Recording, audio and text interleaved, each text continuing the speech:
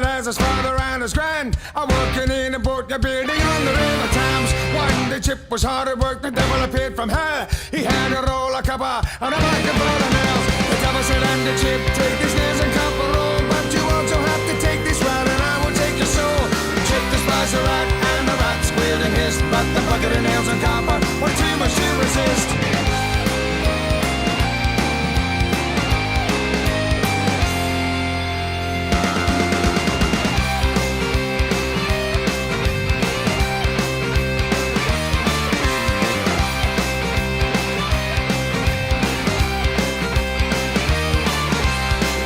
Set to work, he'd get rid of the rat, and there wouldn't be a problem with the step to turn it back. But the devil wouldn't die, no matter how hard he tried. The rat attacked the boat right, and he beat him in the eye. It seemed as if the river rats fell under Satan's smell. They followed Chip around and made his life a living hell. He slowly lost his mind, he lost his family, he lost his job and had to join the King's Navy.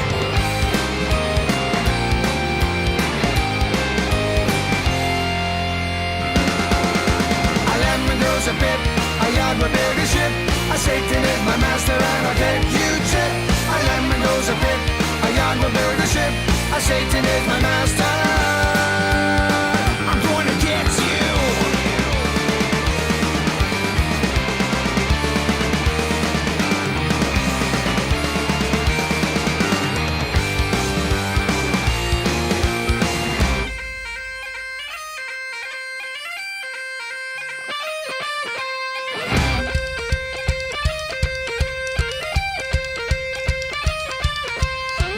Chased Chip up the gangplank of the ship, and they bit him and they tortured him until he finally flipped. He stammered to the captain to turn around his rig. The captain spied his madness and they chucked him in the brig. The devil had his man, he knew just what to do. He'd command the rats and to the planks they drew. The water rushed in and the ship went down. She was smashed upon the rocks on which the rats danced around.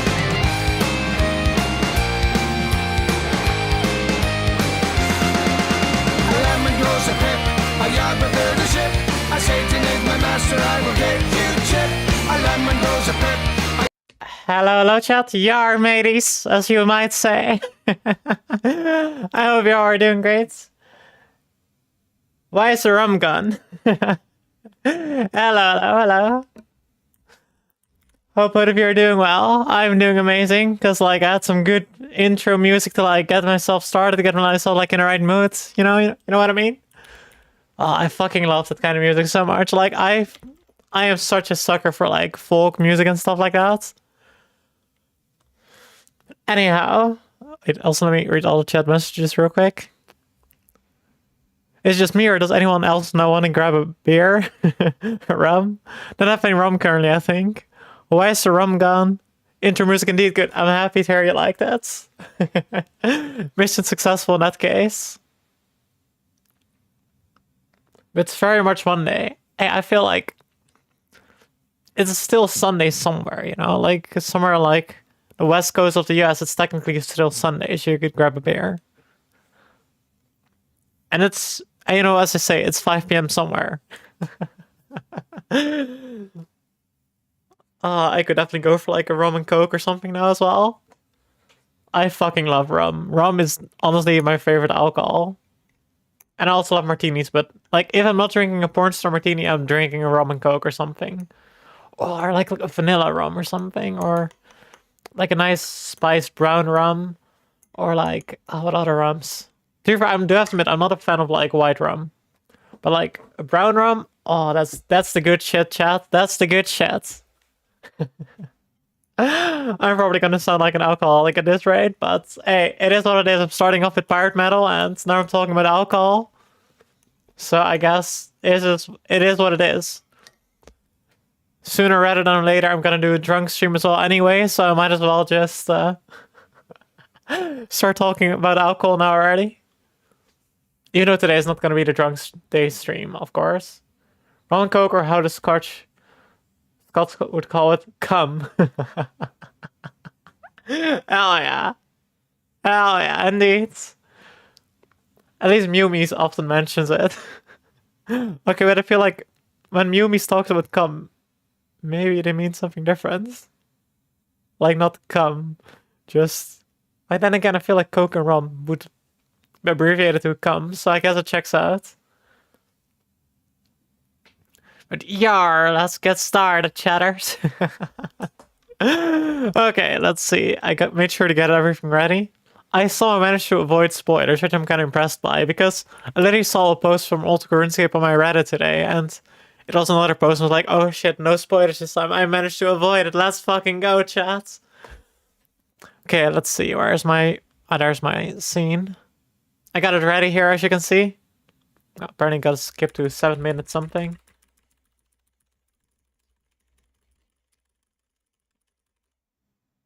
Is this 7 minutes? Or did my math... Oh wait, no, my math did not add up at all.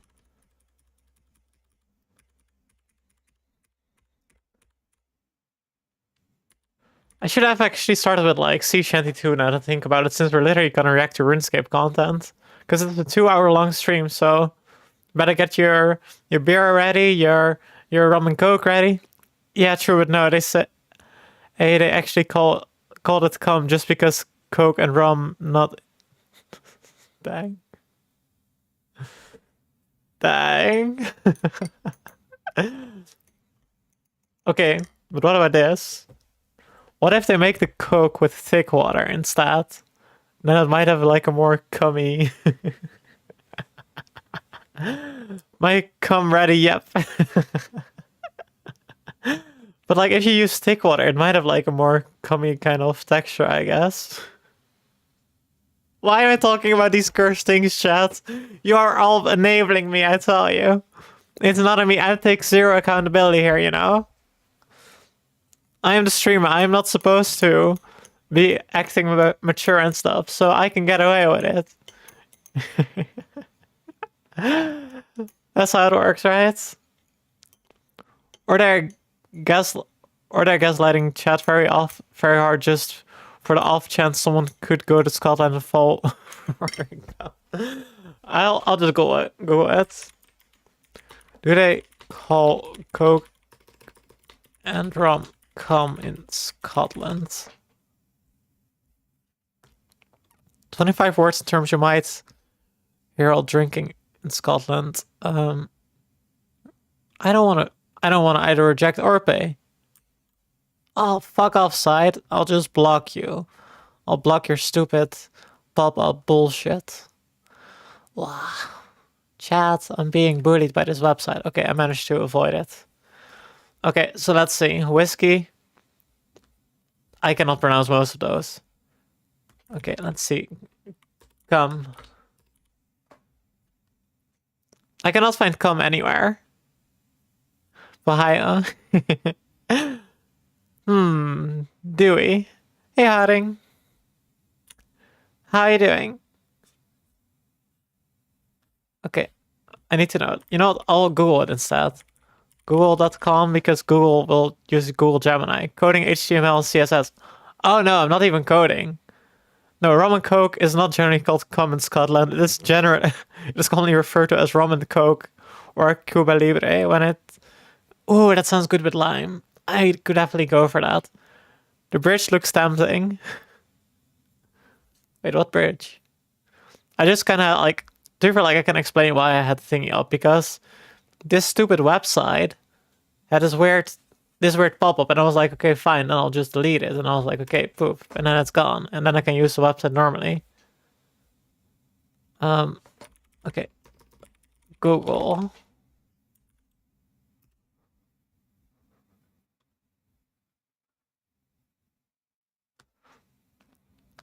Okay, I feel like Meowmies might indeed be gaslighting you, Alms. Wanna jump because me and coding HTML CSS is not a match. We fight over a container. Oh shit, that's... Oof, that's dark. Let's keep it a little bit more lighthearted in chat, alright? I'll avoid the... I'll avoid the HTML CSS.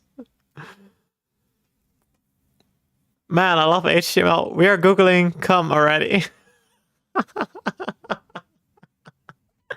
Look, I blame Alms for me Googling cum. That's not on me, okay? Don't mind me. All right. Okay, we're googling cum. Like, I'll take the blame. Okay. I take zero blame in regards to me googling cum. Keep search history clean. Yeah, that was why I went in private mode. I always go like, I do have to admit, chat, I Google a lot of dumb shit, but I always make sure to do it in private mode.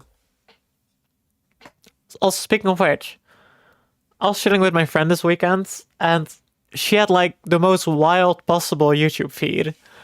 And then I was like, yeah, mine is probably also pretty wild. And then I found out my YouTube feed is so fucking vanilla. Wait, I can even show y'all. Wait, 1 sec. Let me go to YouTube and let me log into my normal account for real quick. Let's see. Switch accounts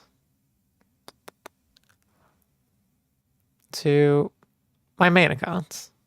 Also, I don't know what's happening, but somehow I keep getting subscribers on YouTube lately. I don't know why. I rarely post shit. I mostly just like post my streams and a couple videos randomly and stuff. But I somehow keep getting viewers. Like, I'm not complaining, but it's good, you know. Every 8 year, Google's weird stuff. Real. I do too, yeah. But then sometimes I close the window too soon and can't get back easily. Still keeping dumb shit in private. Oh, absolutely. Okay, but chats, I'm gonna expose my YouTube feed. And mostly just how boring and vanilla it is. Because, like, this is not the channel I used to react. This is like a channel, like my private YouTube channel, which is also the one I post with. But, look, it's fine to, like, post on YouTube with your YouTube channel, right? Also, I know it says played, but I didn't actually watch it. Like, as you can see, it's like a lot of boring stuff. Like, it's some Ludwig, some William Osman. I found Sam's stream as well. Go check out Sam Wintertide, by the way, since they started streaming recently. The other channel, which is one of Penguin Zero's channel. Some news. Daily Show, which is also news. Some more penguins.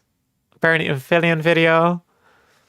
Some more penguins. A video with Elden Ring. More Daily Show. I think this is like politics. Some JoJo. Some Elden Ring. My own video when I posted it.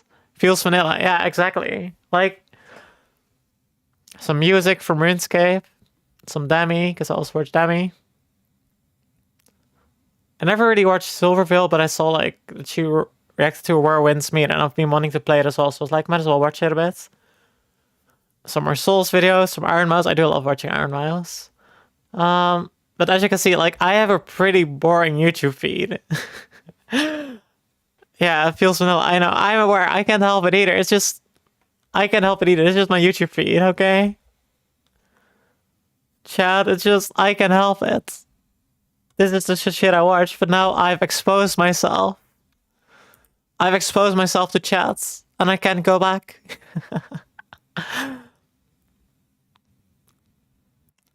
No, that above. It is vanilla, yes, but that above... Wait, above what? Wait, which one did you mean? Wait. My For You page.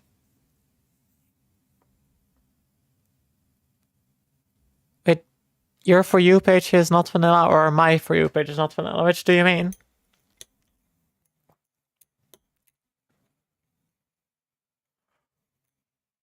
I don't know. Anyway. Hiding Gaming NL, my For You page is VTubers, Minecraft, Sideman, and music playlist. Mine is kind of vanilla. Same too, for like, my friend's playlist or my friend's history is also just unhinged because she just likes watching like... She just likes reacting to people being weird and stuff like that, and she looks at the weirdest shit, and I'm like, why? And then she's like, it's funny. And I'm like, okay, sure, I guess. You know what I mean? Yeah, that ups up your feed. I can imagine, like, I'm pretty satisfied with my YouTube feed. Like, I just get recommended, like, videos I want to watch, and I'm satisfied with it. You know what does suck? Whenever I'm, like, looking for, like, new switches for my keyboard, I obviously also check YouTube because I want to know what it sounds like. And then my entire fucking feed becomes fucking keyboard stuff. And I'm like, I don't want to have that much keyboard stuff on my fucking feed. Or, like, when I'm like finding out stuff about like a new computer part, I don't want to have like benchmarks for computer stuff because you keep your other stuff in private sus. This is my private channel. Like this is the one I also post with, but it's also my private YouTube. Watch one USA police arresting vid. My entire For You page is that. Oof. And YouTube is so much police stuff. Oof. And like for news, I mostly just watch The Daily Show because it's brought in like a satire manner, which makes it somewhat digestible with like the current times we live in. I just feel like that's a good approach, you know? Anyway, let's watch. It's starting, chat. Oh, it's being a bit laggy. Wait, I'll fix this. Hello everyone and Hello, welcome to RuneScape the channel. Winter Summit of 2026. Yeah, it is. I'm Mod Aiza and I'm joined by... Mod Kieran, hello, nice to see you all. How are you doing today, Kieran? Fantastic. And you know, this is one of my favorite. There's currently no giveaway running. Oh no, wait. There's actually currently like I got like this pop-up from Twitch about like a discount, and I was joke reference for later. Okay. No, because like there was currently like this discount, and I got offered to also like take part in discount. I was like, yeah, sure, like I'll take part in like a 35% discount for viewers. Like, yeah, like that's cool, you know. Let's see. Oh, let's joke for reference for later. Okay, I'm curious. Favorite things we get to do as part of our job. So, old school announcements. Yeah. At the summit. Hell yeah. First announcement of the day, hashtag Sarah on my chest. Congratulations to Team Sarah Domin who managed to win in Deadman Factions. We hope everyone that was watching at home... Also, chat, can we get boo in the chat for Sarah Domin, because Sarah Domin is a pretentious prick, okay? We stand Gothics over here. We all ally with Gothics in this chat. You don't have a choice, chat. We stand Gothics. We do not stand Sarah Domin. Can we get... Wait. Really enjoyed that. I'll type it. So, We'll get... Boo, Sarah Domin. Boo, Sarah Domin sucks. Okay, can we get that in the chat? real quick shout out to some of the standouts in the team, which I'm... Look, I'll show this. Sarah Domin. Doesn't he look like a pretentious prick?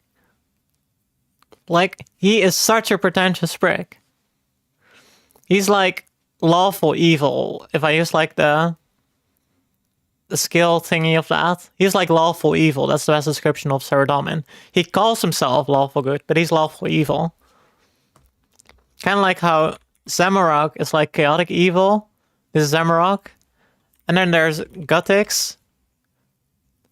Not to be rude, but he is made of minerals. Yeah, but I also don't stand Zamorak. We stand Gothics in here. He was like, you know, all those demigods and stuff gotta get the fuck out of Gielinor. And then he was like, he went to sleep. And we stand Gothics. Bro looks like Mithril. I guess. More like adamantium. Although technically more like he's made out of a tree or something. But like, you know why he's the goat? Because he's the goat. That's why he's the goat. You know that, chat? That's why we stand Gothics in here. Like, I think this isn't my interest.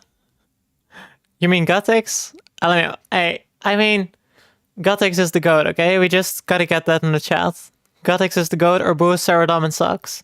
Like, he's like true neutral. Which is also technically chaotic neutral, because I feel like chaos is a form of nature. So, true neutral is technically the same as chaotic neutral in my eyes. I have zero ball knowledge here. That's why you just gotta agree with me blindly. And even if you had knowledge, you should still agree with me blindly. That's how it works when you're a streamer. People just gotta agree with you whether they agree with you or not. I'm going to go off front based on the graphics, so I've missed you out here, I'm really sorry, but we had Settled, Soup, Frame, Tierzu, Austin, Zizaran, Mr. Mammal, Foe, MMORPG, Anifusia, Keon, Coleno, and so many more. So yeah, huge congratulations to winning that. What an epic event. That was so cool, so much fun. And who'd have thought that you could somehow organise 160 creators to be in one place at the same time? I mean, you've tried organising creators. It's kind of impressive. Yeah, I have. It's a tough job. It's not the easiest of things to get through, so yeah. Anyway, that aside, as if that wasn't enough excitement for the day, we are so Also, chat, I am gonna call something.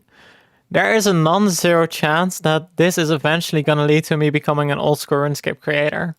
Like, I hope it won't happen, but there's a non-zero chance of it happening. I'm just saying that already. excited to be able to showcase what we've got on offer for the rest of this year and beyond in old school RuneScape.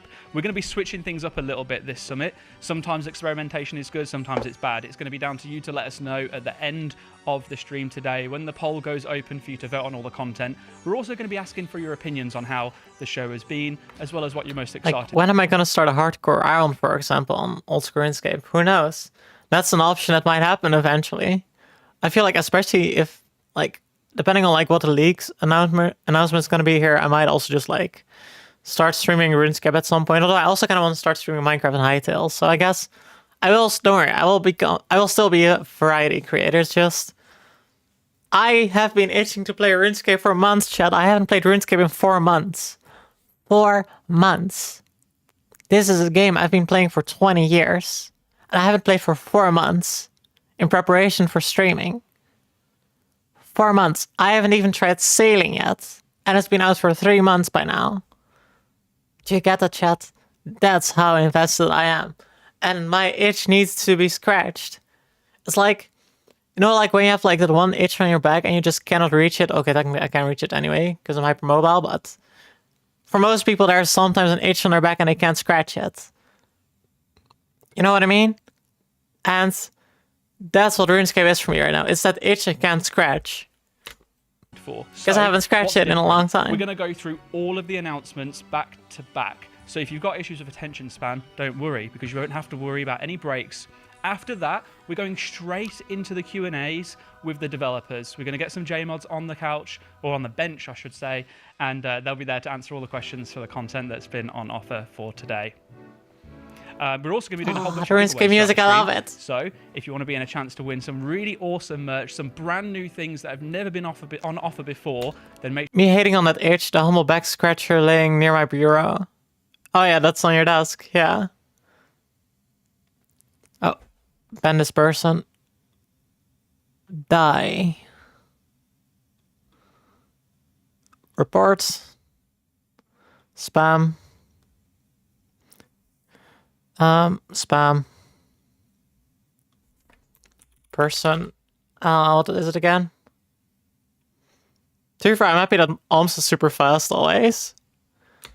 Person spamming bullshit. Oh, okay, maybe I should not use the word bullshit in my report. Person spamming site against Twitch TOS. Maybe I should not use my streamer persona type behavior in my report. I have the button just right there. I appreciate it. Thank you, Alms. Also, we also got to figure out like how to add that word to the block list as well, because I'm not sure how. Like, I know Self did it before. You're a RuneScape player. Wait, is that a surprise, Jackie? That I'm a RuneScape player? Alms the goat indeed. Alms is absolutely the goat. Yeah, I'll get a thank you for Alms. Edit, thank you. I thought you were an epic WoW player like me and Michi. I played a little bit of WoW. Like, I do still kind of want to try a hardcore WoW at some point, but that's just purely for the content. Oh, cute blushy Alms emotes. But yeah, Jackie, like, I am a RuneScape player at heart all the time, but I might still stream hardcore WoW. But it will be for the content, but it will be hardcore WoW. You might even be able to help me out if you don't get me killed. And if you do get me killed, it will still be good content. Know what I mean? My heart is broken. Oh no, Jackie. I didn't mean to break your heart. I can get you not killed. This is kind of sus, you know? Like, if I play a RuneScape hardcore account, I probably won't die at least, you know? But if I like if I have like if I have like a WoW hardcore, then I don't know what to do, you know? Like with a RuneScape hardcore, I can easily stay alive for a long time without dying. Hardcore is just so hard, so extremely difficult. Like, yeah, I can tell, like, my girlfriend also plays a hardcore character, and sometimes she dies at, like, level 12, sometimes at level 20. And it looks so difficult. I'm like, oh, shit. Like, I already cannot raid in normal dungeons, so I would just, like, have to level up in overworld, literally. Because I don't think anyone wants me as their tank. I don't think anyone wants me as their healer. And if they have me as their DPS, I had moments where I was a DPS and I was doing less damage than the healer. You know, that's how bad I am at WoW. Which is also why it might be good content. Make sure you stay tuned in, make sure you stick around, listen out for when we announce those giveaways and the commands that we give so that you can be in with a chance to win them. It's really cool stuff, genuinely. It really is. So let's just get through some announcements really quickly first. And first up, !RS25. Yeah, it is actually RS25. RuneScape's 25th anniversary. And well, we're ready to celebrate. So check out the... Also, chat, that wouldn't work here. RS25, by the way. At least I don't think it does. RS25. Nope, it doesn't work here, chat. We have been scammed. I'm watching a video and I think it doesn't even work in this chat. This is fucked up. I can't even use commands in my own chat. I'm sorry, I'm being silly.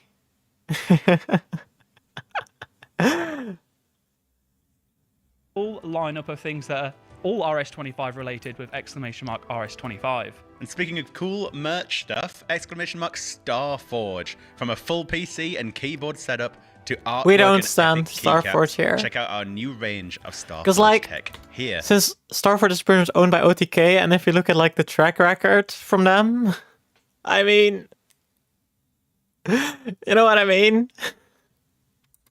Like, don't get me wrong, the PC looks cool as fuck. Plus, like, I don't want to have to pay like import fees and stuff. Like, I already have like a pretty computer anyway.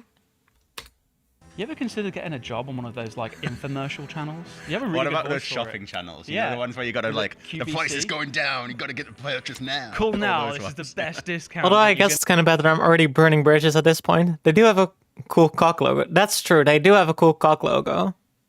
Like, their logo is literally a penis and balls. Literally cock and balls at that point. It always sounds funny, cock and balls. I am so mature, Chad. I swear I'm mature. I swear I am mature.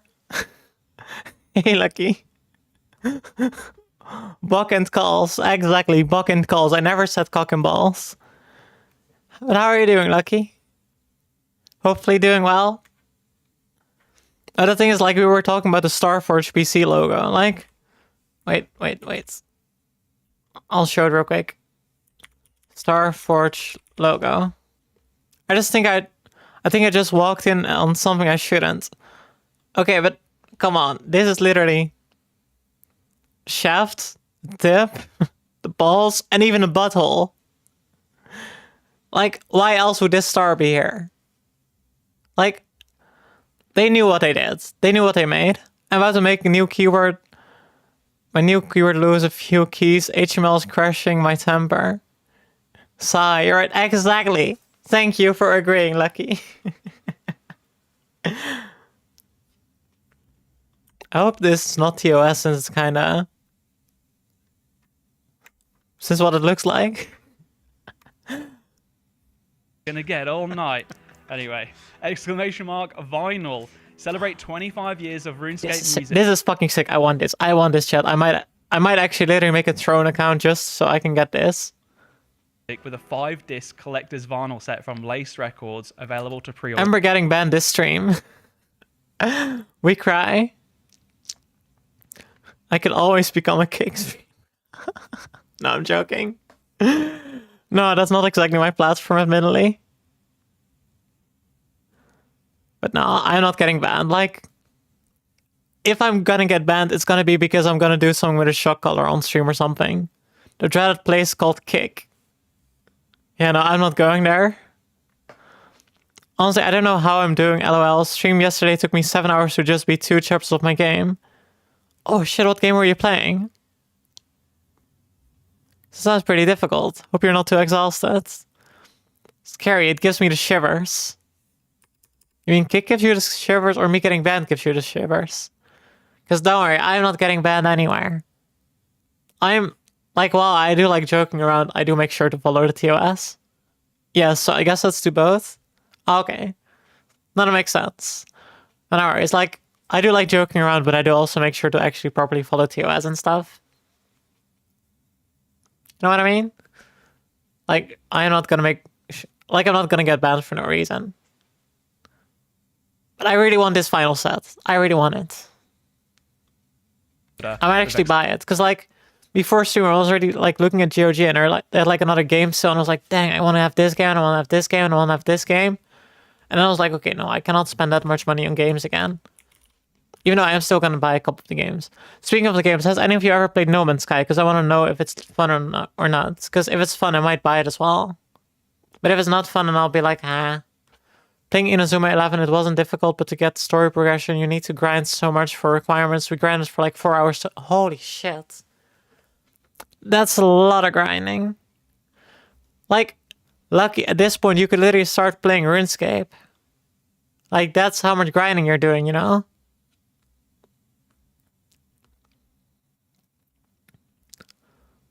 Also, I was just checking GOG while I was mentioning GOG, and then I saw Factorio, and I was like, dang, it makes me want to play modded Minecraft again with, like, tech mods, and then just, like, set up my automated farms and stuff.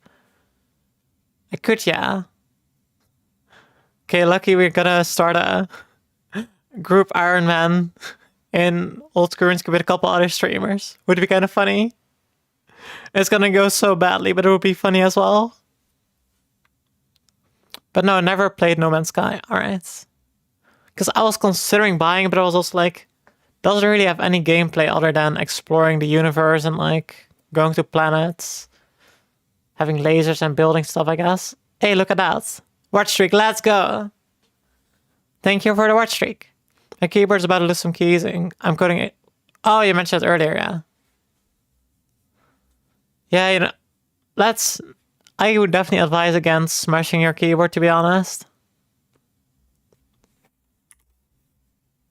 Are we gonna count down?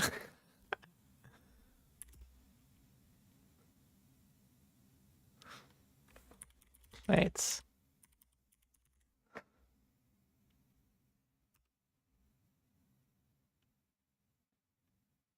Did I break it? How did my keyboard just press that? LOL. Oh wait, why did I say LOL? For some reason I expected there to be LOL, but it was actually an emote. Chat, I'm sorry, my brain doesn't work. I think my brain is broken. Dang, actual key smash.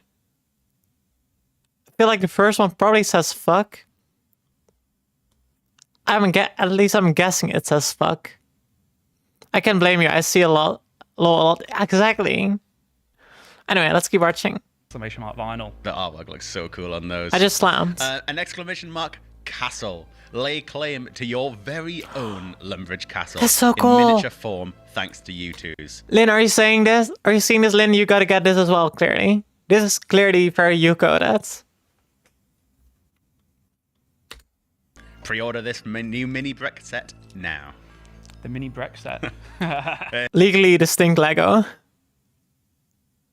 That looks lit, exactly. Like it's literally Lumbridge Castle. Imagine still trying. Hey, I shouldn't do it because I'm going to mess up. You will You're mess going to up, get me absolutely. back.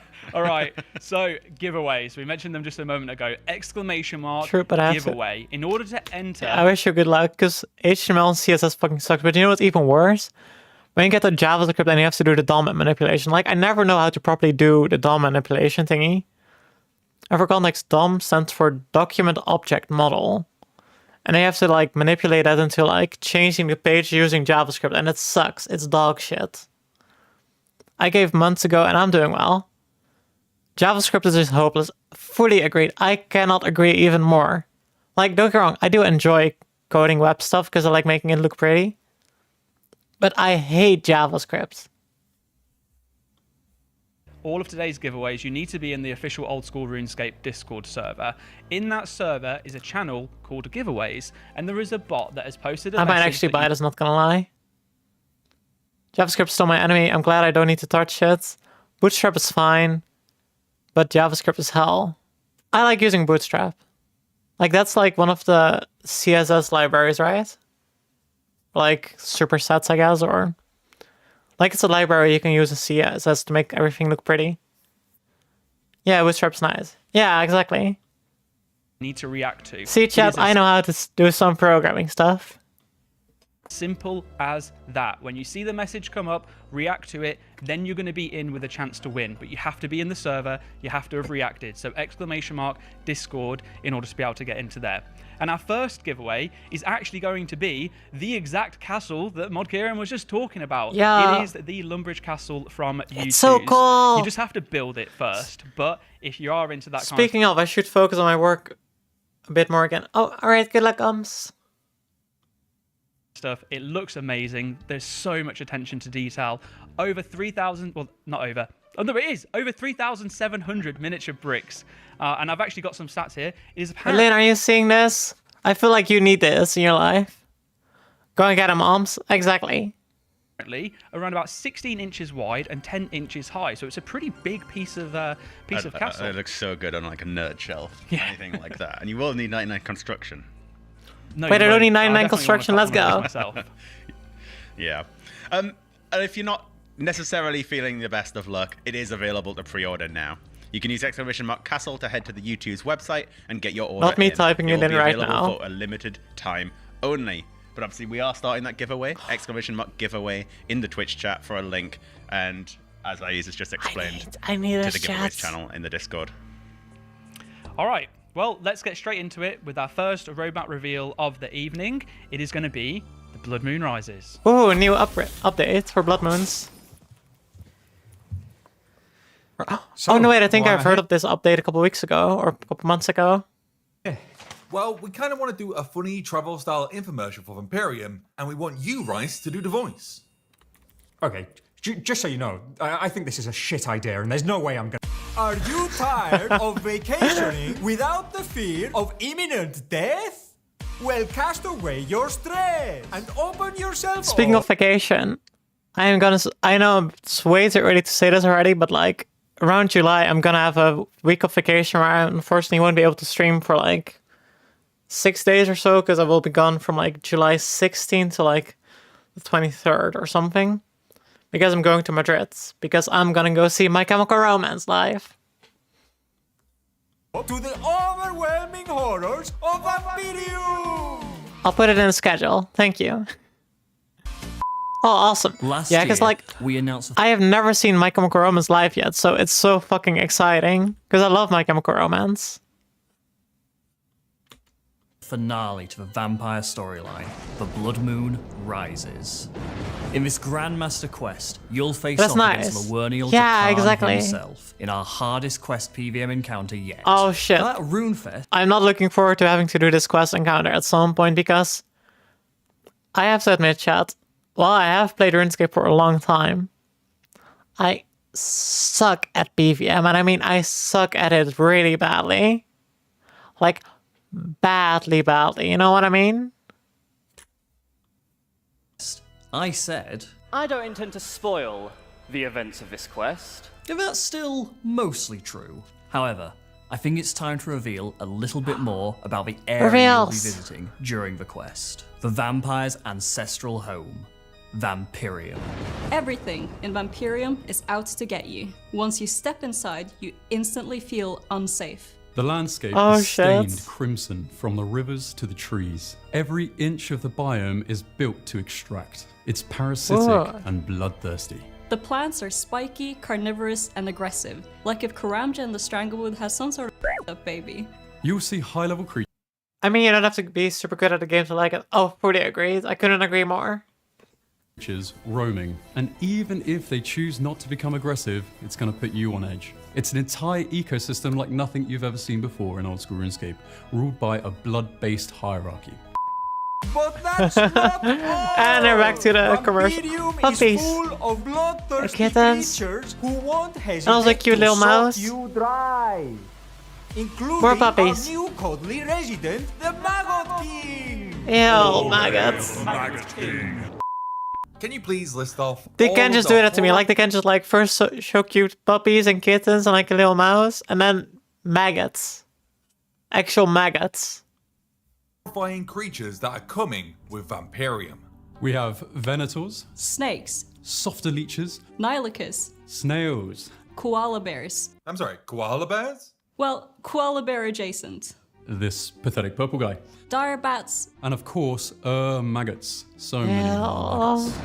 Maggots are one of the many horrors found in Vampirium. These parasitic creatures lay their eggs upon corpses, only to then be eaten by one of Vampirium's many predators. The eggs then hatch within the predator, and the maggot begins to grow. These maggots will then use the body of their former host as a puppet, with a male the boss. becoming the predator. Yeah, exactly. At Like this it's stage, freaky as fuck.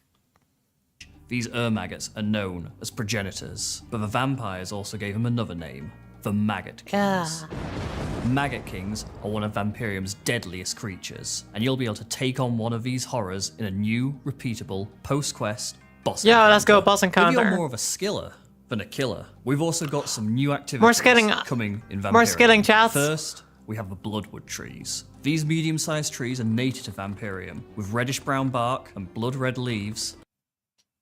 Wait, but okay. Actually, speaking of Bloodwood, like, remember like last week we were working on my D&D character.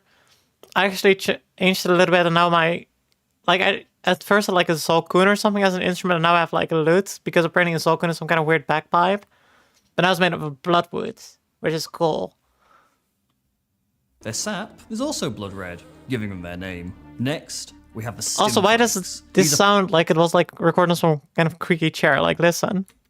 Sap is also blood red, giving them their name. Like, it Next, sounds like a creaky chair, right?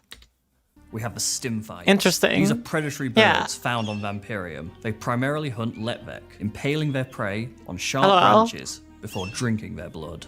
Finally, we have the leech fins. These are lamprey-like fish living in Vampirium's rivers. Using sucker-like mouths, they latch onto other fish to feed on blood and I know, but fluids. this gives me But anxiety. it wouldn't be a great holiday without some souvenirs to take home to the farm. Whether it's a flare I'm back for to here that it is. blood-shard-obsessed cousin of yours, a swanky new necklace for your sister, or a big crimson bludgeon for your sweet old grandma. Those pesky solicitors won't be bothering her anytime soon. What? Let's Wait, what? That was kind of macabre. Solicitors won't be bothering What her hell did cut? Yeah, anytime exactly. soon. Let's talk rewards. Beating the quest itself will give you I'd have to admit, I fucking love Jagex sense of humor. access to the next Like, flail. I'm gonna tell you all this. If I ever get offered a sponsorship by Jagex, I am taking it that second. I am not even gonna think about it. I'm not even gonna read the contract. I will take it.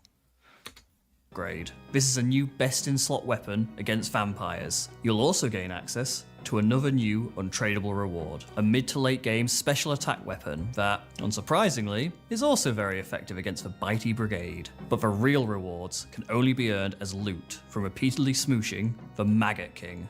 First, we have the Seeker arrows, which are modified arrows that can be fitted with any arrowhead to increase the equivalent arrow stats. Oh, that's pretty cool. Next, we have the Necklace of Pursuit, which is the new best-in-slot ranged necklace. The creation process will be similar to the Amulet of Rancor, with some improvements made to make it more easily tradable. Finally, we have a new melee weapon, the Crimson Bludgeon. The Crimson Bludgeon is a new Hey, but that's more of a competitive- flail than a bludgeon, right? Or am I wrong? Because when I think of a bludgeon, I think of like some kind of weird big club kind of weapon. You know what I mean? Like a big club. That makes sense. Like, wait.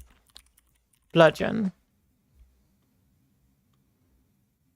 Yeah, like something like this, for example, or something like this. Crush You're right, DPS yeah. spec weapon. Its special attack costs 50% energy, dealing between 70 to 110% of your max hit, while making 4 accuracy rolls. This is one of our most anticipated and ambitious quests. This might not sound like a lot, but 4 accuracy rolls is huge. Like, I feel like this weapon is gonna be big in PvP. Like, really big. They've not done their research correctly. Oh, I feel like they probably have their reasonings. Accuracy is always nice, exactly.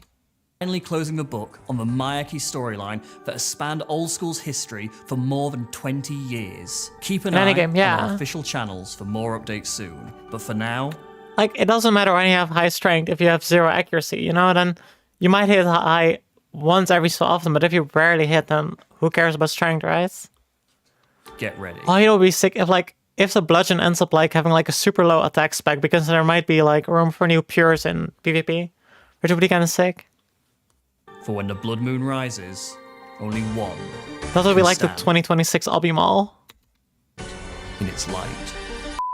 Come and visit Vampirium We're back here again. Call now and get an extra 50 maggots completely free. If you don't, we will find you and bring you here ourselves. Oh shit. Oh, that's uncanny.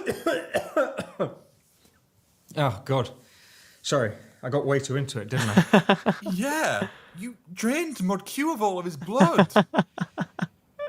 Oh shit.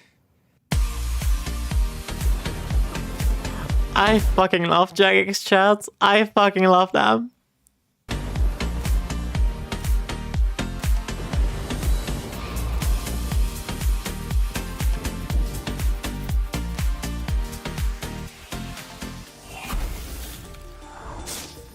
Well, that certainly was one of the videos of all time. It was. It absolutely was. I think we might have given the video team a little bit too much creative freedom with that one. No. They gotta keep giving their mods that much creative freedom. They know how to cook.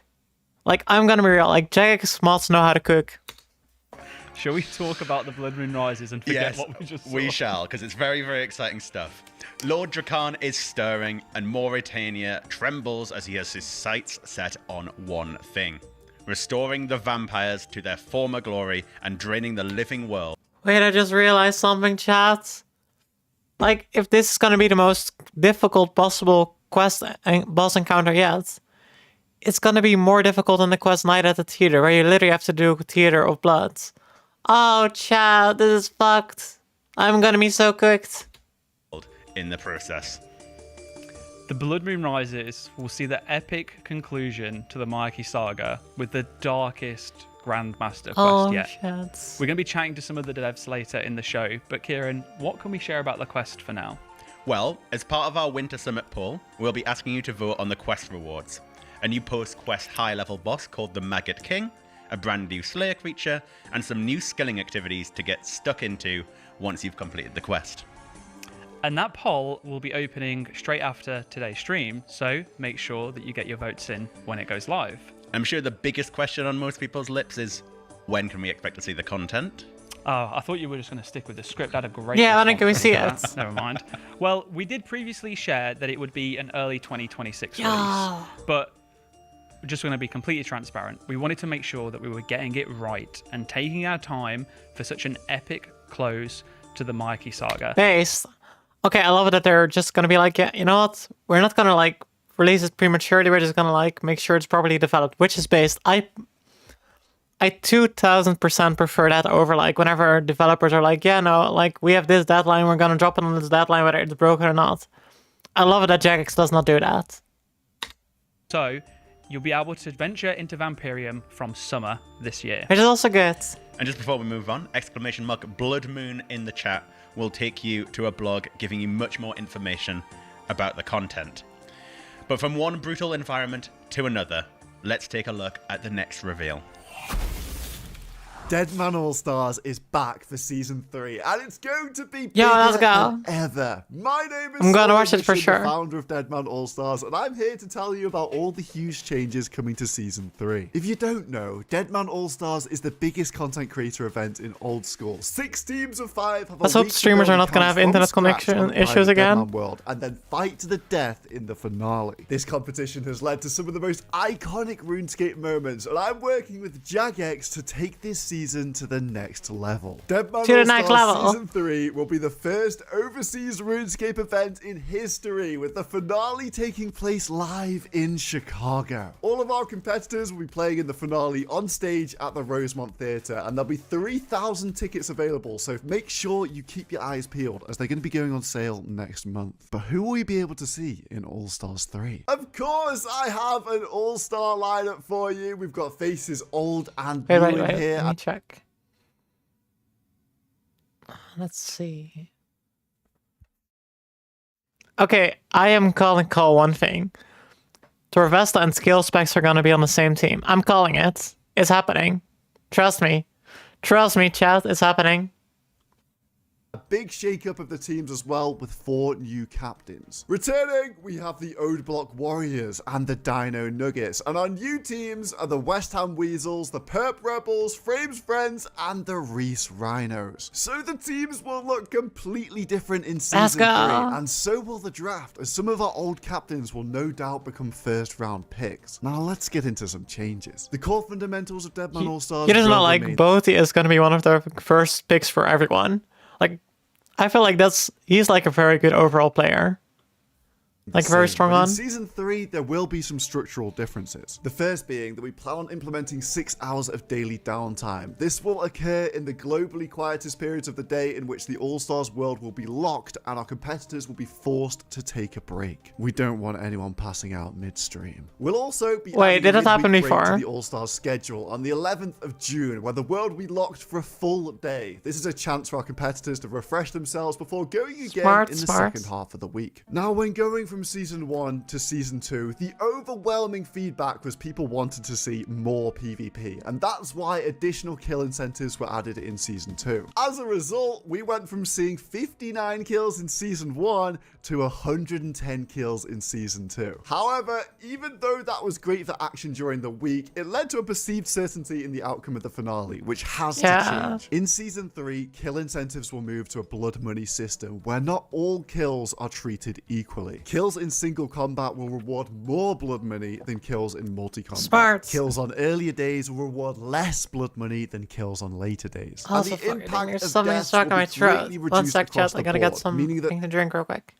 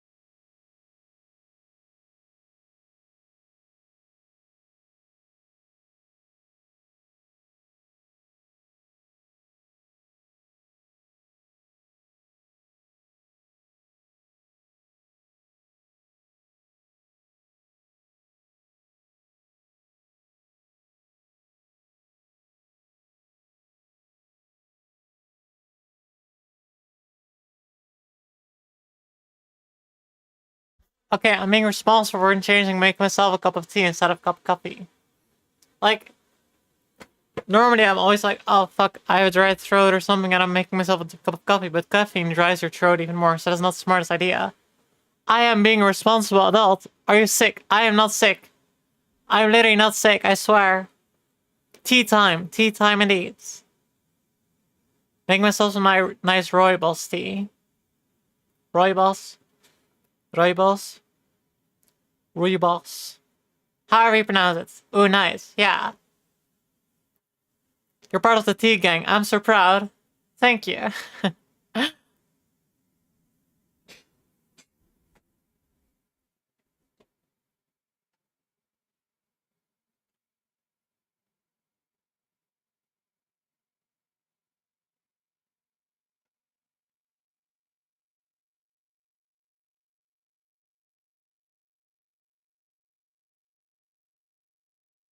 We're gonna tea right now.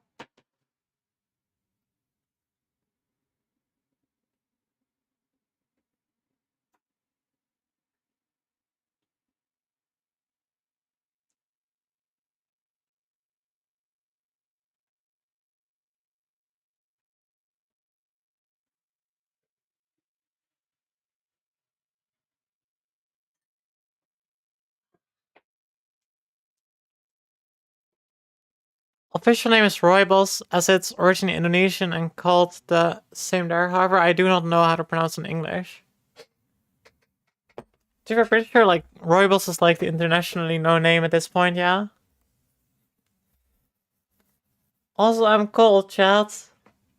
I am feeling cold, even though my radiator is on. Probably because it's freezing outside, but yeah. Okay, anyway, time to keep watching. Nobody will be turning up to the finale with anything less than the base supplies. Hell yeah. Teams will be able to spend this blood money on upgrades to be used exclusively in the finale. But don't worry, the incentives will cap out far below what was possible in Season 2. Speaking of the finale, not much is changing here. Each team will line up in reverse draft order and then fight to the death. But we are bringing it back to basics. Use of sigils will be banned in the Season 3 finale. We do want to keep players on their toes though, and no match should ever feel like it's over until the last player dies, which is why the pronunciation of the English word on the English Wikipedia page is kind of just like how you say it in Dutch. Okay. Also called LOM. I'm back in the cabin and trying to warm up. Oh shit, that's not good. Oh wait, but by the way, since you're back in the cabin again now, we should do the Pokemon Soul Link sometime. If you're down at least. limited use vengeance trinkets will be purchasable for blood money in the finale shop. So no matter how far behind a team is... 1 degree and snow outside, but the grind must go on. Wait, hold on, let me check real quick.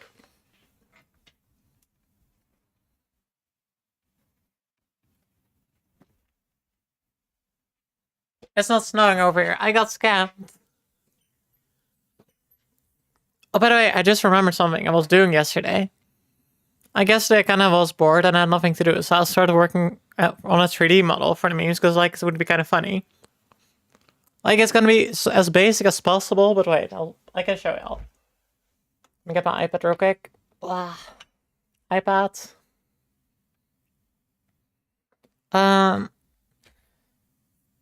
Viewroid Studio.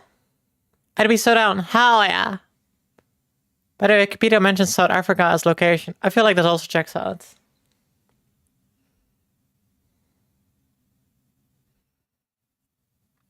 Although I'm gonna have to say this ahead of time. My 3D model is not even gonna look slightly like normal model. Holy shit, my VTuber is lagging today. Holy shit, that's not good. Wait 1 sec. Why is it lagging? I'll fix it. I can fix this, I guess. Wait, activity monitor. Am I using Wi-Fi or something? I'm not even using Wi-Fi, which makes it even weirder that it's lagging so much. But I think it fixed itself, I guess. Kinda. I guess we'll have to do low FPS stream this day, or today. I'm not known for my memory, lol. Thanks for correcting me. There's nothing wrong about having bad memory.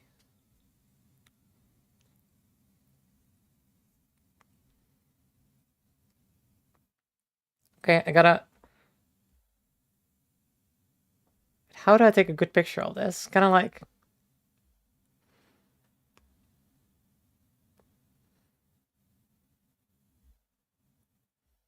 can do better, I guess, right? How do I take a good picture of my character?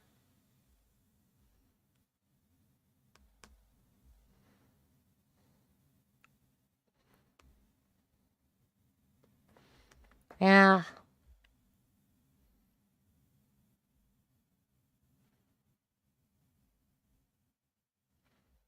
This is good enough. Save image. Okay. I assume it got saved to my iCloud, but maybe not. Also, okay. The stuttering is annoying me by now. It's irritating me. Network timing then, I guess. Or frame sync. Maybe frame sync fixes it. Then I do source timing again. This does not fix it at all. It's still laggy. Network. Frame sync.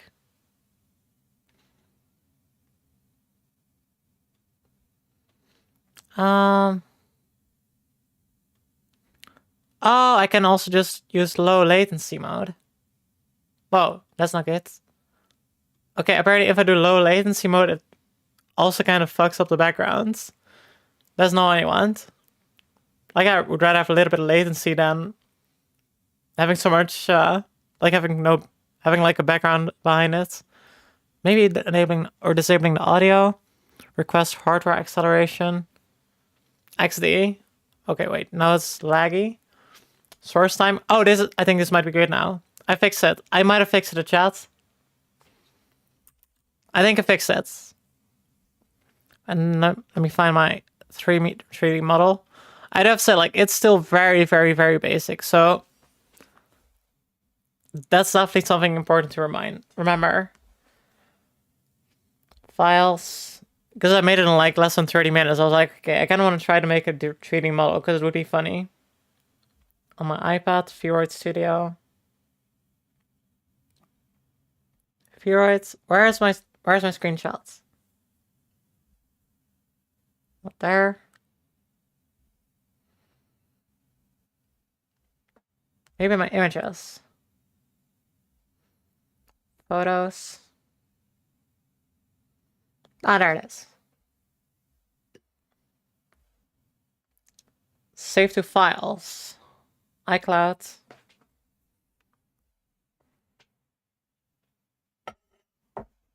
Okay. Wait, it's still lagging again. This is so fucking annoying. I don't know why it does it either. Wait, do I have to chat? Oh, that's the issue. I found the villain that causes this. Excel chats. Because Excel chat kind of completely fucks up the performance, I think. Wait, let me check it there as well.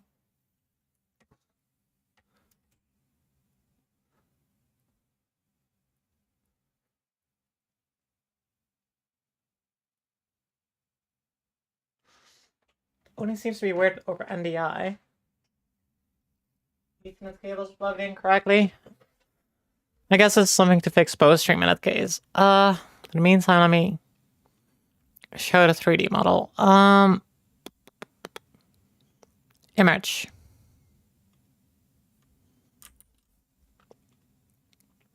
Browse, and then I go to iCloud.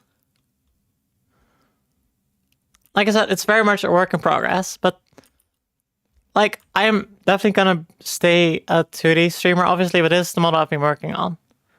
But as you can see, it's very, very basic and generic for now. Cause yeah. So obviously it would take a lot more work. But that's so cute though. I'm glad you like it. There's no fox ears though, as you can see. I will probably turn them into elf ears, because I feel like elf ears would suit her as well. Gonna be either a fox girl or an elf girl. I love it. Yay. Oh, tactical gear wear stuff. Yeah, like for example, if I would play Metal Gear Solid or something, I could use this.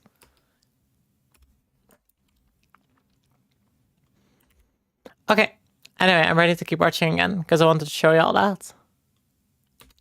there's always a chance of a skillful KO to win it all. As for the week itself, Deadman All-Stars will continue to be a more cutthroat version of Deadman, with less forgiving mechanics when compared to the public Deadman modes. High-risk multi-combat breaches are the most exciting part of each day and will of course return as they were in Season 2. Wait, also gonna grab myself a piece of candy.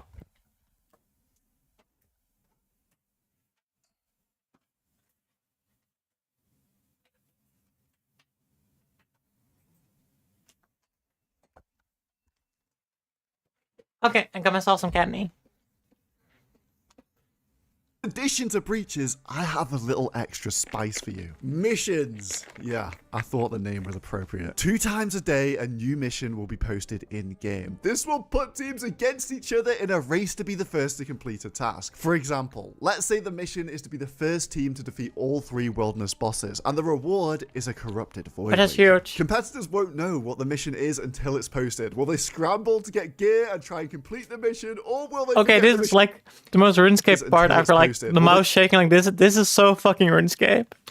Scramble to get gear and try and complete the mission, or will they forget the mission altogether and just go and fight over the hotspot? This is a great way to stimulate fighting in areas of the game that aren't typically part of the All-Stars meta, and it also will be an opportunity for PVMers to shine, as some of the missions will have higher skill ceilings than others. So this season will no doubt see even more action, and what better way to keep up with it than through our new spectator stream? Yes, maybe you've noticed I'm not competing this season, and that's because I'm joining you guys in the audience with a front row seat. I'll be hosting a new stream using spectator tools, which allow me to jump all so it's going to be over the narrator.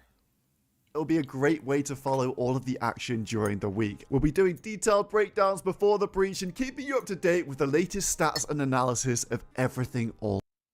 Yeah, I remember this from last year. Because, like, while I am not a PvPer at all, I do always watch the events. Stars. Of course, there'll be plenty more gameplay changes to keep the progression in Season 3 fresh, but I'm going to hold off on designing too many of them until we see how Deadman Annihilation plays. Also, I gotta say one thing, chat. We are gonna win anyway. In the sense that, like, either skill specs and Tervesta are gonna be on the same team and it's gonna be funny as fuck, or Tervesta is gonna keep annoying skill specs and it's also gonna be funny as fuck. We are winning anyway, chat. That's how beautiful this is. I hope this whets your appetite for Deadman All-Stars Season 3. The important dates for your diary: the competition week will be on the 6th of June to the 15th of June, and the finale live in Chicago on the 20th of June. I will literally see you there. How exciting is that? This time with All-Stars, we won't only be sharing a game world.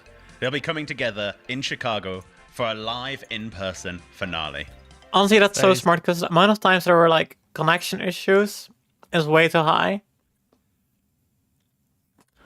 However, and I have to say, I don't like getting political, obviously, on this stream. I don't think it's smart that they picked Chicago, or, like, the US in general. I feel like they should have went with the UK instead. Honestly, so hype. It is our first ever in-person US event, and we couldn't be more excited for it to be happening. You'll get to experience all of your favorite Deadman finale moments live on stage, as well as the chance to meet some of your favorite creators and some JMods in real life. Plus, we're going to have some exclusive Deadman related merch that will be available, and like, I've had a sneak peek of it. I can genuinely tell you it is sick. It looks so cool. Like, I need to get my own hands. I really hope I can get some. But we're going to have over 4,000 tickets. Like, why not do it at the same place that RuneFest is, for example? Available too, which is huge, and for that's bigger than last RuneFest. Yep. So like actually crazy numbers. It's going to be so good to have this happening. Tickets will be releasing next month with a 24-hour pre-sale for active players on February 20th, and there'll be a general release the day after, February 21st. So keep your eye on the launcher and your email for the pre-sale codes closer to the time. Now, for those of you that are listening and you just heard active players, you might be panicking if you're not playing right now. Let me just quickly explain, because it is genuinely really simple. Mod Kieran made some good points towards the end there about a launcher and an email. Our interpretation here of active players, all that you genuinely need to be able to do is load the launcher on your PC. As long as it opens up, you should be able to see the code on the 20th of Feb when the day comes around. Or as long as you're opted into email communications in your account settings page. To be fair, obviously I'm not going anyway, but it's good to know that people can still get it anyway. But I'm also still afraid that there's going to be scalpers. You'll get an email that will have the Because code RuneScape has like a couple 100,000 players and 4,000 seats is not a lot. in as well. That is it. That simple. We just wanted to make sure that those of you who are active, who are around, that are following the scene, have a chance to be able to buy tickets before it goes out to the wider general public. Yeah, that finale as well, if you can't make it, will be live streamed on our Twitch channel as well. So don't worry, you'll still be able to catch all of the action. Scalpers are inevitable. Yeah, but like, I don't want scalpers, I only want scapers. Oh, sorry, that's terrible. I had to. So cool to be in Chicago and having a big event over there. It's going to be so cool. But all stars aside, that is not it for Deadman 2026. Yeah, that's right, because we have Deadman Annihilation, which is launching in just 5 days' time on January the 30th. If you haven't already seen it, !DMM for the blog that details all of the changes. That was especially bad. Yeah, I cannot deny it. I'm sorry. I'm not sorry, actually. I'm sorry for not being sorry. With Deadman Annihilation, and there's also a really, really good video that. And even that story is debatable. P4 and Pure Spam put together, which will help you just digest it all if you don't want to have. It's quite a long read, to be honest. Also, I'm gonna say this now. I'm not playing this game mode. Like, one, it could be kind of funny, but like, this is a purely PvP game mode, and I'm not a PvPer, and I'm gonna get so salty when I get killed. I'm not even saying if I get killed. I'm saying when I get killed, because I will get killed. There's a lot of stuff that goes on with Deadman, but I would genuinely suggest that you go take a look. This Deadman is by far the absolute best one for you to get stuck into if you've never experienced it before, or if you have in the past, didn't really enjoy it that much, felt Also, this reminds me of something else that's really cool, because I remember like a while ago there was also an old school RuneScape stream or like a video or something, and I mentioned that they wanted to make like a Minecraft mod pack themselves as well. And if they do that and they release it and they have like some kind of RuneScape world in Minecraft, I am fucking playing that shit. I'm gonna say this now, I am playing that. I'm absolutely playing RuneScape in Minecraft. Too punishing, maybe full PvP isn't just like your thing. This really is a good opportunity to jump in and give it a go. It's way more friendly and approachable than it ever has been before. So many great changes that should help just make it just feel a lot better, and some of the rewards are also bloody damn fantastic. And we've also spiced up the finale format this year by splitting players randomly into 2 factions. Also, why is Deadman getting a release every year but Leaks isn't?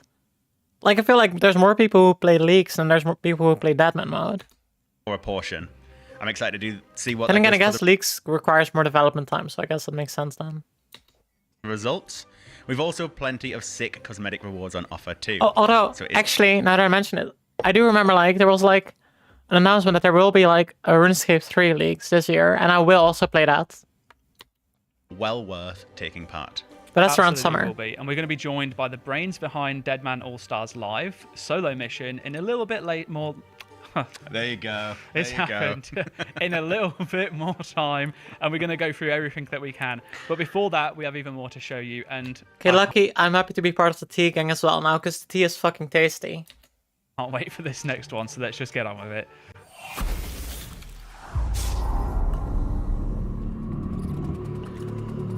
Always love the fancy animations. Leaks? Is this Leaks? It always begins the same. Tea is goated, isn't it? And also, yes, this is absolutely Leaks, because this is the Shattered Relics one. And this is what gonna be Leaks, chat. Chat, it's happening. This is the Leaks announcement. Wait, I'm gonna go back to the start. And I'm gonna react from the start. Oh shit, it's happening, chat. I am fucking excited now. I'm hyped. I'm hyped up. I myself drink like 3 cups daily. That's kind of like me with coffee, but then 4 usually. But I do often... Okay, I'm gonna sound very British here, even though I'm not. But like, I do often like, when I start unwinding for the day, I'm gonna like sit on my couch watching some TV and have a cup of tea. That's what I do usually like after brushing my teeth at night. Or like, chilling, watching some anime on the couch and having a cup of tea and just, I don't know, relaxing a little bit. Forcing myself to not use my phone, which is really difficult because then I will be like, oh, I'm curious about this thing, and then I want to Google something again, and then yeah, I need to have like one of those phone lockers. Girls saying so many people just call me British. Oh shit.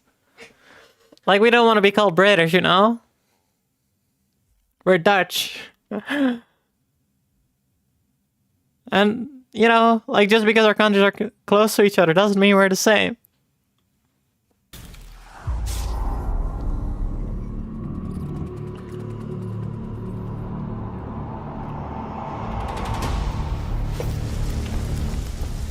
Hi. Always begins Thanks. the same. The sage calls, and the mortals dance. Yo, region unlocks, that's always so good in leagues. Because, like, when you have the entire world, it's just gonna be like, oh yeah, I can just go wherever, but then, like, they have the choice paralysis, but now it's like, I gotta pick specific regions. This time, I was listening. Her trials amuse those who watch from above, yet none ask what lies beneath. Let's go. This is so hype, chat.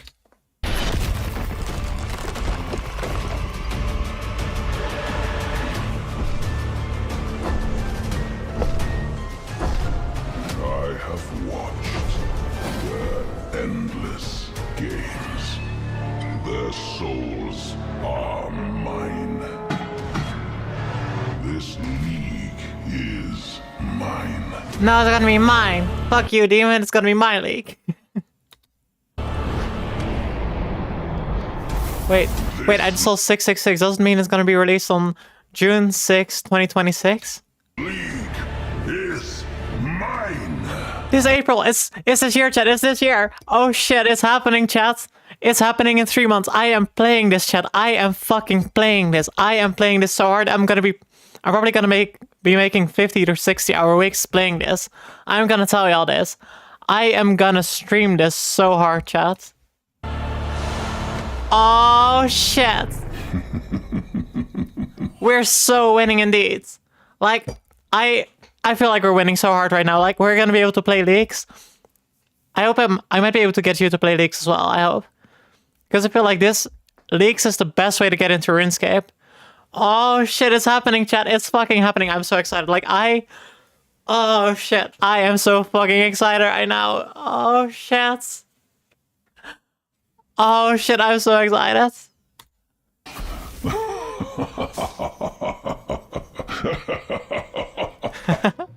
It's a little bit terrifying. Slightly menacing. But we're not slowing down. We're adding a league to the 2026 lineup.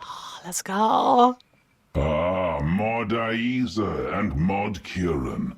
My favorite mortal heralds. Oh, Is that Yama? that is Yama. Like, I did not expect a league this year. I thought it was gonna be next year or something, but holy shit, chat, this is less than 3 months from now. Remember that, realize that. Thank you so much for the follow. I'm Holo. Thank you for the follow. It's honestly, I'm gonna. Oh, it's happening. It's fucking happening, chat. So, yeah, I think it was meant to be Yama. But folks, it's right. League 6 is literally just around the corner, coming out in April, and Yama wants to bargain. Glow stick indeed. This High league emotes. is all about things dark and demonic as you enter into some dangerous deals with the Master of Packs himself. As with every league, we'll be keeping hold of features you've seen before, such as boss variants and combat masteries. Though on that particular feature, the team have cooked up something a bit different, which we'll share more on in the future. Okay. What I can say is we'll be giving you more powerful choices to customize your league experience. Plus, we're spicing up with all new challenges, upgrades, and rewards. Mod Kieran, your mortal chat grows restless. I suggest you calm them before I am forced to intervene. This is so hype. I'm so hyped, chat. Yeah, behave yourself. Like, I don't want to have to put that outfit on again. And like, when this arrives, it means I will not have played RuneScape in like over half a year. And I'm gonna play this so hard. I'm looking forward so much to this. This is gonna finally scratch my RuneScape itch again. Real Yama. Now look, you're going to be able to have your say on some truly demonic cosmetic rewards with the usual roster of a new home teleport, new outfits, and a home banner, along with some new additions like Yama's throne for your player-owned house and an ornament kit for the Soul Reaper axe. You'll be able to cast your vote on these in the Winter Summit poll that will open at the end of the stream. Honestly, as ever, buzzing for a league. So exciting. Yeah, it's always I exciting. can't wait to talk about it a little bit later with some of the mods as well. I really did not expect it to happen this February. I truly did not. Like, I am so hyped, chats. April. Heck Lord yeah. Kieran, your smile betrays you. You know April will break them. What's April going to store? It's leaks. It's leaks. My smile's as honest as it gets, all right? Yeah, whatever. I see through it as well. Exclamation mark League 6 in the chat for the blog for all the extra info that we can share with you for now. Like, I am gonna play this for so many hours on stream that people are gonna think I'm an old school RuneScape creator. That's how much I'm gonna play this. The upcoming League Demonic Pacts. Okay. Absolutely. So 2026 is already shaping up to be a big year for old school. And we haven't even filled in the rest of our Huge roadmap year. yet. But it's also a big year for RuneScape as a whole because it's our 25th anniversary. 25. 25. Okay, that whole means years I've literally been playing RuneScape for like 80% of its lifetime. That's huge. of RuneScape. How mad is that? It's kind of hard to comprehend. I know. Like, you know, think about the first time you ever played, how long ago that is now. Like, it's terrifying. It's RuneScape's actually been over getting half very my close. life. It's getting very close. You're an OG, yeah, exactly. Like, I was there before the EOC. I was even there before we got HD. That's how long I've been playing. Like, when I started playing, I was still, like, in a web browser. Like, on the Java client, or, like, the HTML client, or, I guess. To be fair, I guess technically it was a Java client as well, but on the web. But I don't think the web supports Java anymore, right? But yeah, I have been playing RuneScape for a long time. Like, I definitely, like, when I started playing, I was, like, really tiny still, and I was not even able to comprehend what was happening, like, because I obviously didn't know English yet, because I was too young to play, technically. But now I am more than proficient in English, and now I am very much capable of playing. Nearly 25 years for me. That's how old I am. Yeah. Yeah, believe it or not. But, you know, it's also crazy to think that the game itself is older than some people that are playing it. True. Yeah. What a world we live in. But yeah, I'm older that's than a game now. 25 years of quests, new bosses, in-person events, Twitch streams, epic wins, and devastating deaths. So what we did was we asked some of your favorite creators for their top moments over the years, and our amazing video team, with a little bit less creative freedom this time, put together something to share. My name is Elliot. My online name is Skidler. Let me do that again. I'm Alex. I'm Coxie. I'm Odablock. My name is SoupRS. I'm Solo Mission. My name is Jimmy. My name is Jimmy. Framed. With a 1. Spell it with a 1. Wait. My name is Elliot. My online name is Skidler. Let me do that again. I'm Alex. I'm Coxie. I'm Odablock. My name is SoupRS. I'm Solo Mission. My name is Jimmy. I love Jimmy, chat. I fucking love Jimmy. My name is Framed. With a 1. Spell it with a 1. Sylvester. Of course, he has to correct it. My name is Skillspecs. My favorite. Thank you so much for the follow, Kariba. Thank you for the follow. Favorite community moment of all time was when I built the greatest old school player-owned house ever. I recently maxed, but I'm gonna have Jimmy's to say ma- probably Wait, you getting also out of watch debt in the Jimmy? Duel Arena. I was in Oh 200. yeah. That's huge. 58 build debt. I mean, brother. Yeah, I was degenerate a little bit. Just a little. How big? I also love skill specs, by the way. Like, his dynamic. We all love Jimmy. Exactly. We love Jimmy in here. Tufa also always loved the dynamic between skill specs and Torvesa, but I fucking love Jimmy. Jimmy is fucking great. Like, he's kind of like one of those creators who also transcends RuneScape in itself, in the sense of, like, the content he makes. Don't know him, just love his vibes from the get-go. Yeah, he has amazing vibes, like, impeccable vibes. He made the 73 meme. Favorite memory ever playing this game is killing Odablock and Demo Man. Okay. Of course. Okay, wait, okay. Greatest feeling ever. I remember the Bounty Hunter creators Bounty Hunter Crater. PKing a rune halberd PKing a Dark Bow and Mystic set. and just being like, holy, that is just so much money for back It's kind in of the- so weird to, like, see the RuneScape creators, like, in, like this, you know? Like, normally you're only used to, like, hearing their voices. But now we also see them. day. First day I released skill in our games So- changed changed my life. The Goats. Gillinor Games recently that's been going on, my mum loves watching that with me. Mama Specs Oh, has been that's enjoying watching the cute. Gillinor Games. Getting a twisted bow on my Iron Man. When I found out what Alt F4 did. Wait. Chat, bow on look at my this. Iron Man. When I He's found- also based. He loves Frieren as well. I fucking love Frieren. Like, I've been watching the new season as well. Y'all should watch it as well because it's a hype. It's cool.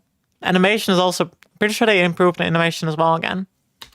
Found out what Alt F4 did. Finishing all pets the first time, never felt euphoria like that. My mum gifted us for our birthday. I think my brother got an Abyssal Whip, and I got a full set of White Mystic. Yeah, my mum played the RuneScape. Yo, that's so She's got cute. an Iron Man. Flared trousers. When they did the Well of Goodwill. The RuneScape community has always been so generous. Yeah. That is such a cheesy answer. So I was going to watch this and go, this guy's a tosser online. A wholesome memory for me would probably be winning a video competition. This like really short guy, he's like probably like up to here on me. Giving me a Santa I have a feeling Framed is talking about Jimmy right now.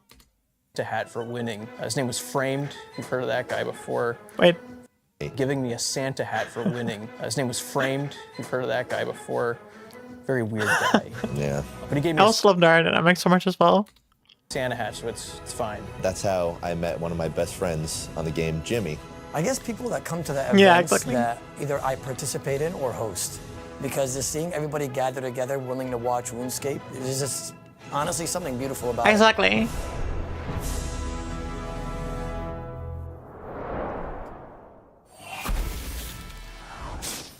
So many good memories in there. Like 25 years, the amount of memories that the whole community have. You've all got your own in the chat, I'm sure. Just like we. And I also feel like RuneScape in general is healing because like I also watched the RuneScape 3 Summit even though I don't play RuneScape 3 generally. And even RuneScape 3 is also gonna get better because like they even went like back to a more classical logo and stuff. And okay, no, that's obviously not the biggest part. But also like the removal of microtransactions and stuff. Like the game is healing, and I'm here for it. I'm happy to see that because it's a game I care a lot about. Do, I'm sure as well. Yeah, So, what's your favourite moment?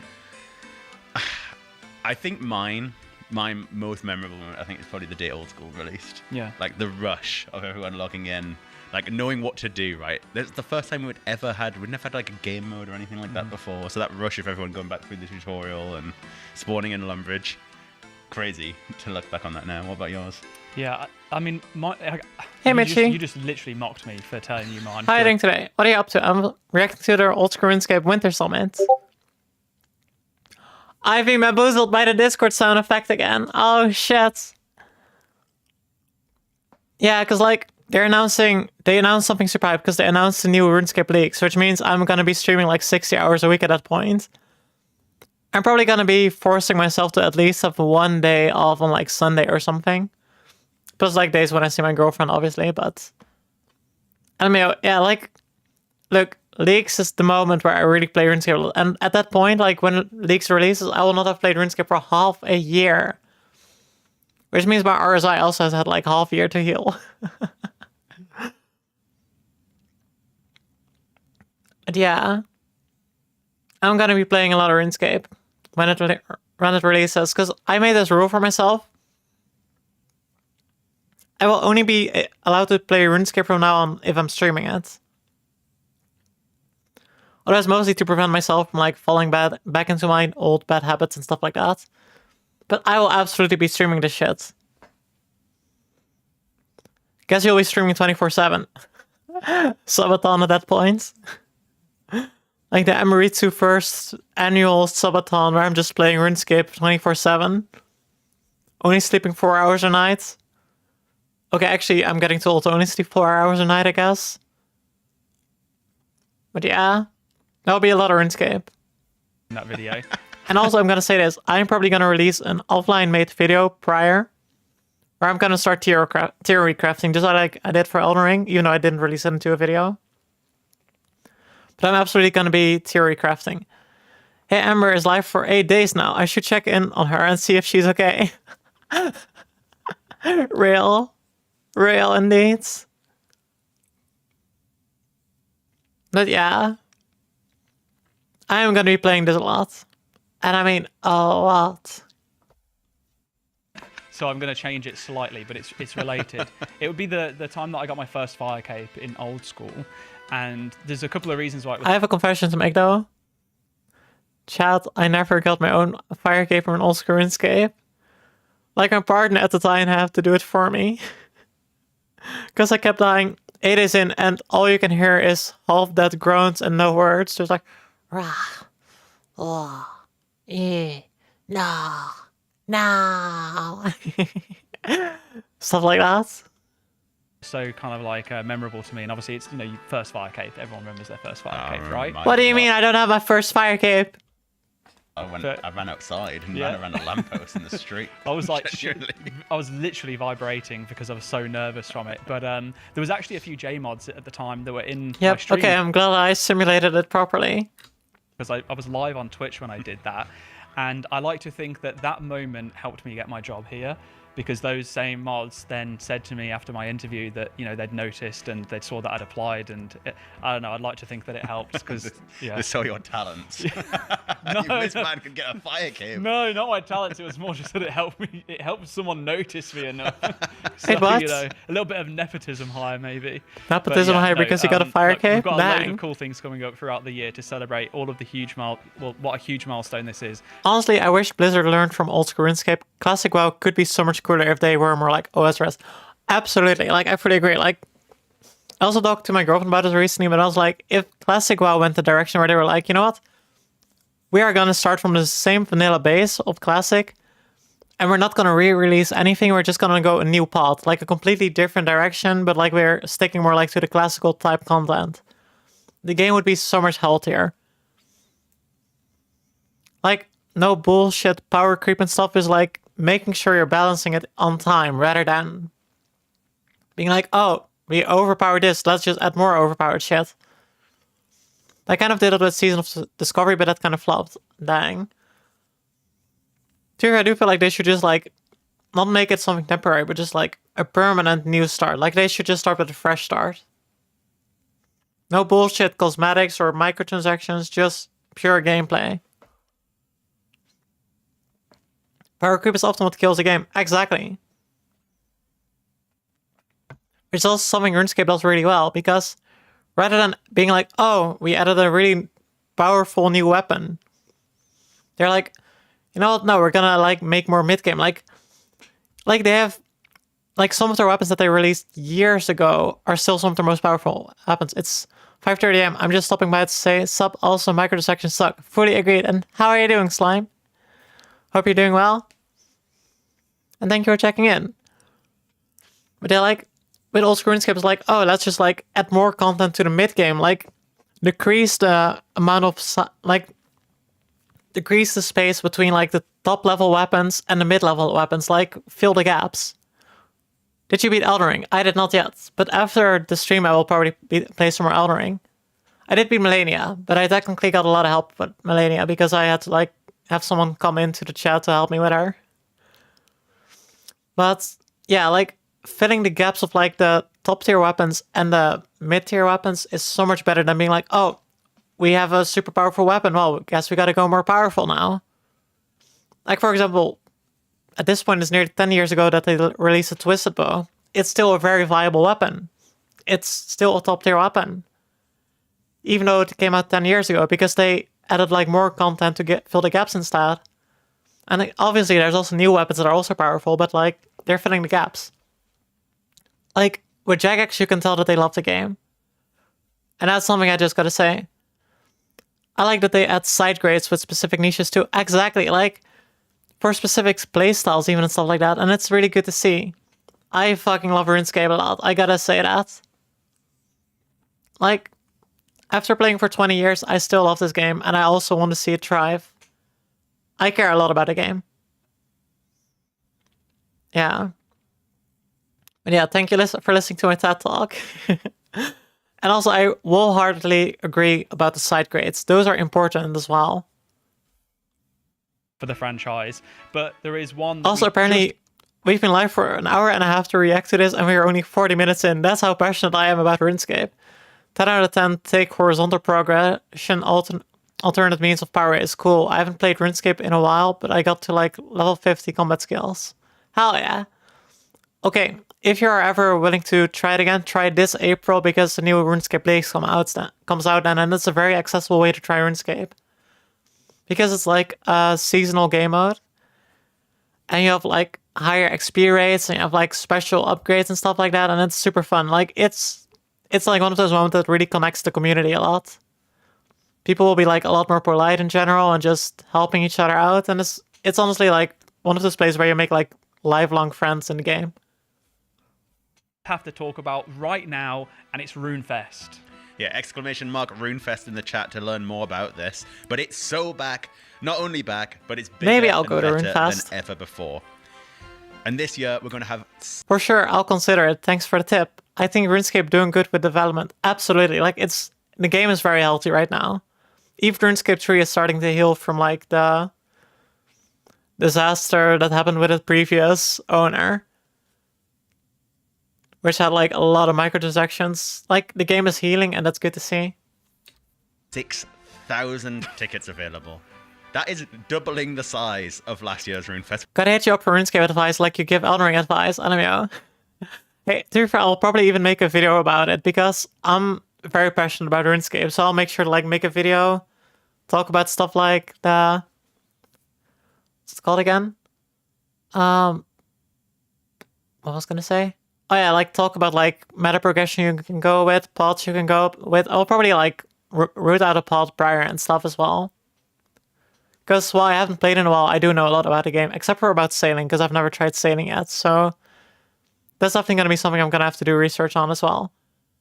But you can expect a video from me that will like explain how to do it, how to get into it. I will try to make like a beginner's guide or something for leagues. Or at least once they start dropping hints and stuff. Sounds good. Old School RuneScape has a big community. Absolutely. It has a huge community and I love it. I love the community. Which it's terrifying everybody in the planning of all of this, but it's going to be so good. Yeah, I can't wait for it. That's 6,000 people to meet, to say hello to hear and share experiences with, and it is one of the most wholesome. Wait, 6,000 people, but they said that like the Chicago event was bigger, but that had 4,000 people, and this is 6,000. Lovely moments ever. We've seen the whole...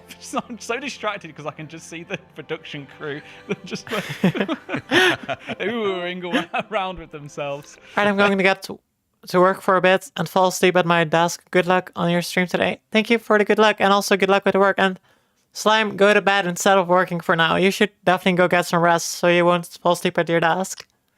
It's important to get a nice rest because you'll be more productive that way tomorrow. Anyway, it's also RuneFest. Like in RuneScape, we have this concept called efficient hours played, which I actually don't use when I'm playing, but that aside, like if you're gonna work 1 hour now, or like if you work 2 hours now, it's gonna be less efficient than like half an hour when you're well rested. Think about it. And the sleep does not sound so bad, right? Like think about like having like comfortably sleeping in your bed instead of like at your desk. I mean, that's a good idea, right? Anniversary year, so we're going to be having special anniversary content and lots of surprises on store as well. Yeah, I mean, RuneFest, I mean, we're talking about memorable moments. Just my efficient hours played is like 1/10 of my total playtime. I feel you on that. Like, I am not efficient at all. Like, I do like planning ahead, but not in the sense of like being efficient about it. I just like to make sure I have like stuff to do so I know what to do. That's good advice, but I drank a monster to get a 3D print done for my brother, so my sleep schedule's fucked up. Ah, I see. You're right. Okay, yeah, like if you had a monster, it might be a bit more difficult to fall asleep, yeah. But yeah, like efficient hours played is so unnecessary. Like, I know a lot of people who stick to it, but I'm kind of like, isn't it more important to have like FHP, like fun hours played? And like the F comes after the E in the alphabet. Wait, right? Yeah, so it checks out. That's it's true. Before, but it's always been an iconic memory of mine. I remember the first time going to one before I was working. I enjoy playing at my own pace and socializing, otherwise I burn out. Fully understandable. It's important to play at your own pace. Like, I know there's people who like want to rush max, but like RuneScape is very much about the journey rather than the destination. Like, once you're maxed out, what do you do then? And it's like, oh, well, I'll just go for 200 mil in whatever skill and XP. F doesn't come after I. No, after E. Not I. Enjoy yourself. Making everything efficient is for sure. Enjoy yourself over making everything efficient for sure. But some people probably enjoy doing things efficiently. That's also true. Like, if it's something you enjoy, then yeah, be my guest, I suppose. I'm just not an efficient player. Ah, like that. Gotcha. Yeah. But there is a non-zero chance I mispronounced it, Lucky, so no worries. I also had to say the alphabet on my head to make sure I was correct. Here even, there's just so many memories through every single RuneFest we've done, and last year it was one of the peaks of the year for me. So I can't wait for this. We can't give away much right now, but the level up since last year is insane. And if you'd been at RuneFest previously, you'll know just how much last year already stepped it up. Yeah, so we're going to be back at NEC in Birmingham, but this time we're actually going to have 2 permanent stages for the entire weekend, so we can share even more content and updates with you. So good. One of my favorite things last year was the skill chip challenges, and we're working on brand new ones for this year. I can't wait to see what the team cooks up. It's so fun seeing everybody taking part in them, and the J-mod. Leave a like on the stream, GG's, and good luck on your Elden Ring run. Make sure to explore and have fun. Will do, and thank you for the like. And good luck with 3D printing as well. Manning the stations will be getting in character too. Nice. I also loved all of the community meetups that we did, as well as the meet and greets. The chance to really chat with all of you and introduce you to some of your favorite creators. We'll be bringing all of that good stuff back. Yeah, and anybody who watched the Golden Gnomes last year, we can't be forgetting the socks. Yes. We'll yeah, let's go. Plenty of socks. Gnome socks. Along with a whole bunch of new and exclusive merch. We'll give you more info on this as we get closer to the time, and tickets will go on sale this spring. Until then, mark your calendars for October 3rd and 4th. And if you can't make it in person, we are cooking up ideas on how we can bring even though I probably won't go to RuneFest digitally much better than we ever have before. And with that said, shall we announce our first giveaway winner? I think we should, because we do have a first winner for the first giveaway for the Lumbridge Castle. Congratulations to Ben Bat. I honestly might buy the Lumbridge Castle on YouTube, to be honest, because I feel like it would be so cool to have. 3,700 miniature brick set to build. Woo! Congratulations. All right. Let's move on to the next one. Yeah, the next one. Let's do it. Okay. One truly iconic element of RuneScape, no matter which game you play, is the music. Absolutely. And we've teamed up with Lace Records. Also, chat, I gotta go pee real quick, so BRB.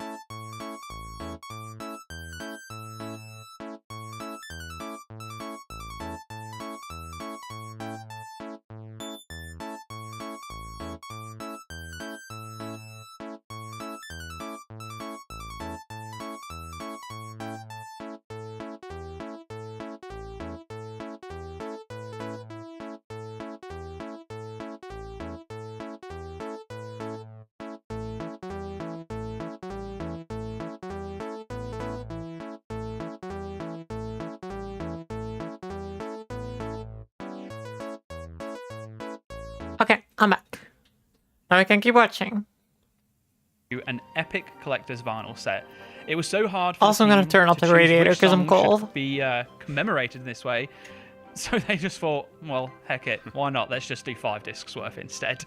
And that will be covering old school RuneScape and Welcome RuneScape back, thank throughout you. our history. We also worked with community artist Encoro to create the epic artwork of iconic bosses on each sleeve. I want those so bad as well. Pre-orders are also available right now, with this gold disc variant available exclusively from the Laced Records store. You can use !vinyl in the chat to head over to that store, and you can also listen might to your actually get it, chosen to be tracks honest. on all major streaming platforms from tomorrow. However, as we mentioned, we are doing giveaways, and we are also going to be giving away one of these. This is the RuneScape 25 Years Deluxe Vinyl Box Set. Vinyl Box Set, there we go. Now, I'm seeing in chat, everyone's spamming ! giveaway. That's really cool if you're not in the Discord, but just in case, so that you are fully aware, spamming ! giveaway does not enter you into the giveaway. It gives you a link to the old school RuneScape Discord server, which is where you need to join to then react to the message in the giveaways channel in order to enter. So if you want to carry on spamming, you're more than welcome to. It saves me seeing some unsavory comments at times, but if you're doing it to enter, well, Yeah, then again, like the community can also be a little bit unhinged sometimes, I guess. Hang in. Just make sure you join the Discord, react to the message in the giveaways channel. Yeah, make sure your DMs are open as well. Our team will contact you directly in order to arrange shipping for the rewards to be sent, to the prizes to be sent out to you. So make sure you've got your DMs open. All right, I think we're ready for the next drop now.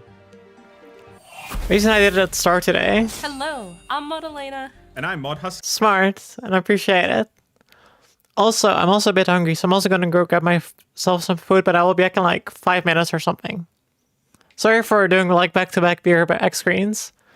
And actually, I might as well just use that as the ad moment, because then I will not be doing anything relevant, at least, you know?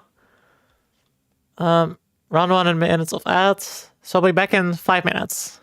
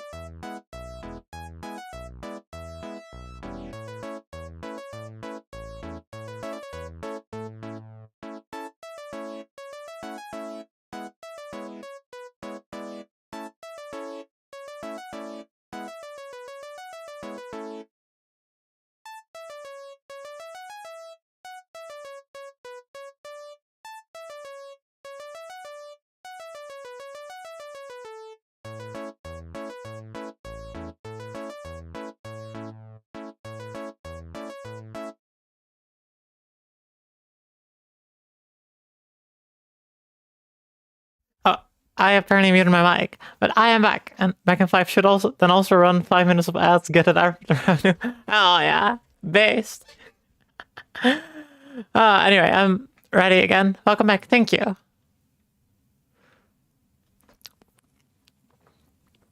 Also, chat, can I complain about one thing real quick? I recently upgraded to iOS 26, and it sucks. That's kind of all I had to say. But iOS 26 sucks. And that's just an important thing I wanted to say.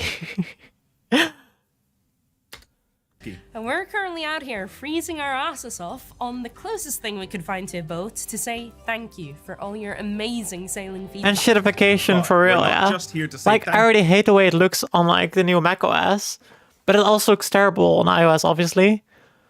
Speaking of which, I still kind of want to try running Asahi Linux on my Mac at some point, because I kind of want to migrate away from having to use macOS. Like, I might start editing from like my desktop instead, using Kden Live, or like, let me go back to the start of the segment, because it might be easier in editing afterwards. But like using Kden Live or something, because pretty sure that one also has like, okay, I feel like this is not even that much of a controversial statement, because like, when I make my shorts and I add subtitles, I do use like the Final Cut Pro built-in AI thingy to like AI transcripts the audio, which I feel like is one of the least bad applications of AI anyway, because it's not generative AI. And Kden Live is like an open source implementation of it, which is even better, because then I won't have to feed any shit to Apple either. So like, I might start using that by then. But I hope this isn't too controversial a statement that I made, that I did say I use. To be fair, then again, like, even when I use like AI transcript, I do end up like having to edit it still anyway, and like correct a lot of subtitles. But yeah, it's probably not that controversial of a statement though. It's probably fine. Hello, I'm Modalena. And I'm Mod Husky. And we're currently... I got Whisper for live creative captions. Yeah, exactly. Like, I feel like it's one of the most acceptable ways to use AI in general. out here freezing our asses off on the closest thing we could find to a boat to say thank you for all your amazing sailing feedback. And also, chat, I already found what I'm gonna research after stream. Because after stream, I might end up researching how to set up VTube Studio on the MacBook I currently use if I install Asahi Linux, because then I can start using my old laptop again and I can use that for streaming. A stream suggestion: add creative captions for accessibility. Oh, that sounds good. How do I do that? Like, I do know on YouTube there's a setting for it, right? Wait, let me check. Stream settings. Wait, I cannot select closed captions apparently. Wait, I'll link what I used in OBS. Alright. Link in Discord, thank you. Wait, let me check right away. Waterfogs. Discords. Oh, link in Discord later, not now. Oh, okay. My bad. It's maybe if I have higher latency on YouTube, it might work. Because no, YouTube has an option for it.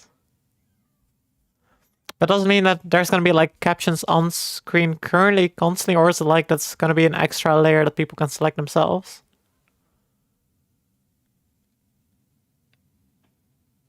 Then again, with how much I can sometimes like butcher the pronunciation of words, I might be slightly cooked.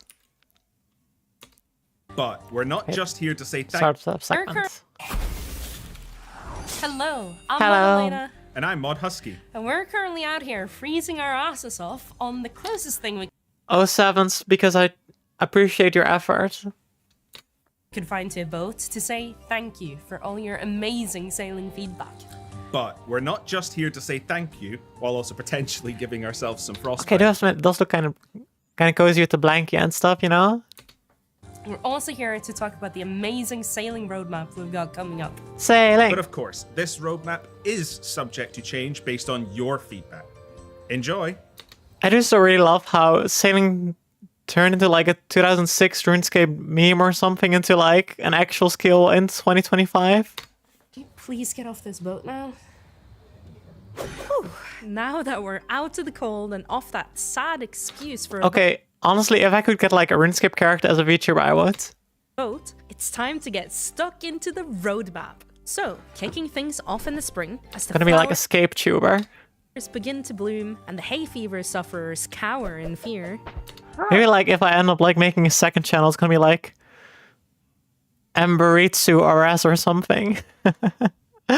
And I'm just gonna like use a RuneScape character as a VTuber instead.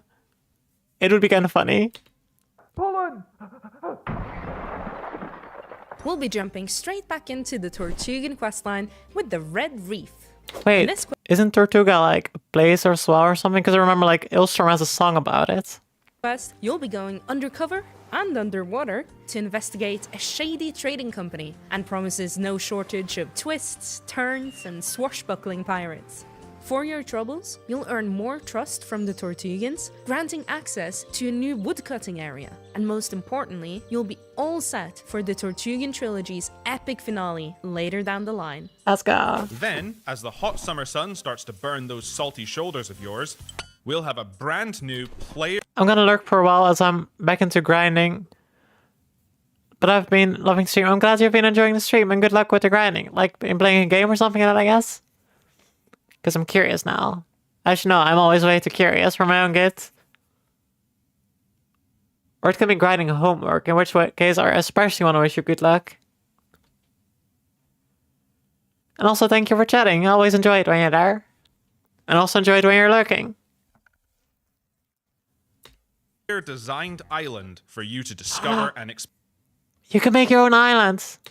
explore. And I've got the first submission right here, so let's take a look. Oh, well, we definitely can't use that one. I want to know what it was. Maybe we should have refined the guidelines a little. Oh, hey. Oh, never mind. I know what they mean. Thank you. Yeah, just gaming back to Inazuma to get my team all the way up now that I have everything in the game unlocked. Oh, good luck. Also, now I know what they did here. Chat, you gotta see this ways. Finale later Right? down the line. Then, as the hot summer sun starts to burn those salty shoulders of yours, we'll have a brand new player-designed island for you to discover and explore. And I've got the first submission right here, so let's take a look. Oh, well, we definitely can't use that one. We know what they meant, right? Like, it is what I think it is, right? Right? Maybe we should have refined the guidelines a Yeah, little. like, it's definitely what I think it is. There's no way it's not. Oh, hey, what's this? Sorry, Nan. Many of you will remember that Varlamore itself began as a player suggestion years ago on the 2000scape subreddit. Throughout the development of Sailing, we've tried to keep that same level of community involvement alive. That's why we launched the player-designed island competition. And after Yeah. going through all of your submissions, our panel of JMods have selected 4 finalists. So what are you waiting for? Check it out in the blog that's live right Oh, I thought it was gonna be like a player-owned house that you had like your own island and stuff that you can build stuff on. We've also heard your feedback loud and clear about the state of combat in sailing. And so, to fix this, we've decided to shoot Husky out of a cannon as punishment. But it wasn't just me who worked on combat! Oh, and we're also going to use your feedback to make combat better too. I just really wanted to shoot Husky out of a cannon. We're actively working on identifying the pain points and common frustrations that you have with boat combat. We want you to enjoy the proper fantasy feeling of commanding your crew as a seasoned captain. I'm gonna be the queen of the pirates, chat. I am gonna be the queen of the pirates. So, keep an eye out for a blog covering the full details of improvements to boat combat in the near future. Then, as spooky season comes around in the autumn, we're gonna jump scare you with Rude. a brand new Barracuda trial. Thanks, Elena. You're welcome. What did I do? Wait, if that wasn't you, then... I fucking love Jaggies and the humor so much. Right, so we can't tell you everything about the new Barracuda trial, mostly because it hasn't been made yet. But here's what we can say. We're taking all the learnings from previous trials and incorporating your feedback to make sure this is the best trial yet, even if they sometimes make you want to throw your monitor out of a window. But Autumn isn't just for you speed freaks out there. We'll also be adding a brand new sequel quest for an existing storyline. Gotta go fast. Husky, stop it! You're gonna hurt yourself. I'm okay. That's right. There's another adventure on the horizon. I can feel it on the breeze. These two are such an amazing duo together. Maybe we'll explore what Will and Anne are up to after they left us stranded on the Pandemonium. Or perhaps Bill Teach has got some news for us after our adventure on Harmony Like, Island. I feel like they have like a lot of comedic chemistry or something. I guess you'll have to find out when the time comes. Until then, sharpen those scimitars. There be pirates out there. Yar! And finally, at the end of the year, we'll have one last special gift just for I know you. he broke his arm. That's right. It's a brand new Sea Expand. When we launched sailing, we wanted to start with fewer, more focused sections of the ocean first, rather than giving you Okay, I do now access kind of wonder, to the like, entire sea. okay, so like, More focused here it says the Searing Sea. It doesn't mean that this is gonna be like a PvP part of the sea or something. Like, I've not done sailing, so I have no idea, but I assume that you can like PvP in this area.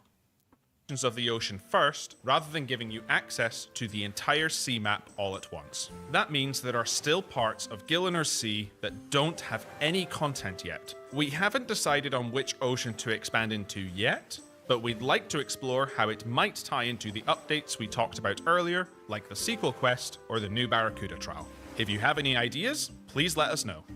And that's the 2026 Sailing Roadmap. Hell yeah. Isn't it beautiful? Now, just one last thing before we go. We want to say thank you for all of the amazing feedback we've gotten from sailing so far. Without it, sailing wouldn't be the skill that it is today. So thank you so much for watching, and please do enjoy the rest of the summit. Now, however... Wait, there's gonna be even more in the summit? To be fair, then again, it makes sense because we're like only 47 minutes in and the video's 2.5 hours.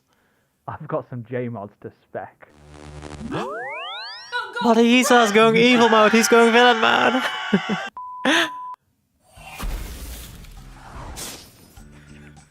I love that video. And there it is. With the launch of Sailing, Old School's first ever new skill at the end of last year, it was such a huge moment for the game, players and us as staff alike. It was a monumental addition to Gillinor, but honestly, it was just the start. So throughout 2026, we have multiple sailing-focused updates to bring you even more to discover out on sea. I just can't get over how much you look like the digital version of yourself. Well, they did a good job. Thank you, It's a video big team. double. Right, sailing even has its very own roadmap, and it's looking so good. Because this is Mod Isa, I guess, right? The roadmap's changed a To be fair, little I probably bit. said that at the start of the stream, but I sometimes tend to forget stuff. We recorded that video, and we can show you the updated roadmap now. This has largely been driven by feedback, and we know combat's been something that has had lots of feedback for us to address, and hence we've swapped some things around here. You can see boat combat fixes are now in spring.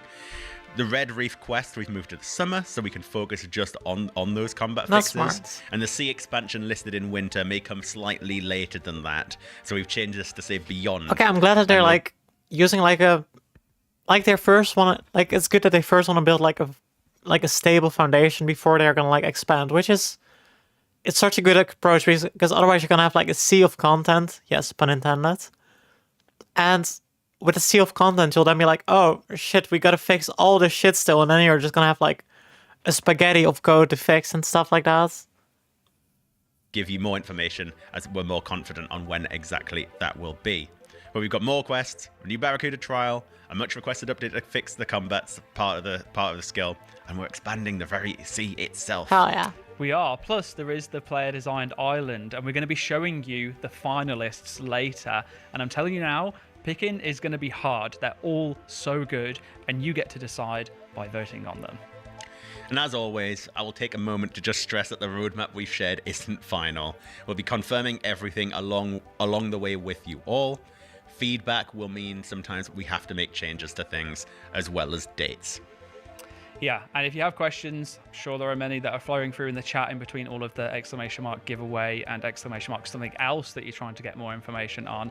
But save them for a few moments. The devs will be joining us in just a little bit, but we do have one last big reveal to go over tonight. Are you ready? I'm ready. Saying things in the chat. What do they say? What could it be? Let's go.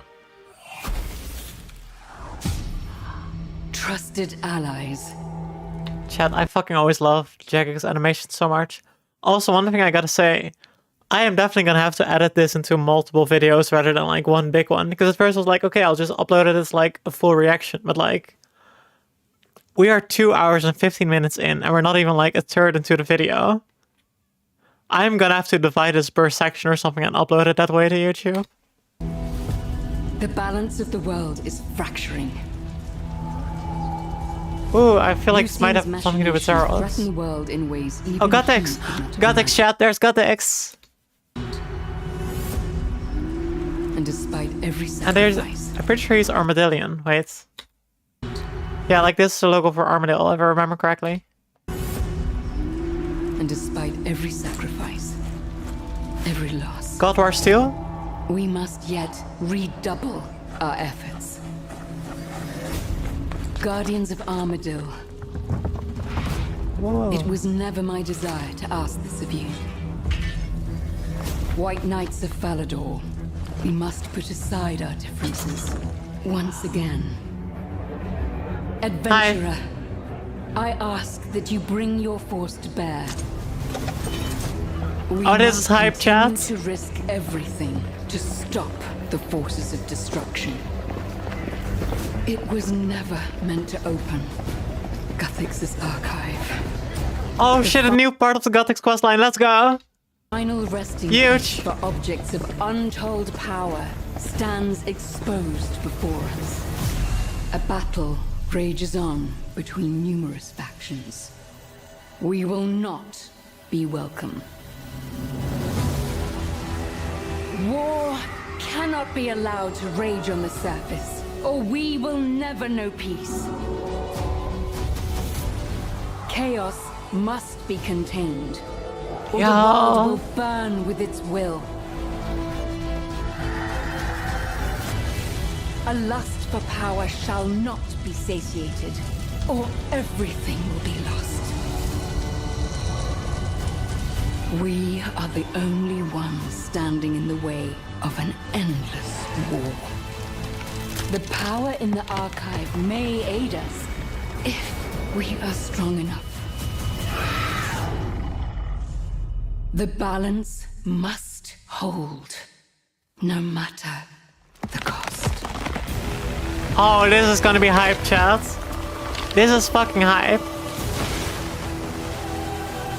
I really want to play this, not gonna lie. Like, I want to play this badly. Okay, so coming late 2026. Like, they're literally nearly convincing me to just, like, start streaming old school RuneScape early, but I'm gonna wait at least until League. Like, until League start. Like, after League, there's a non-zero chance I'll start playing an Iron character on stream as well. We'll see.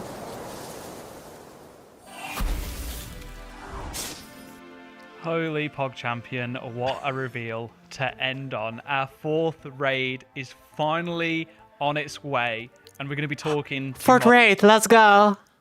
Arcane and Ed in a few minutes to find out more. But before then, let's have a quick look at Old School's roadmap for this year, because there are some things that we've not talked about in there. Right. Oh, there's quite a bit still. Like the Summer Sweep.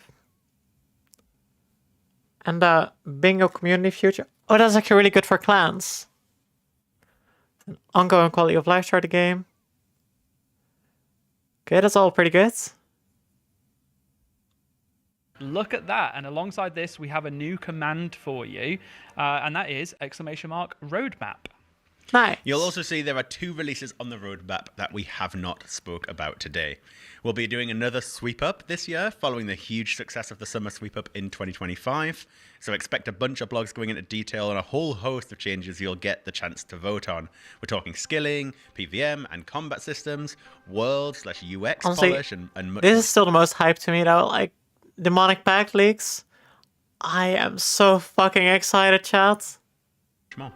Yeah, and in addition to that, you may also remember that when we first announced Gridmaster last year, we spoke about the bingo system being designed with a life beyond that event in mind, and we're excited to announce that Old School RuneScape will have a bingo community feature coming this autumn, if it passes a poll, of course. It's definitely gonna pass the poll. I'm gonna tell you all, chat. It's gonna pass the poll 100%. So good. I think I can't stress how important things like sweep up are to Old School as a whole. You know, we've always done quality of life polls, but since we've started doing these sweep ups the last couple of years, they make genuinely quite a big difference to making sure we're looking after the game, ready for the future, as well as adding all these exciting new bits and pieces as well. Yeah, huge amount of info to be shared in there. And remember, folks, if you've not been able to catch up on everything, stay on top of it whilst we've been talking through, then just head to the Old School RuneScape website. There is a whole bunch of blogs that the community team have been working tirelessly to get uploaded. Also make sure to live like ready read for those right after the now. stream. They'll all be on there. Go and have Or at a least look like at them, after take the a read RuneScape through stream. them. I'm gonna read Maybe on just stream, wait until obviously. after the stream though, because we are going to now have a lovely chat with Mods Ed and Mods Arcane. I don't know if I call you Mods Arcane. Are they the ones who worked Arcane. on the blood? Welcome both to the stream. How are thingy, you right? doing today? I'm doing great. I feel really nervous and excited, and I really want to read Twitch chat right now. Well, you can't. Sorry, we can. There was so much anticipation for this video to finally go. Yeah, they were saying, "Oh God, that's Mod Arcane. Who invited this guy?" No, they love you really. No, there's so much to dive into. So yeah, let's get into it. Let's talk raids. Then again, the We wanna RuneScape have community can be a bit initially unhinged sometimes. A little bit of a lowdown. So, what can you say about how it feels to finally being able to talk about the Fractured Archive? It feels great. We've been thinking about this raid for almost like 3 years now, right? Obviously, back at TOA, we're thinking like, what's next? And as much as we're all kind of exhausted, So I'm guessing that this part from stream on is just going to be interviews and stuff with the moderators. Or is there going to be more announcements? Let me check real quick.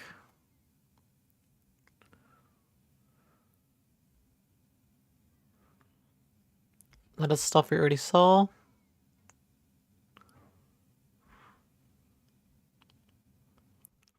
Or maybe they're going to go into more detail. To be fair, I would be fine with calling it a day in terms of like reaction at this point, since like after that is most there's more stuff there. Never mind, we're gonna keep watching. of that, we're like, we got. Or I could also just like skip ahead a little bit because I don't care nearly as much about those things as I do about leaks. We'll skip. Are people okay with me skipping ahead, or should we just watch? You know what? I'll let it play. But I'm getting myself some more food in the meantime. Preparing, right, and thinking about what would be working, what would work really well, so we can start like moving towards that direction. And there actually has been some hints in the game, like post Wild Gothic Sleeps, like kind of alluding to this for the people that maybe have been a bit more keen eye.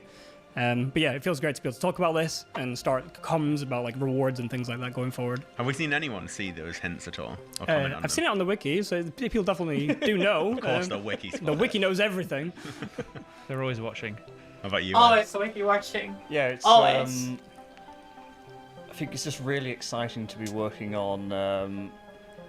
I think I don't really know how to sort of like word it. Sort of like, I feel like this maybe isn't what people were expecting, but I think hopefully in a good way. Like it's a really nice surprise that we're doing a raid with this sort of style, this sort of thematics. Absolutely. Like when you look at That's like hype the as last fuck, couple of to raids, be it's sort of like honest.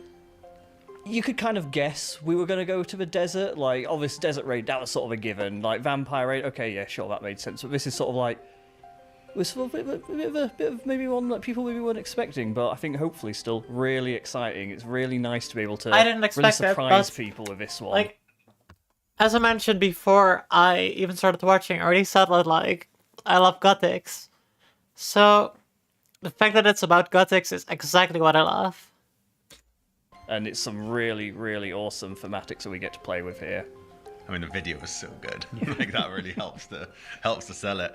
Obviously, we can't go into like giving absolutely everything away, but can you walk us through any of the learnings that we've taken from the previous raids and how they're informing the design for this one, Arcane? So there's two big ones in my mind. One is we're kind of like cutting out a lot of the chaff. Like we're trying to like have like a bit of a lean, like focused experience, and that's kind of the big part that we've seen over the past 3 raids, is that the thing that people like the most is the bosses, is a reality, right? So TOB obviously didn't have like any skilling content or anything like that, and that seems to be the format that kind of resonates the most. As much as it might not necessarily be everyone's favorite raid, it's definitely the one that stands out the most when people do have a favorite raid. So we kind of want to lean I'd into have to admit, TOB is also the only raid I've never done, because TOB is supposed to be like end game content, and level it's like you need skill. It's not, you can just like out level it or whatever. So it's not really the content I can do yet. a lot more. So this raid is going to be like a more of a lean, focused bossing experience. No skilling, no puzzle rooms or anything like that. No invocation system. As much as there was like pros to that, there's obviously cons as well. And we just want to focus on having really good, like epic bosses. Yeah. It's always really hard to get difficulty comparisons, right? Because like there's so many different vectors that you can consider difficulty. But how would you start to describe where this raid is going to be positioned, like compared to the existing raids we already have? So because it's obviously releasing in like this year kind of deal, is that the stats and things will be kind of like brought up to match what the current power level of the game is. Obviously the game, we keep adding more items and things like that. We kind of need the monsters to kind of represent that as well, otherwise it starts to get a bit wonky. So naturally the stats will just be higher, right? But mechanically, generally we're trying to push different avenues, make things feel different and exciting, and try and push our players a little bit more. And this raid's definitely trying to push in that direction and be kind of like the hardest raid of the kind of the set, so to speak. Ooh, the hardest raid of the set. Yeah, you might not be able to do it, Aiza. Can't even That's so fucked up. Excuse me? Hold on, why am I I am cooked. I won't be able to do the raid because it's gonna be the hardest one yet. This is fucked up, chat. I mean, I might not have done a lot, but I've got like, I don't know, 60, 70 top completions. You just like out yourself. Hear that? He said it. He said 6, 7. Stream with that. That's okay. I mean, 60, 70 is better than none. Yeah, you're not wrong. You know, Keep sitting here in silence my- and let you just my keep little- taking all of these and not reveal like, how many times I've completed Tom or anything like that. Who even Alright, completes you wanna top? Am I raid with right, me? chat? I can show you that I'm capable, I just don't have a blowpipe. Yeah, 100k C-Rex, sorry. Alright, anyway. How did you settle on the theming for this raid? A Gothixian archive. You got time to get there, many things. That's true, but at the same time, like, it's gonna be so difficult because I don't know. I've literally, like, even when I do Chambers of Zurich, I need help from friends. Like, I've never done a solo Chamber of Zurich. I've never done a solo Tombs of Amaskut. Amaskut. However you pronounce her name. And like, I don't know. It's just I am really bad at PvM. Like, I guess the most quote-unquote difficult boss that I can easily do is 4Cat, because I got like 1k kills on one of my accounts. And that's about it. Like, other bosses I've done, like I've never tried Yama, like I've never tried any of the bosses that came out this year. I did do like a bit of Moons of Peril when it came out on my Iron, but I would feel like if I'm gonna start streaming RuneScape, I'm gonna start like a new account, because it would be weird to be like, okay, I already have this Iron, I'm gonna keep playing this. Because I feel like people would like to see the progression and stuff like that. Probably, I assume, at least. Although I could be wrong. It seems quite a far away kind of like setting versus the other raids that we've done. Yeah, it's kind of like what I was saying earlier. Like, we wanted to do something that wasn't immediately obvious, but was still really exciting. Like, we've just obviously seen people say, oh, maybe there's going to be a sailing raid next, that sort of thing. Don't get me wrong.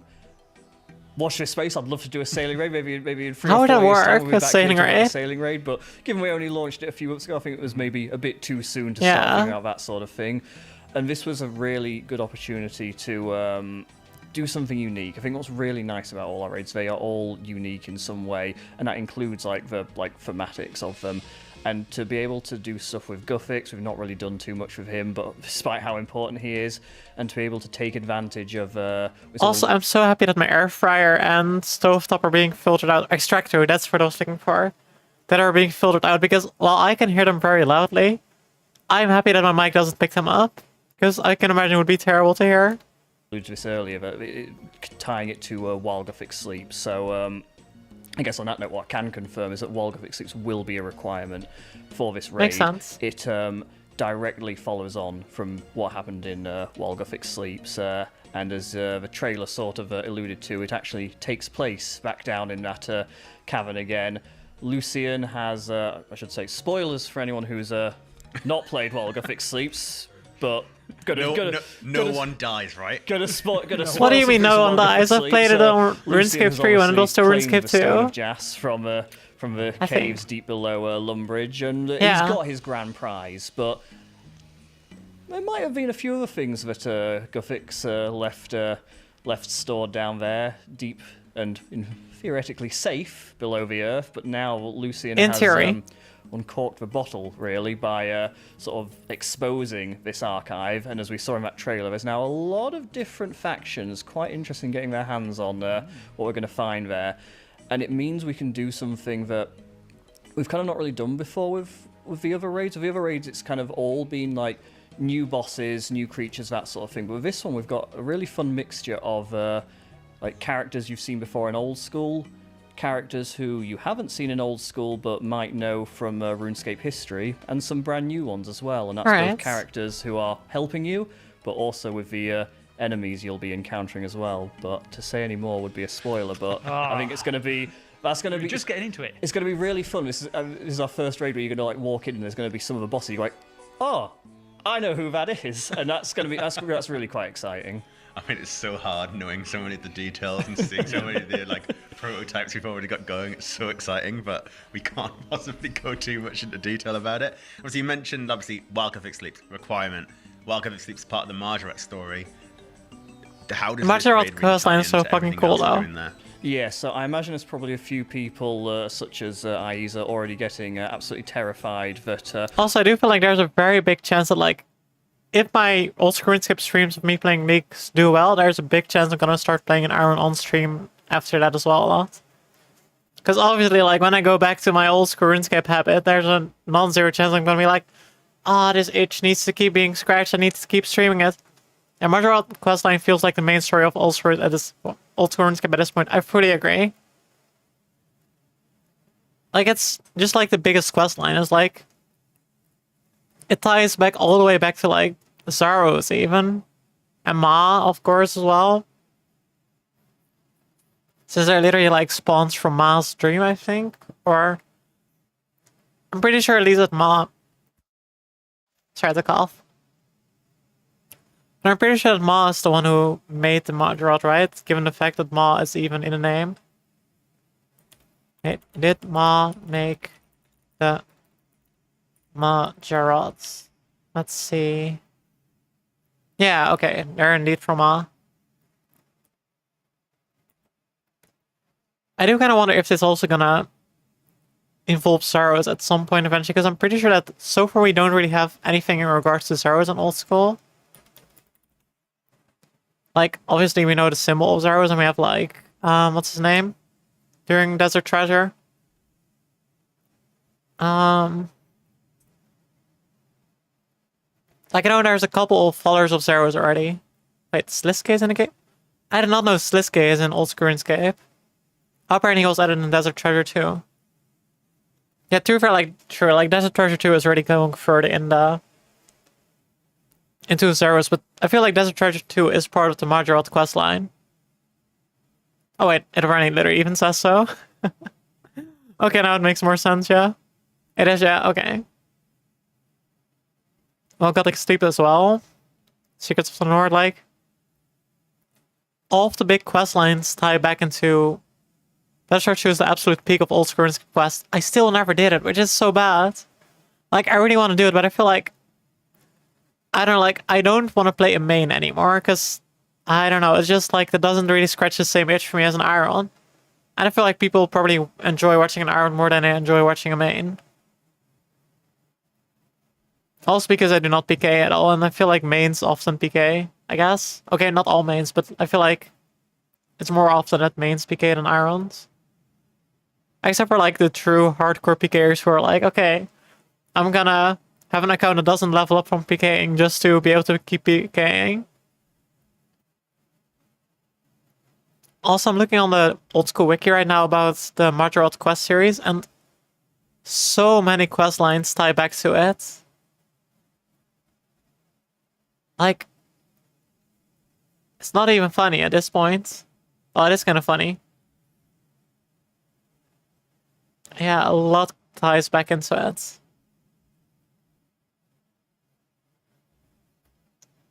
It's kind of funny that Defender of Iraq comes before Desert Treasure 2 in the timeline, though. So I guess canonically the events of Desert Treasure, or I mean, before Desert Treasure 1, not Desert Treasure 2, because obviously Desert Treasure 2 came out even later. Wait, no, it didn't. Wait, Defender of Iraq came out later than... Oh, I see. Interesting. But yeah. There's a lot of peak stuff in old school. Yeah, we sort of maybe sort of trying to say. I'm not terrified, by the way. I'm actually very excited. So to make things very clear, no, don't worry, you're not going to have to complete this raid to be able to keep continuing the Marjarat storyline. This is, I guess, it's a spin-off of the Marjarat storyline. It's sort of like it's a really fun way to sort of tie up that loose end of that archive and do some. I really wonder what items are going to get released with it. Wouldn't have been able to do anything with. So it's not a direct continuation of a Marjarat storyline. But as always with stuff like this, there might be a few little crossovers here and there and a few things to keep an eye on that might hint as to where the Marjarat will be going in the future. Okay. Now, at the expense of potentially copying more flame from you, Arcane, raids. Raids mean rewards. You're going to talk about it now? What do you want to say about rewards this early on, if anything? It's going to be really hard. Okay, 1 second. My air fryer is heated up, so let me quickly put some food in there.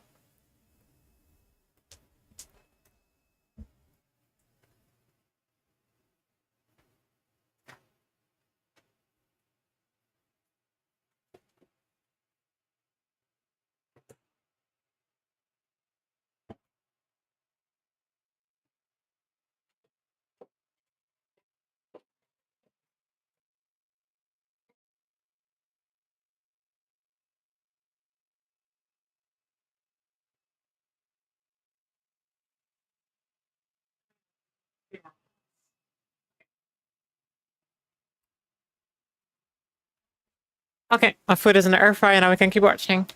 If I'm gonna be honest, like we've started exploring the space quite a lot in terms of like what's the new mega rare, what's the new armor set, like things like this that we think players kind of expect with every raid.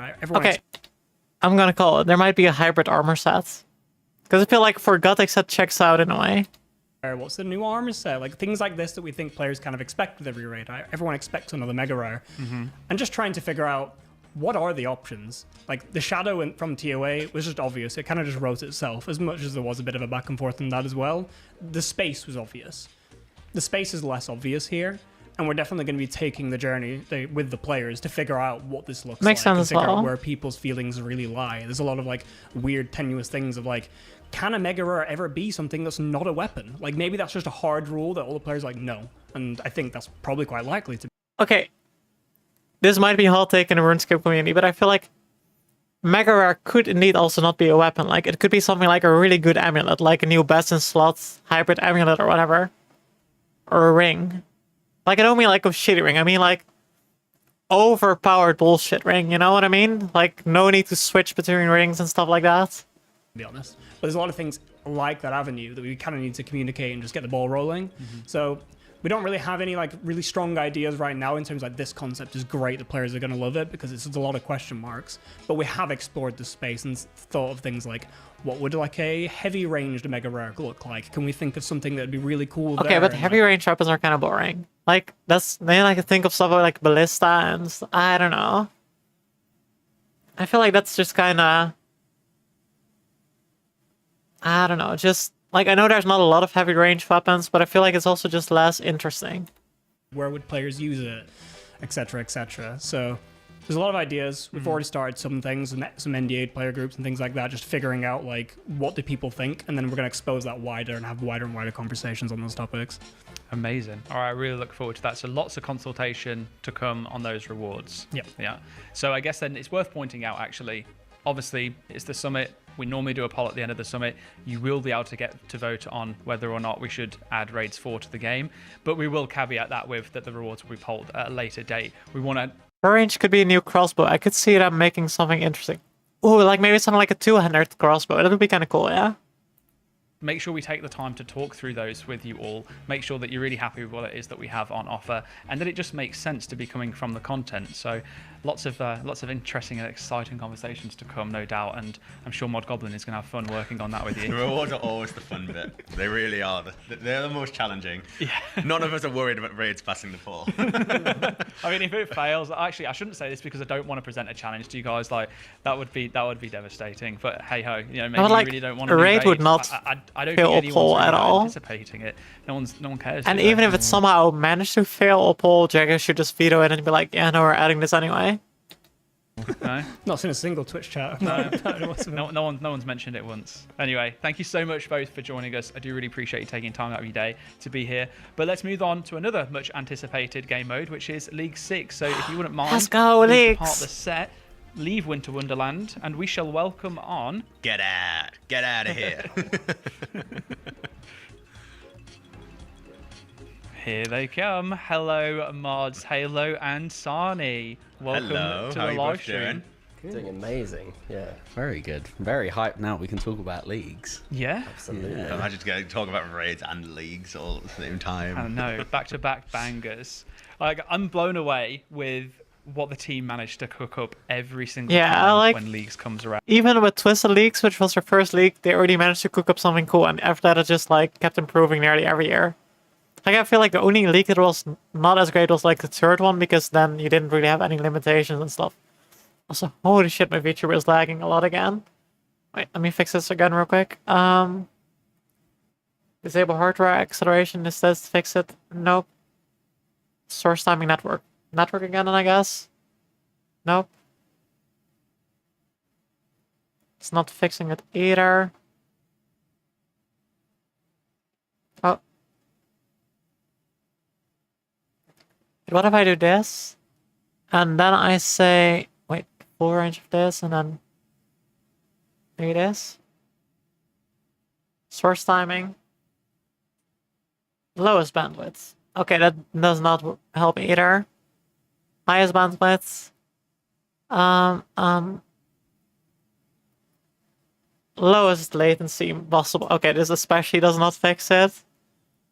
Nope. Normal. Wait, it could be that I'm the only one seeing it lag. Wait, let me check real quick. No, I'm not the only one who sees it lag, apparently. That's unfortunate. Frame sync, maybe that fixes it. And then going back to network timing. There's also like a couple seconds delay at this point. Oh shit, does not get at all. Limited range. Well, I'll just quickly disable it and then re-add it. Okay, I guess we'll just have to accept shitty timings by now. Hardware acceleration doesn't really fix it either. I don't know why. It's just kind of being weird lately. It seems to be weird on the computer itself.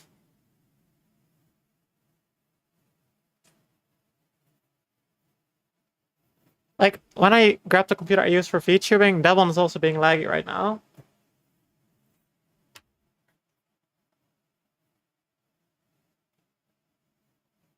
Wait, I'll grab my camera real quick, because then I can see what's happened in real time. Okay, at least it's not my OBS. Or at least I'm saying, oh, at least, but maybe it's actually a bad thing that it's not OBS. Where is it? Settings. Oh, I see the issue.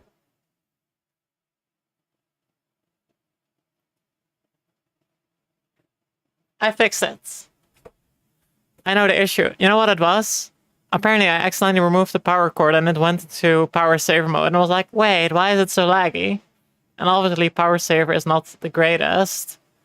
way to have good performance. But now we're good again. And there is absolutely no exception to this one, like none at all. Absolutely. What a heat of a trailer as well. I know, my right? How God. are you both Epic, feeling after right? that? Oh my god, it gave me goosebumps every time I watch it. Even though I've seen it a few times, but every time it just Also, it's really cute how hyped the mods themselves were as well. it's better. Like, Nice. it really shows how much they love the game, which honestly is like a requirement as well for like being a good developer for a game. You can just tell how passionate they all are, which makes me happy to see. The trailer's just the starting point, you know. It's got all the things to come, and there's so much goodness that I can't wait to just like get into players' hands. They're gonna be so good. Mod Sani, you continue to They're back here pretend again. mortals can handle my power. I see. Big Daddy Yama vibes, my God. Okay. I got chills. Right, okay. We've had Uwu's, Big Daddy Yama. What's next? Oh, me. Big Daddy Yama. Yeah. It wouldn't be the summit without it, though. I mean, Yama, I can't believe he has been here, to be fair. Always says Yama. Let's get this one out of the way first. Is sailing going to be a part of this league?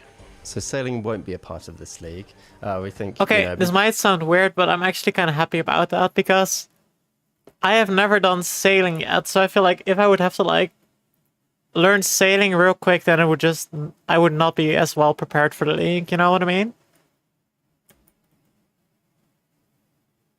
So I'm weirdly happy about that.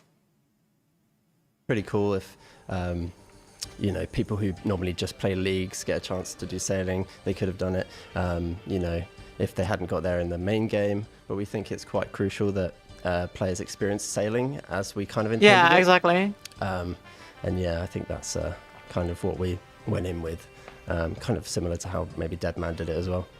Yeah, like for me personally, I always think like with a new skill, and if we ever do another skill in the future, I think the same rules should apply. Really, that they shouldn't be part of any hyper accelerated game modes that come out in the period of time after the skill. Because I think it's just fair that people get to experience it properly in the intended way especially in the main before game. we start to like cook up cool relics and ideas when there's still some stuff that's coming out for sailing as well. Like, yeah, we want to give it time to breathe. It's only been 2 months by this point, you know, like a bit over 2 months, and by the point it comes out, it'll be 6 to 7 months. So, you know, it's still not even been a year since, so it's probably good to let that breathe a little bit, you know. Absolutely. Yeah, I think it makes total sense. I've been gauging the reaction from chat, and I think that there's more W's to that news than there are L's, which is actually really nice to see, because I'll be honest, we were a little bit worried about having to announce that it wouldn't be included, never knowing just exactly how it would go down. But we think that it's for the right decisions. We're not going to be reverting our decision on that one. So yeah, for the right decisions. For the right reasons. Yeah. Okay, second time now. All right, that's it. I'm going to be so ready for the next time you slip up. Anyway, we mentioned some talk of the rewards earlier in the showcase, but I would love to talk through some of them with you both. So we have here, this is the Yama's Throne, I believe, for the player in house. Yes, it is. So cool. It is. You couldn't have a league, a Yama-themed league, without his iconic seat, throne, you know? Yeah. Okay, but how did you manage to just like nab it from him though? Well, I don't think we nabbed it. It's more like a really nice replica, I would Yeah. say. I don't think Yama would give it away like that. Counterfeit. Pretty cool. Yeah. Just don't look at the bottom of it, you know? Yeah, you might notice it's a bit smaller than his actual Calling up throne. Del Boy. Yeah. I mean, all these deals come with a, you know, With a price. Yeah, that's it, exactly. Yeah. A What's the deal with warranty Yama. on it? We can't say. We can't say. You'll have to find Yeah, out. no, ask Yama. Yeah. What else we got? Ooh, Oh, I love this. the outfit. Okay, it would be really cool if this could be for Graceful or something. Yourself to Yama, Like- right? Imagine if this was Graceful, and this was like the Lunar Staff or whatever. So what's more fitting than like basically stripping away your humanity and becoming part of his little collective, demonic. you know? Yeah. God, look at that face on the last one. It is really cool. And here, there are Oh, ornament that's sick. kits for a variety of different items. We've got the Trident of the Seas, Trident of the Swamp, Ivan's Staff, Soul Reaper Axe, even like new visual effects for Ivan's Blast and the Trident Oh, I Staff. like that. That's really cool. I have not seen that before, and I should have, because I've reviewed all of the blog copy. The Axe Ornament kit is sick. I fully agree. It's fucking sick. But I must have just skimmed straight past it. That looks sick. Oh, Well, nice. I spoke to Jev and she said she Ooh, wanted to that's like, pretty. keep the stuff vibe and quite iconic, but change the effect more. That's really so, cool which as is really well. cool. The Slayer helm recolors. Oh, Oh, yes. they're so good. They're really good, yeah. We had to, right? We had Yeah, to. we had The only to. other thing that's iconic with Yama, apart from his things, Oathblade, of course. Yeah. Amazing colour scheme. This is my favourite, though. Oh, the butler. It's time. It's time he gets a bit, jazzed up. I'm all here for it, to be honest. Mill construction grinds for however long. He needs some. He needs some. He must be He rich. needs to dab up. He needs to dab up. Like, I got want to no find out how contract much as well. money that guy's made. Yeah, across all. Let's see, imp spawn circles. Oh, that's a pretty cool teleporting mode. Yeah. Players. God. This is probably The my home favorite, teleport honestly. is so cool. The little imps. Yeah, and Jova originally had bigger imps, but she was like, nah, we we did need to have make them loads more tiny imps, little didn't we? minions. They're just gonna look so cool. The And look, thralls. even more minions. Oh, the yeah. thralls are my favourite. I Oh think. my, that is. Oh, that's The little cool. beard on the melee. Oh. They really went all out again this year, I guess. Yeah, yeah. So devious. And of course, Demonic the red skin. you know, red skin. We got to bring it. Got to become Finally, the we know- demon. Yeah, everyone's been asking for it for ages, so why not? Honestly, It's I'm the definitely most gonna fitting get that place skin for on it, I old think, school. in It this is. league. It is. And the banner, of course. Trolls transmogs are such a good idea. I fully agree. It's so cool, to be honest. Yeah, Quite good. He has opinions. He has They opinions. look quite good. Do you know what? I have to say, like, they are really starting to convince me to start playing RuneScape again. I just had a moment of realization. I don't know if anyone probably noticed me just blanking out, but I've played every league and I've not spent any of my league points on rewards. Wow. You could You've go probably on. got so many points right now. It just clicked. I was just thinking to myself, I need to make sure that I play all the way through to get enough to buy all of these on this one, because that's like been the most compelling reward set ever. And then I just thought, I was like, wait, when did I last? I've never bought it. You've probably got enough already. Yeah, You're for probably everything. stacked Yeah, up, mate. You can go and splash the points now. You can go on the Literally, most yeah. crazy shopping Yeah. spree. All right. He's already Yeah. going to be merching up all Was the there League like- 6 stuff. Yeah. Ballin'. What ease are like single-handedly deflating the entire market of the new items coming out. The road is genuinely, though. How amazing. They are look so really, good. really sick. I mean, if the experience of playing leagues enough wasn't like already enticing enough, surely getting those rewards is going to be 100%. what tips you over the edge. Yeah, so rewards aside, what about the boss variants? So they were very popular last league. Can you talk to me about what players can expect from boss variants this league? Yes, so obviously last league we had Echo bosses, which were really cool and just gave a nice spin on classic bosses, They will be coming back, and you will expect to see them in a roster that is very similar to what you expected last leagues. Yeah, we will also be probably looking at their weapons that they drop to try and change that up a bit. I know that was a big sort of design point of view for Raging Echoes was, okay, add these Echo bosses, they drop things that make areas stand out. So like Fremenic got like the awesome necklace and the ring that was awesome, made people pick that over the league before. Giving Wilderness the Thunder Kopesh, which was, maybe we'll replace it this time, but maybe we'll have something even more busted than that. Like, don't tell them that, though. Is there going to be anything brand new? Yeah, there will be. Yeah. Do I get to? No teasers, I'm afraid. Half the fun of leagues, right? Is the reveals coming up. The leagues Discord's True. already popping off. Like, I'm gonna have to write. Well, there is something that I'm gonna need to. It doesn't mean ask I'm you gonna about, have to like write all my speculation and stuff like last minute, I guess. Before that, I just want to say something actually, because I've seen it a few times in the chat, and people were like, "Oh, I really hope that Yama voice isn't AI." And like, I can assure you, in old school, I'm not going to make we're not here to make a big statement on it, but like we don't and we won't use AI in our development process. The voice is actually voiced over by a very famous person that actually was involved in Baldur's Gate 3. I don't want to say too much. So I'm cool. not sure how much I'm actually allowed to say, to be completely They might honest. speak on it at some point in the next couple of weeks. Who knows? Potentially. So just wait and see. But no, they are all done by real people. And I want to ask around combat masteries.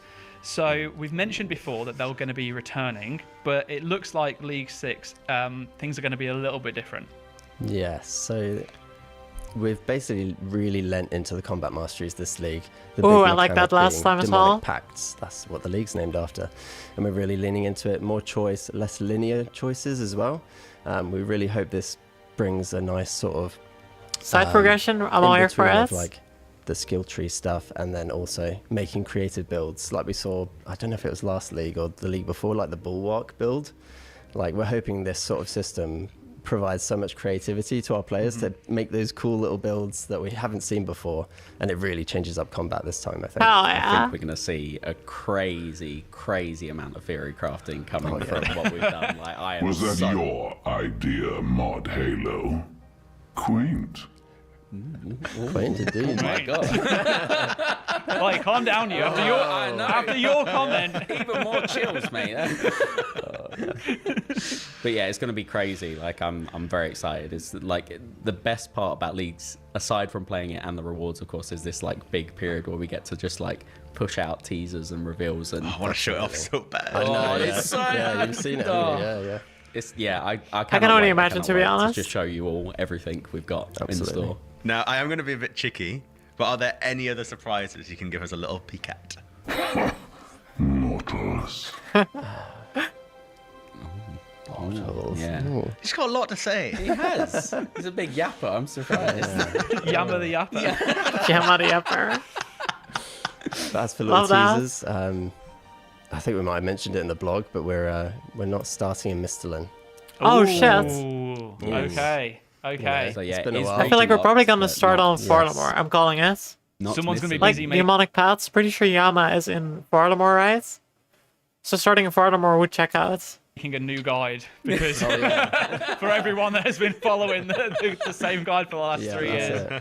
And we're not quite ready to. Well, Yama's not quite ready to tell us yet where he's placing you. So I'm saying Farlamore. Relics will be coming back, right? Yes, they will. New and refreshed. There will be some fan favorites that might come back that you've not seen in a while. We'll have to see.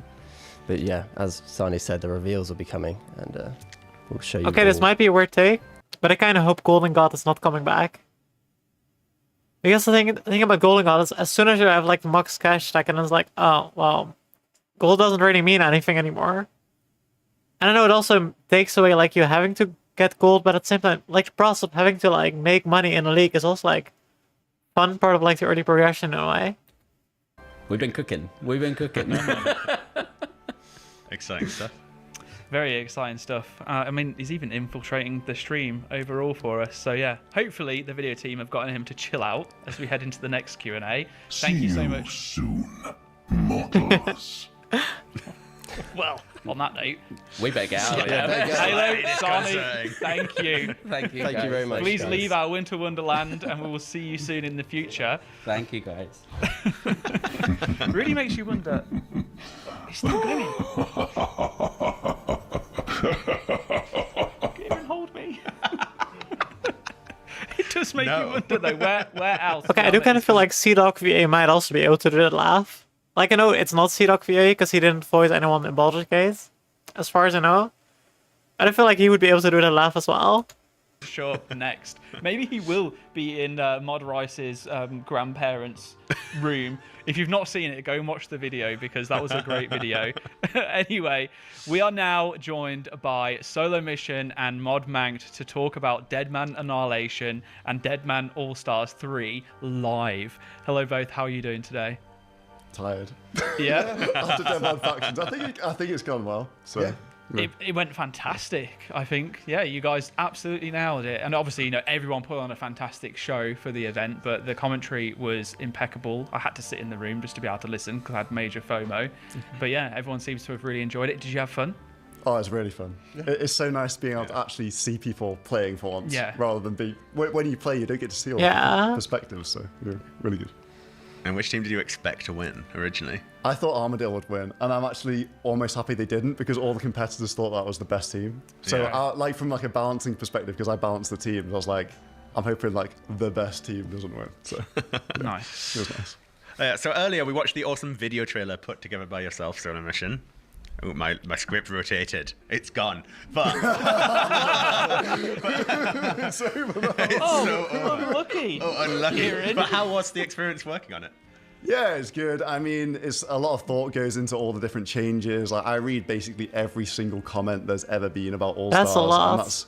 And it helps fuel the ideas about what to do in the upcoming season.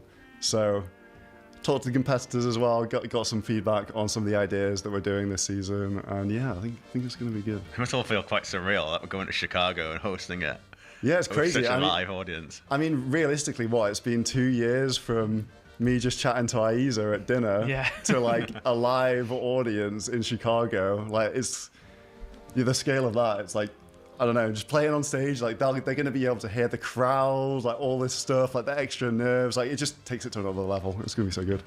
I genuinely cannot wait. I'm so excited. I really miss the old Deadmans that we used to do in person, and that, you know, they were so small. And that's going to be in person again. To this, you know, we're talking like 100 people that we used to have in the audience, and even that felt pretty wild. So 4,000 is just going to be crazy. But Mac, how are you feeling as we head into a brand new Deadman, and one that is quite vastly different from previous? Yeah, good. Been developing it for a while now, and I feel like I've pushed it, you know, more casual friendly. I know last year, I think we talked about it and I said it's more casual friendly, and I don't think it was quite as casual friendly as, you know, I wanted it to be. So now it is more. It's still, you know, PvP dominated, but there's a bit for everyone, and I think it's going to be the best event that we've had so far. It's just a few days away. Yeah, 5 days. Crazy. Days.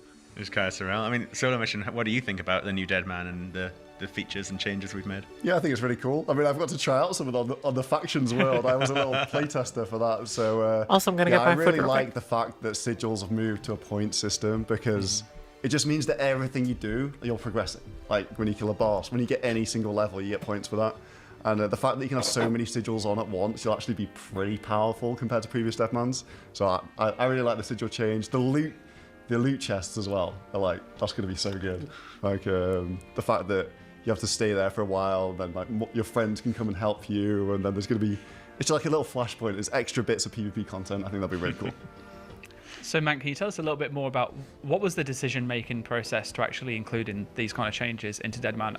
Obviously, I imagine mostly to help it being more casual friendly, but there are some things there like the Deadman chest. You know, where did that come from? Yeah, I mean, to start off, we have rewards for the main game.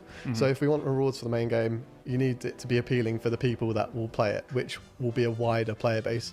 So for things like the bank key changes, in the past it's been very punishing, and typically newer players are the ones that kind of get punished the most from it, because they don't really know what they're doing. They don't know how to protect the items in the bank. They might not know about the deposit box. Sure. So it just didn't, in theory it was a really cool concept, but in reality it didn't work too well. You know, you'd sit at the Grand Exchange, you'd sell loads of items, and you'd have to think about what you want to buy, and it was just complex. So you weren't actually playing Deadman, you were just standing at the G. Okay, it sounds like they're cooking. And it's the same for the sigil changes.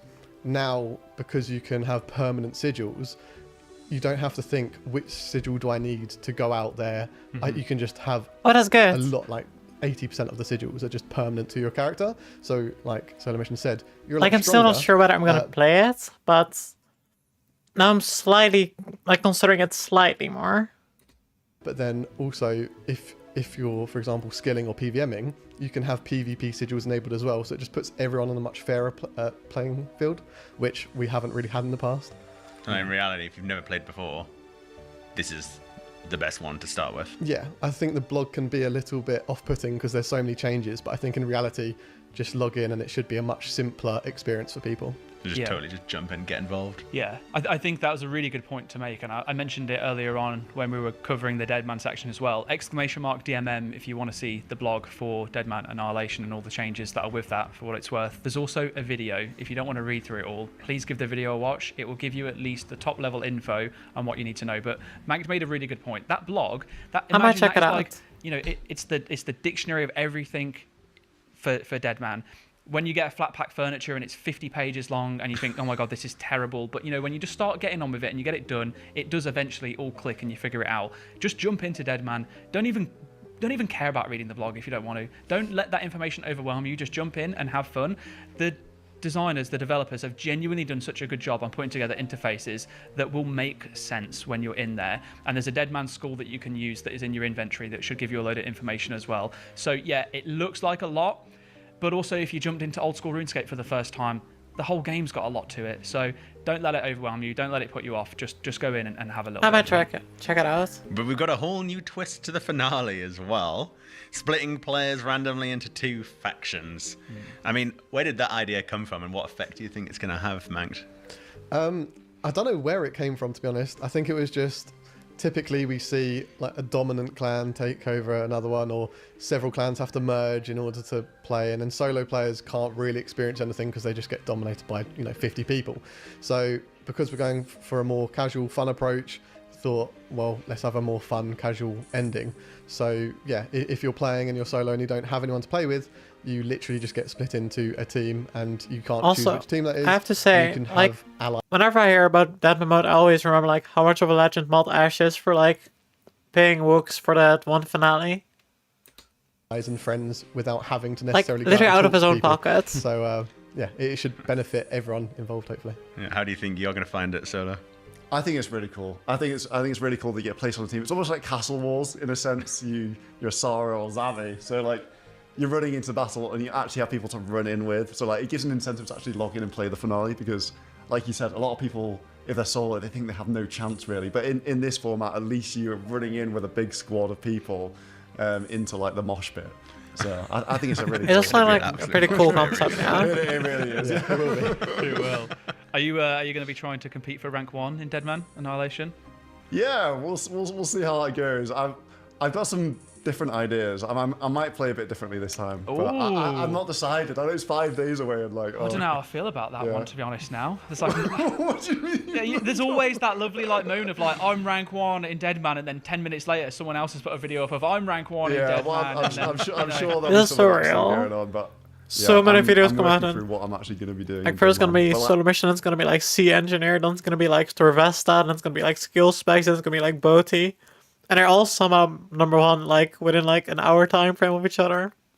I'll definitely make 4 accounts for the finale again. I love the finale. It's so fun. Even Are you going to compete in each of the different brackets? Yeah. Like, so last year I made 5 different accounts, and actually got pretty far without a team in like a few of the worlds. So it's definitely possible as a solo player. Amazing. Well, I can't wait to see the carnage unfold. I'm genuinely so excited. Deadman is one of my favourite times of the year because it just brings so much content. There's always so much to watch, and everyone's absolutely nerding it out. It makes me feel way less worse about like never sleeping and staying up gaming all the time. So yeah, nice bit of familiarity there. But it's not. It doesn't just end there. Obviously, we've got Deadman All Stars as well, live in Chicago. A huge new event for us. And like honestly, Solo Mission, you're the brains behind this whole event. So is there is there anything that you want to tell us so far about Deadman All Stars Live? Yeah. So what, into the finale specifically? Anything in general? Well, in Deadman All Stars, I think it's going to be a lot more. I think it's already good to watch, but the missions especially is what I'm excited for in season 3. So that's going to be, first team to go and kill a boss, but that boss could be something that's not normally seen in Deadman or Deadman All Stars. So say first team to kill Nex, like it gives value to your PVMers. It creates that hotspot in like a different area of the world. I'm really, really looking forward to that. And I'm open to ideas actually. If you guys have an interesting mission, then let me know in the comments of the YouTube video, because there's a few months left, and I know we have some dev time to potentially do stuff on top of what's already in the game. I was going to turn down the radiator again because it's warm now. Yeah, we're going to, of course, yeah, it'd be good, yeah. Yeah, so there's some really cool stuff we do. Obviously, I can't say because I don't want all the contestants to know exactly what the missions are going to be. But yeah, really looking forward to that element of it, and just rebalancing things and just having it run smoothly this year. Nice. Is there going to be a mission that they have to do solo? Yeah. Yeah. Why? Because it's the solo snake mission. Yeah, it is. I have to stop my mark on it. Yeah. But, I'm also excited to just watch for once, because you always hear it. Oh, Devon also is so good to watch solo. Like I love watching it. Like I never get to watch it. Like I get to see my team's perspective. You're just stressed. But actually, we're going to do a spectator stream. So me, Pure Spam, EVscape, and some others as well will be invited on. Just following all the teams like we had today in factions, just going around, and there's just so much action. I think people will really enjoy watching that, because it's all the near misses of things that don't quite happen, or like they're going to be there. Like you can see situations brewing, and so I'm really looking forward to watch it. Be in the audience with everyone else. There's going to be so much pressure from the noise of the crowd. That's going to change the dynamics a little bit, right? Like, who do you think is going to deal with that well or badly? I think it's difficult because some of the people in the cast have played on stage before, so like Boaty, Skill Specs from like a long time ago, like PvP All Stars. But even then, that was on a tiny scale compared to, like you said. Like Also, I got to grab one thing again real quick. I'll be back in about 5 minutes.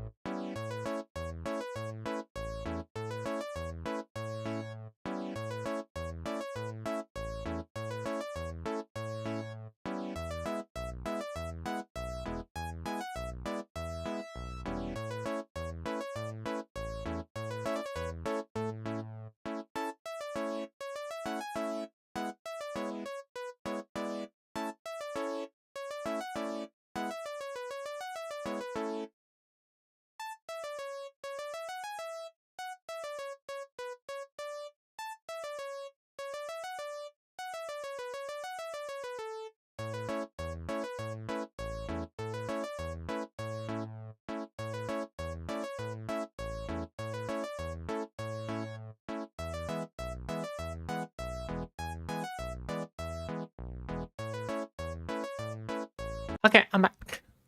Sorry, it took a little bit longer. Anyway, time to continue watching. I remember getting on stage at RuneFest and looking out and be like, oh wow, there's so many people out there. It's like a daunting experience. So yeah, I think the finale this time is going to be a lot about who can hold their nerve. And yeah, Shakers are nerfed. So yeah, good job on the play. Shakers are nerfed. Yeah, that was brilliant. So good. I believe you'll also be sharing an explainer video come around the May time to make sure everyone's up to speed. Yeah, so that'll be the usual schedule. Like we'll have the draft that comes out like a week or so before the actual competition week, and all the actual full changes ironed out and posted just before that, because we want to see how Deadman Annihilation goes. I just want to take the best bits and put them in All Stars, so that's the plan. Brilliant. Awesome. Well, as well as all of that, we'll be keeping you up to date with ticket information, as and when we are able to. But a reminder from earlier, we're going to have over 4,000 tickets available, and they'll be releasing next month. There'll be the 24-hour pre-sale for active players only on February the 20th, and then general release on February the 21st. Now, if you are just wondering, you didn't hear me earlier, you're panicking, what does active player mean? Well, active player, you just need to be able to open the launcher on your computer. As long as you can open that up and it loads, you'll be able to see the code. If for whatever reason you can't get the launcher on your machine, then just make sure that in your account settings you're opted into email marketing communications, and you'll get the code that way. We just wanted to make sure that if we had the opportunity, we thought it would be nice to be able to say, those of you that are paying attention, that are staying close to it, that are following it, will be able to have the first dibs on those tickets. And if you don't and you see them come up afterwards, there's your opportunity to grab them. But 20th of Feb is when they'll be going live for the pre-sale. Yeah, super excited for it. Absolutely hyped. I cannot wait. Like, it's going to be amazing getting to meet players we've never been able to meet before at RuneFest and stuff as well, because it's always been in the UK. So having such a big event in a different country, that's incredible, isn't it? Absolutely. Do you know what else is incredible? Free stuff. Oh, I love free stuff. Who doesn't like free things? So before, we're just going to quickly say farewell for now to Solo Mission and Mod Manked. Thank you so much both for joining us. Thank you as well for your fantastic work during Deadman Factions casting. Competition already. We'll see you guys later. All right. So the winner of the previous giveaway is Birds Not Ria 1. I think it's meant to see Birds Not Real. Very creative Birds name. Not Real? Yeah. And that is for the deluxe vinyl box set. So yeah, big congratulations to Birds Not Ria 1. Make sure that you've got DMs open and available so that the team can contact you in order to be able to send that out. Cool. And I believe we're now ready to run our third giveaway, which is for a second Lumbridge Castle mini brick set from YouChoose. So if you missed out on the first giveaway, then you know the drill by now. You can use !giveaway to head to our official Discord server. I feel like enter. $60 is actually relatively fair for what it is. Seen all the spam already. All you need to do is go to the Discord server, react to the giveaway bot to be in with a chance to win, and make sure your DMs are open. And look, if you don't want to try your luck in this giveaway, the set is available to pre-order now, and you can use !castle to head to the YouChoose website and get your order in. All right, let's move on as our next guests have arrived. I see them patiently waiting to join us over in this One to Wonderland. Also, what a fantastic set that we've got here. The team have done incredible. What do you guys think at home? I can see you on the chat here, so let me know. Do you think it looks good? I think it wasn't looks the guy great. on the left here before us already, like at the first Did interview? anyone spot Bob the cat? Well, they have now. Like about the vampire quest line. Okay. Well, welcome to the stream, Ed and Rice. How you both doing?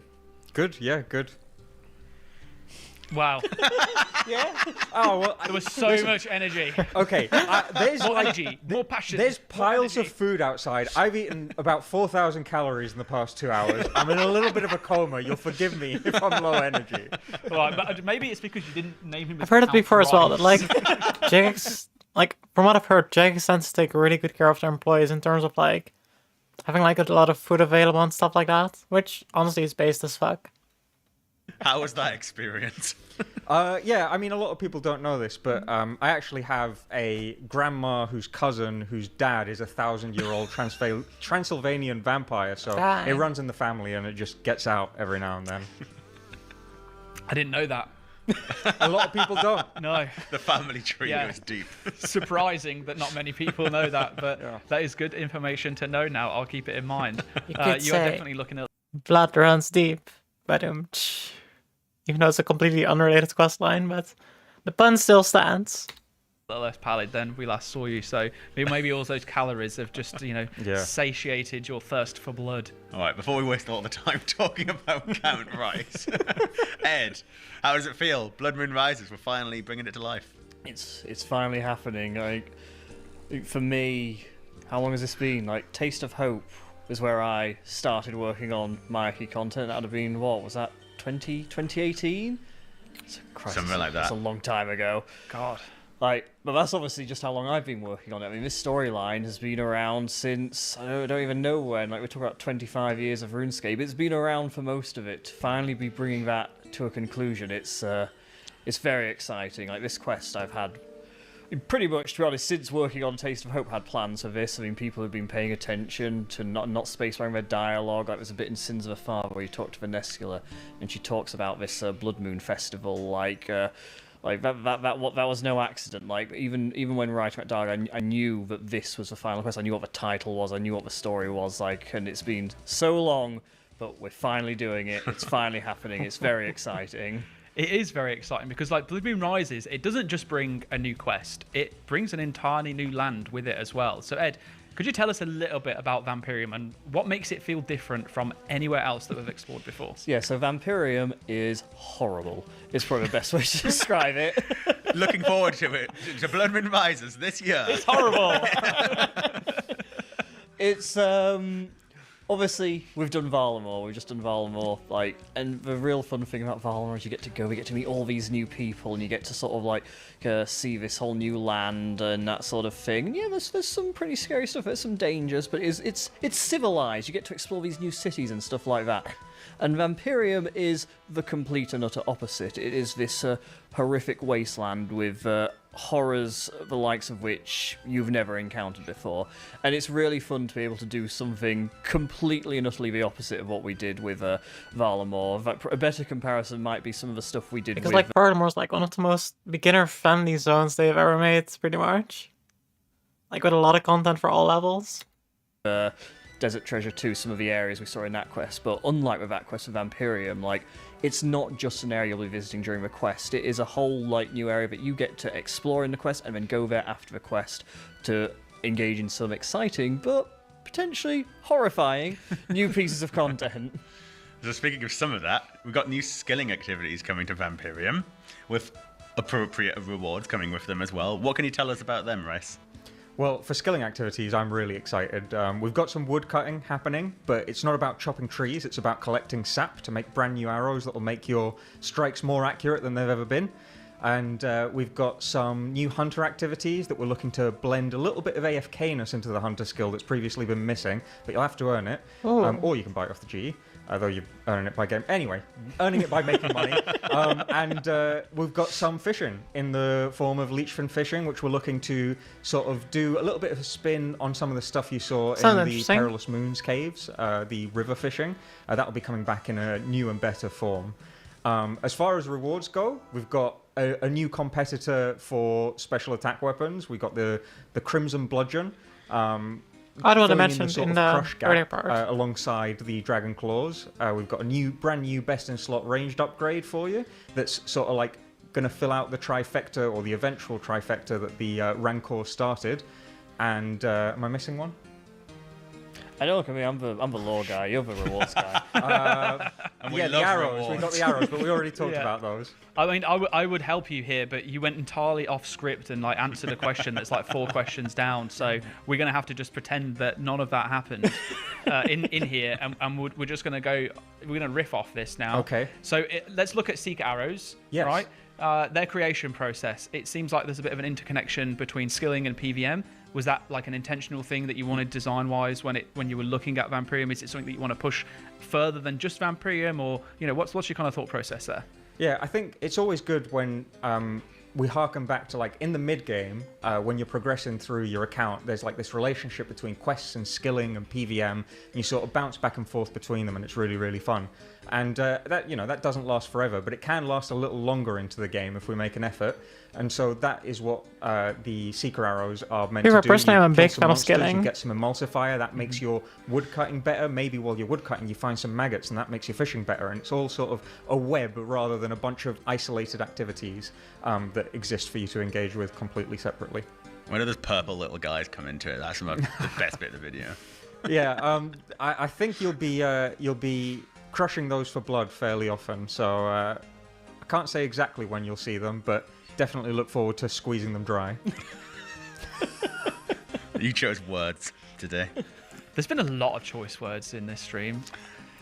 I wonder what's going to happen when it ends. Will we be in trouble, do you think? You sound genuinely worried. I'm not really that worried. Totally not worse, sus. I'm sure. All right, new Slayer creatures as well. We've seen those. Venators. I hope I said that right. Venator. Yeah. Any relation to the Venator bow? So I believe this is a little quiz. I just thrown this at you. Yeah, this is a little quiz for me. Venator, I believe, is an ancient Zerosian word for hunter. And because but isn't Venator also like the Latin word for hunter? It's like he's saying it's a Zerosian word for hunter, but pretty sure it's also a Latin word for hunter. Used to follow Zaros. Wait. They translates.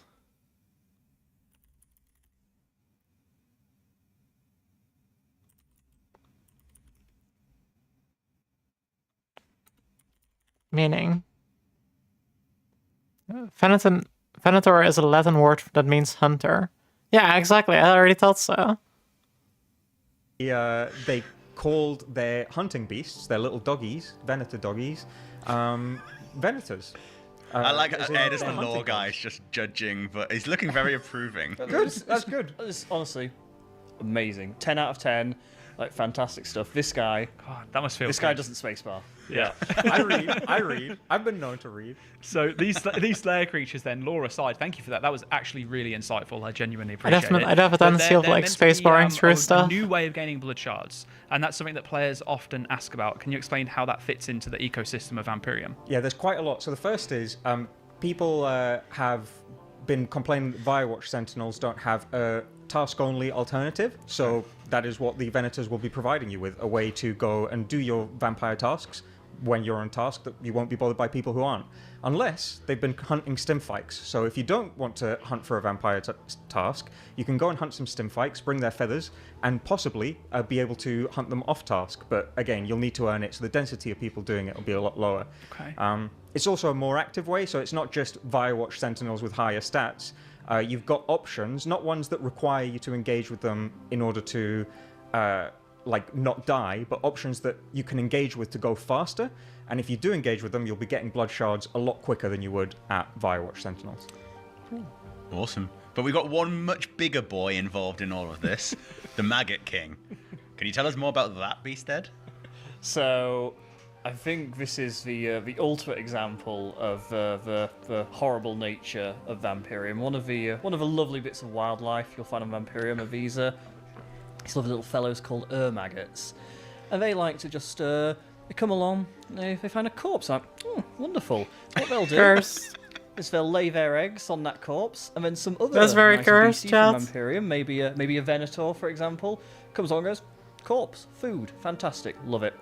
Has a nice bit to eat, eats the eggs as well, and the maggot literally grows inside the whatever it is, the Venator or other beast of Vampirium that has eaten this corpse, until the maggot eventually bursts out of the host, killing them and then using them as a puppet to wander around, protect themselves until they can reproduce themselves. So it's a really nice circle of life they've got going on there. It's not a good day out, is it? And yeah, the Maggot joking King when he said it was horrible. is one of these maggots that is at the stage where it has it was inside a Venator. It has now burst out, so you have this horrifying like Venator with this maggot sort of like half protruding out of it, and it's still like controlling the body of a Venator and like using it to help it find somewhere to lay its eggs. And you might be a tempting target.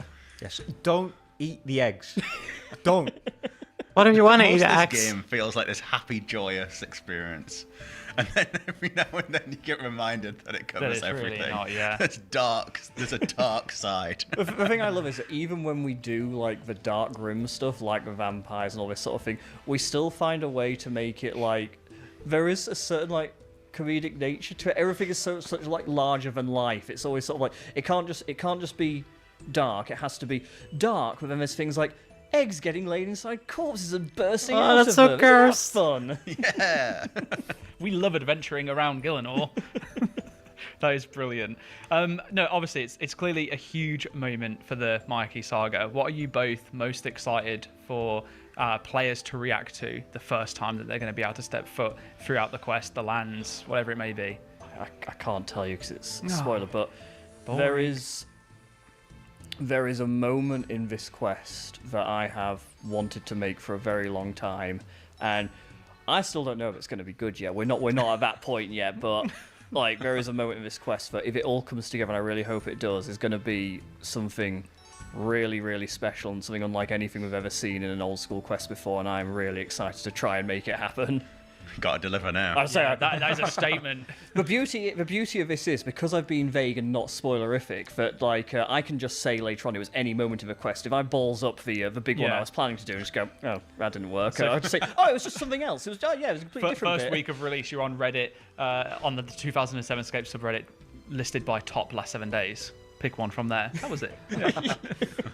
How about yourself, Royce? Yeah, for me, this is going to be a much more straightforward answer. I actually am really, really excited for people to see the woodcutting. I think it's really, really fun. I think it might be the first time I've done woodcutting and had fun, which, you know, is a bit tooting my own horn because I made the woodcutting activity, but I think there really is something to it. So for all those people maybe dreading farming up a bunch of new arrows, I think hold your, or at least hold some hope that you're actually going to be enjoying farming these arrows as opposed to dreading going to collect another 200 redwood logs or whatever. Has this vision been in your head for 10 years as well?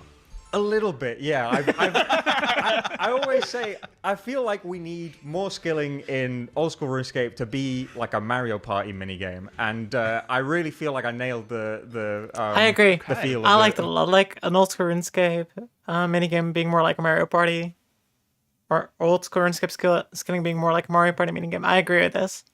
The minigame with this, so yeah, it's an activity, not a minigame. It's a good development. But it feels like a Mario Party, like button mashing thing. Very exciting. Okay, I'm really looking forward to that now, and I'm sure that you've probably piqued the interest of many a viewer back home. Very nice. Okay, well, thank you so much both for joining us. We'll set you free, I guess, as we prepare for the next guest to join us. Ed, be careful on the way out. You might be hungry again, and you've seen what you can do.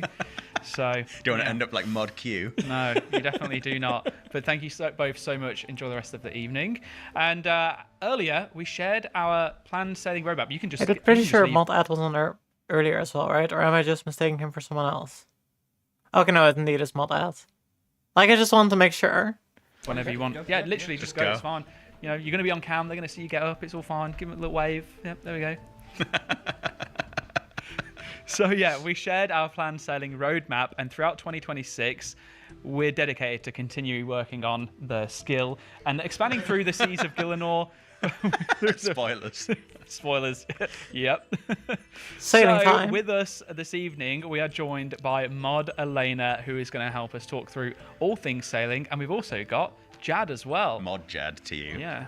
Mod Jad. Oh, you're right. Yeah, sorry. Welcome, Elena. How are you doing thank today? you. I'm good. I love this set. Feels like home. What are you doing here? And it's warmer than it was on the boat, surprisingly, Yes, even though it looks cold. And outside of the studio as well. Yeah. It's a little bit chilly out there, isn't it? Yeah. No, it's good to be off the boat. That video was really cool. Really enjoyed that. I like these videos where we have that mix between like the real life and the sort of in-game character style going on. Yeah, it was really cool. It was a new experience for myself and Husky as well, because we've not really done a lot of shoots like out in the wild. And that was on a legit boat. Like, that wasn't a green screen. Like, we were actually just out on a boat. And it took a lot of takes because everything possible went wrong. Like, Murphy's I'm Law. Sure the other guys in the studio are laughing right now because, everything possible went wrong. There was construction work in the background. There were other boats. The lights kept like blinding us, and yeah, it was a mess. A lesson in why we film it in here normally. Yes. Yeah, exactly. Next time it'll be a paddling pool and a little boat in there. Yeah, for sure. So we've had a big sailing opinion poll, basically. What were the major learnings from that, and how did it affect the roadmap? So we had we asked a lot of questions about like various topics as well. One of the big things that we learned was beforehand, like we knew that we're going to need to expand on more of the training methods of sailing. And so we figured like we can see that port tasks are maybe a bit samey. We think that players might want that. The opinion survey said we don't want port tasks. So we straight up just removed this port task update that we'd planned, which was protection tasks. So we just removed that, which gave us more space to do other stuff, which is pretty cool. So that was like probably the biggest change that we made. The other thing was like it kind of highlighted what we already saw on social media, that like people aren't a fan of boat combat at the moment, that seriously needs some changes, which is what we're doing as well. We're just prioritizing that even higher now. Makes sense. Makes sense. Yeah. Yeah, cool. Listening to what players say. I said it before you said it. That's the old school way. So what we do. do keep sharing your feedback on sailing, naturally. What about Barracuda trials? Do you have any idea where the next trial might actually take place, and what about rewards? You know, the important bit. See, this is why I brought Jad today, because Husky couldn't make it, and I figured I need someone here to handle the difficult questions. Can you do it as a what do you ventriloquist situation? What do you think, Jad? Cool. That's your answer. No, honestly, I don't. We don't actually know where the Barracuda trial is going to be yet. All we know is that obviously, just like the other ones, it will be in a hazardous water somewhere. We know that there are a few hazards that we have already that don't have like super interesting mechanics, right? Like you have the existing temper tantrum area with the rapids and stuff and the thunderclouds. Like that's an interesting bit. If you go to the icy ocean, for example, there's not really anything you can interact with that makes that journey more interesting. So yeah, that's one potential. We're not quite sure where to go with it yet, but we're working on it. As for rewards, I reckon we'll follow the same pattern as the other trials. So it will be the first reward being some sort of cosmetic, like an outfit probably. Second one being something functional, a bit vague, we don't know what that is yet. And then the third one for the Marlin rank will probably be a flag again, just like the other ones. Awesome. Do you want to take the next one? Yeah, I guess so. I realise there's a lot of Kieran in here, isn't there? Yeah. What about quests? How excited are you to see not one, but 2 quests launching for sailing this year? I'm really excited. The Tortugan storyline that we started is really interesting. We already have ideas on how to do the third one. I think like we game jammed it a little while back. It's obviously going to change. Makes but, sense. Yeah, the Red Reef is then the second part of that. Yeah, I'm not going to spoil too much, but I'm very excited for it. The sequel quest that we've got planned, I think you're asking about that later, but I'm going to skip ahead a bit. It's literally right now. Oh, yeah. okay. So, yeah. so how about, are you able to reveal the scope of the next sequel quest? And which storyline will the continuation of it be? So for the storyline, we have a few options. At the moment, we're leaning towards something on water, probably including pirates, and there's a number of different ones that could be. As for the scope, we're looking at obviously sometime this year, kind of fitting it between the other things that we're working on. Now that we've pushed the expansion back a little bit, there might be a bit more space to do something interesting there. But yeah, I don't really know what much more to say on it. It's not like a Grandmaster quest. I was but just about to say, yeah, what kind of difficulty yeah. do you think where it would sit? I think, yeah, it's hard to say. It's going to be somewhere in between, right? Like hard, maybe. Okay.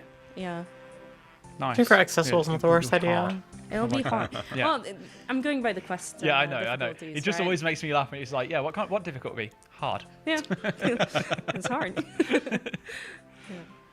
It kind of talk depends about on the which one player we designs? end up with as well, right? Yeah, no, that's completely fair. Okay, well, yeah, you were just about to say player design. Yeah, islands. let's talk about those. Let's just jump straight into them. So, like, I don't think we've done enough to kind of like really just shout about the gravity of the situation, right? We gave full control to players to design an island. Now, obviously, like we've said as well, it's caveated that we have to make sure that it fits in the game, and we might have to make some changes here or there. But how many other studios out there are just allowing people to be like, go and design content? The players will then decide whether or not it gets added in, and then we'll just literally develop it. Look, that is so freaking cool. It is really It's cool. so exciting. How has it made you feel, like having to, like, how do you feel about letting go of that freedom? You know, that control. I'm super stoked about it, and this was something that we wanted to do for ages, because we talked about it in refinement of sailing, and then as we progressed with the project, we realized that it's a really difficult task to know what we can fit into sailing's launch, and it's going to be an impossible task for players to know. Also, sorry for me interacting a bit less with this content. It's just like since I haven't really done sailing, I can't really provide a lot of feedback here. I did also already decide, like, when I start editing this video, I'm not gonna add anything after. Let's see where it was. Like, pretty much anything after the initial part, you know?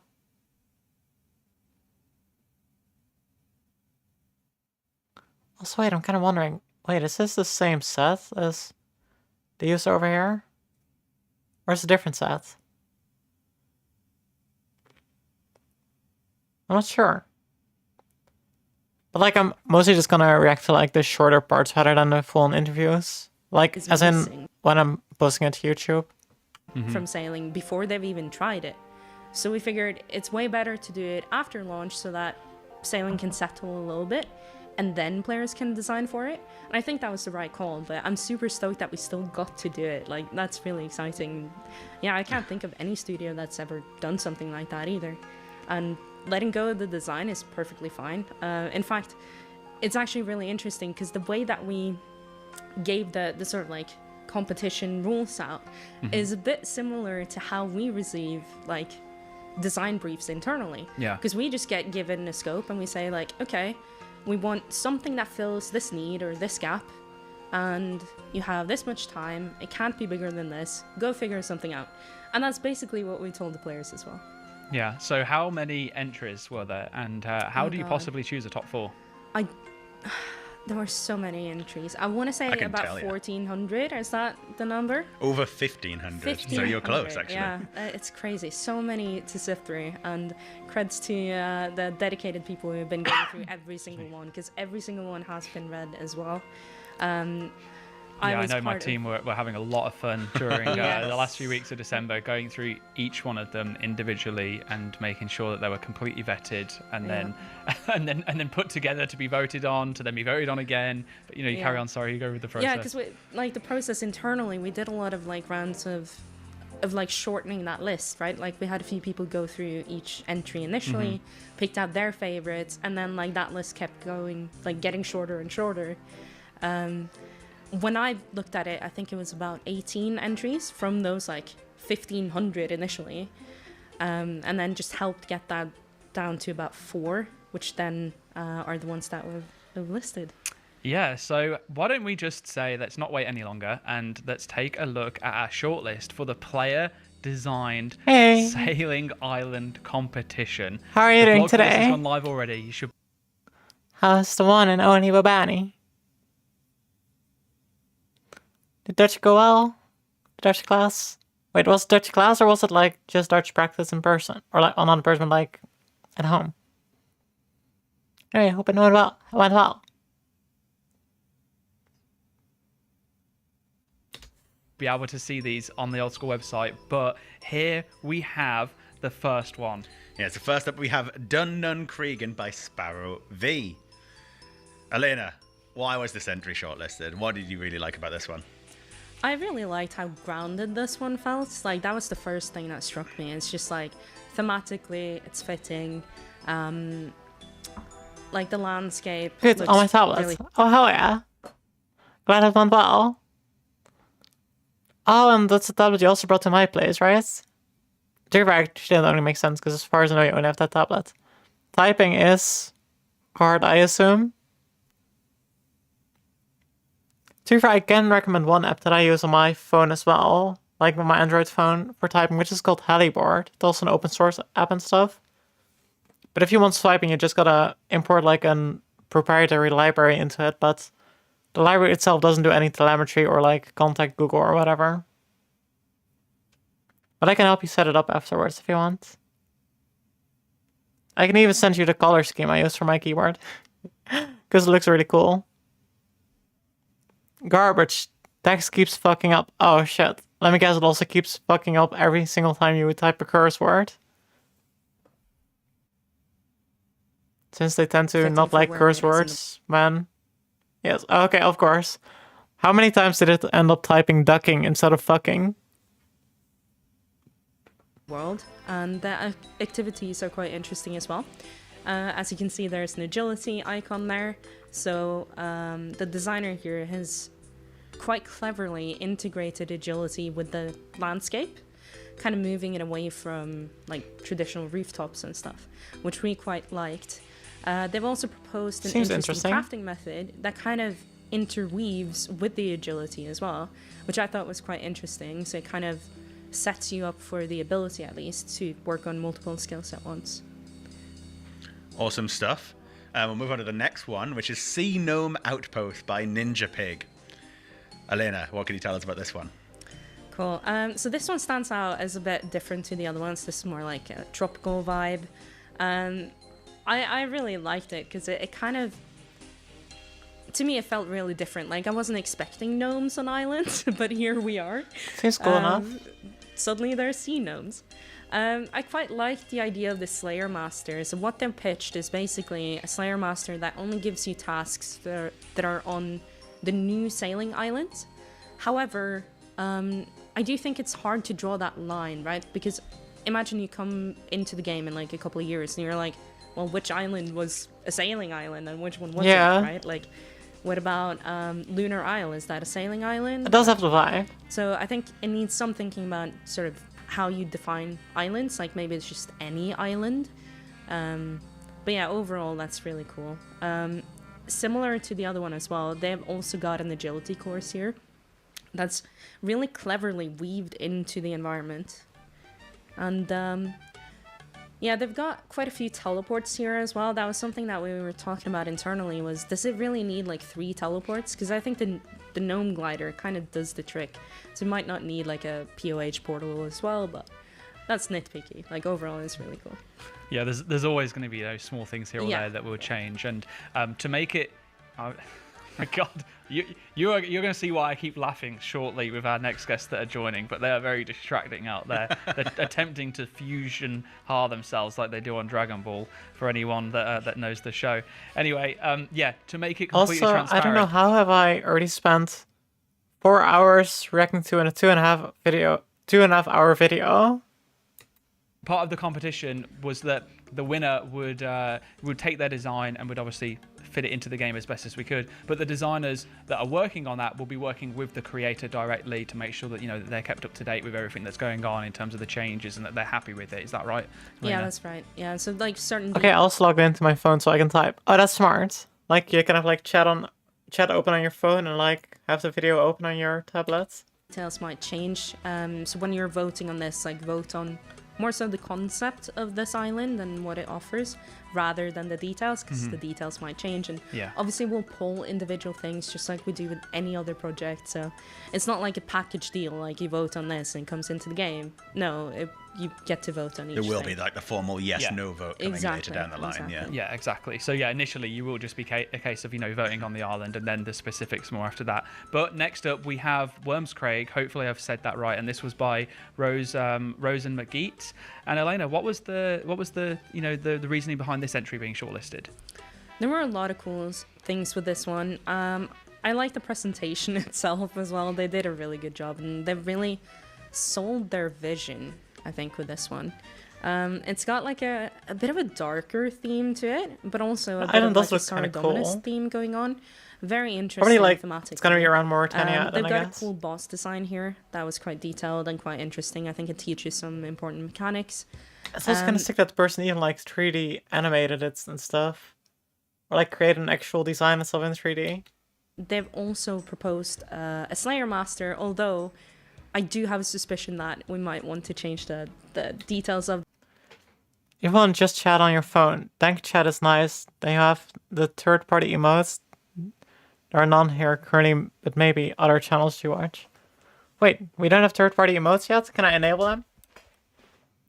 Notice me, senpai. Oh. I notice you, Babani. I didn't expect you to call me senpai, but I'm noticing you. I am perceiving you. I'm like hyper-focused on your chat message right now as we speak. Also, but wait, so we don't have third-party emotes yet? I just thought I added emotes. Or is it like different kind of third-party emotes? And if so, how do I enable them? Oh, it doesn't highlight on stream, just in chats. Apparently.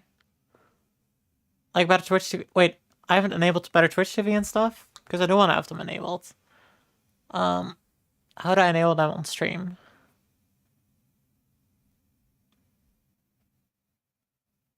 Let's see.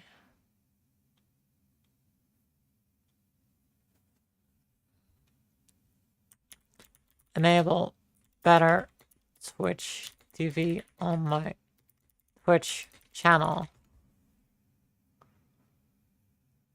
You also have some global emotes. Okay.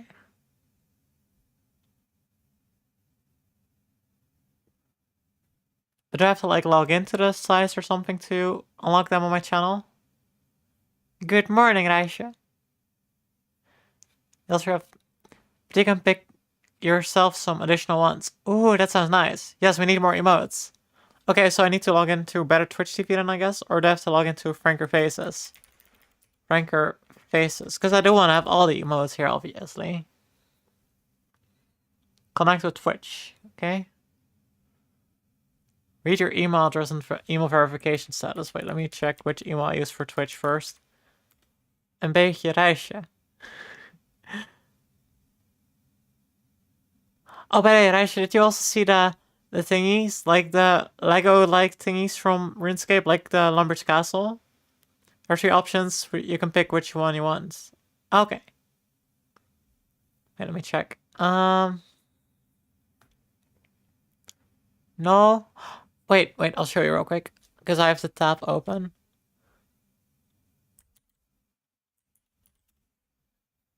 Like, is this? They have like... They released this. They're gonna release this soon. The Lumber's Castle you can build. It's technically not Lego. It's like legally distinct Lego. But I thought like you would I feel like you definitely would get this. This sounds like a you thing to buy. Clearly not Lego, but I might need that. Exactly, I expected you to need it.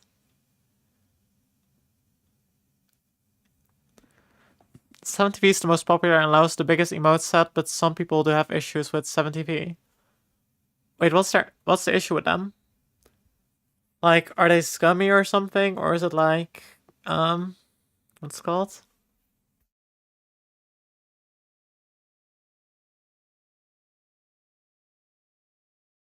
I forgot the name for it. What do you call it? Dang it, brain work. Come on, brain. Oh yeah, or is it like the thingy that you have to like subscribe to their Twitch channel to get like colored names and stuff like that?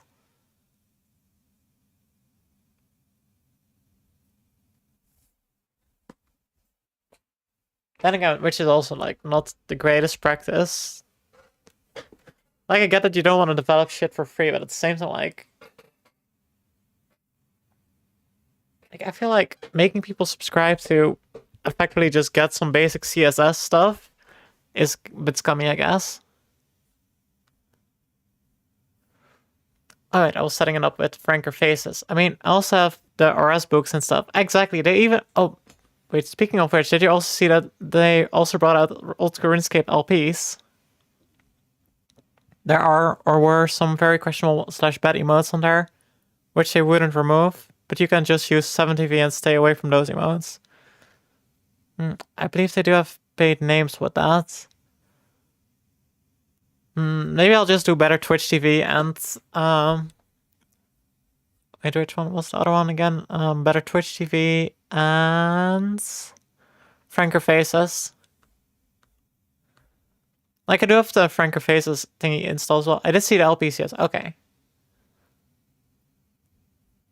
Okay, let me log into Better Twitch TV.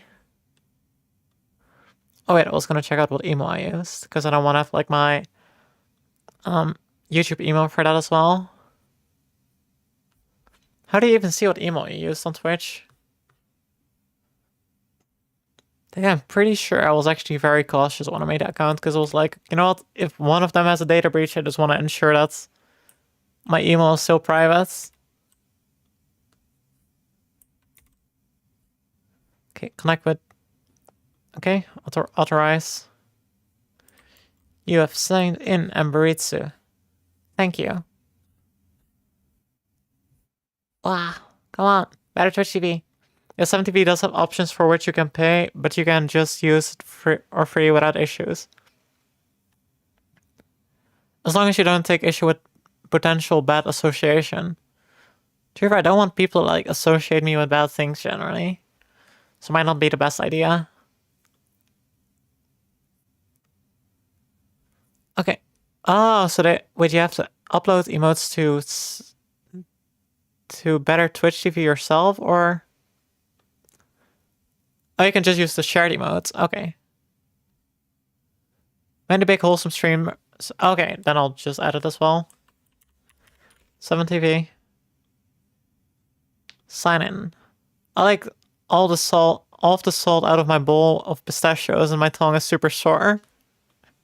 Why does this sound like such a Bobani problem? Totally unrelated. It is a very Bobani thing to do though.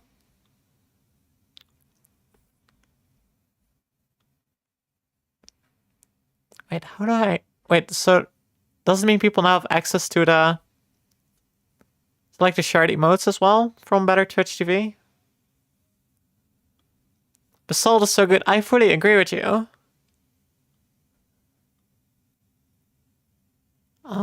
Better Twitch TV Pro. Free services cost money to run, blah blah blah. Channel points rewards. At Better Twitch TV emotes. For 100k points, that's a lot. That's a lot though. Salt. I got you completely. Global ones were active already regardless. People just need to have the browser plugin. Okay. So, oh, so it's like so you can add 50 extra emotes or something like that?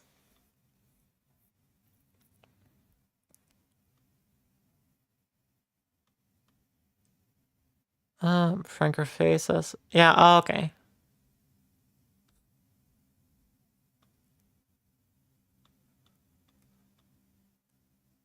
Wait, but then why would you use multiple ones? OMG, I need some normal ass emotes. LOL. Like, which ones do you need? Because I'm still unsure, like... So, do we benefit anything from, like, me signing up there, or is it just... the emotes? Like, did me signing up there just now give us more emotes? I'm reverting to emoticons. Fully regressing into emoticons at this point. No words, only emojis.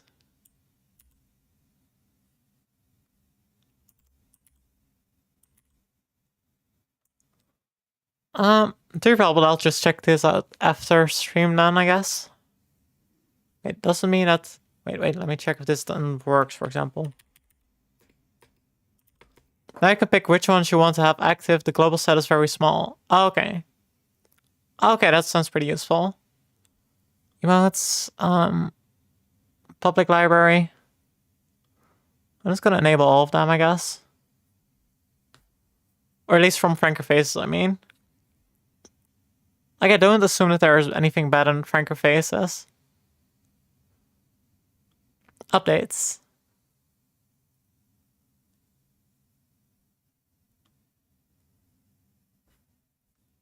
Wait, so does that mean that I now have stuff like... Wait, I guess I gotta reload it or something, right? Or how does it work? Wow.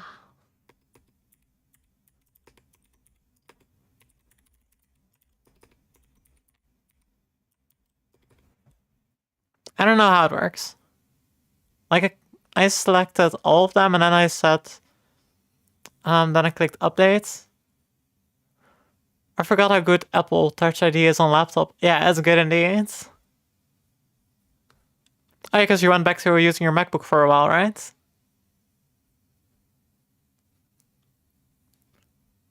Okay, what are they called on Franker Faces? Okay, oh, it's in all caps. Wait, but it also doesn't work. Yes, oh, okay.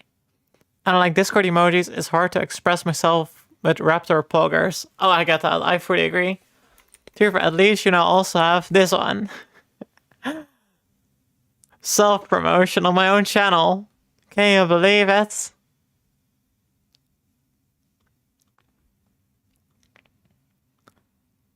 Oh, wait. Yeah, exactly. Even more emojis. Wait, but do I even have it enabled on my own Twitch TV? Show unlisted emotes. It's been a while since I clicked around on Better Twitch TV and Franker Faces website. It makes sense.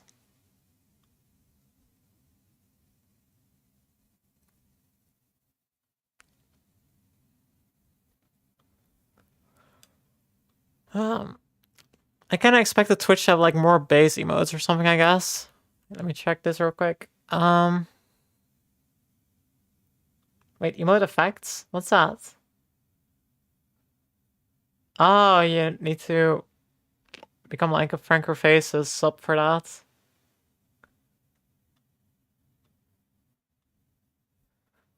My emotes. The global emotes there. Franker Faces global emotes. 7TV global emotes. I just know from... Where are these people? It's been a while.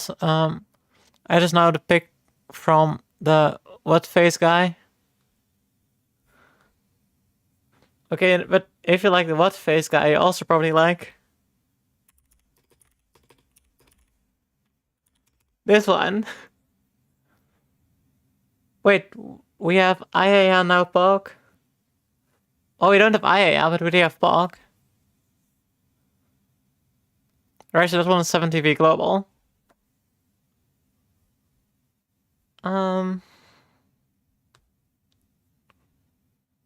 There's really not a lot of Franker Faces base emotes, apparently, indeed. I kind of wonder how I can enable them then or something. I kind of just do this and will this enable it or what?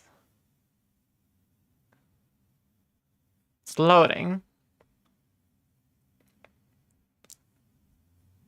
Like if I do Omega Lol, can I just like edit or what?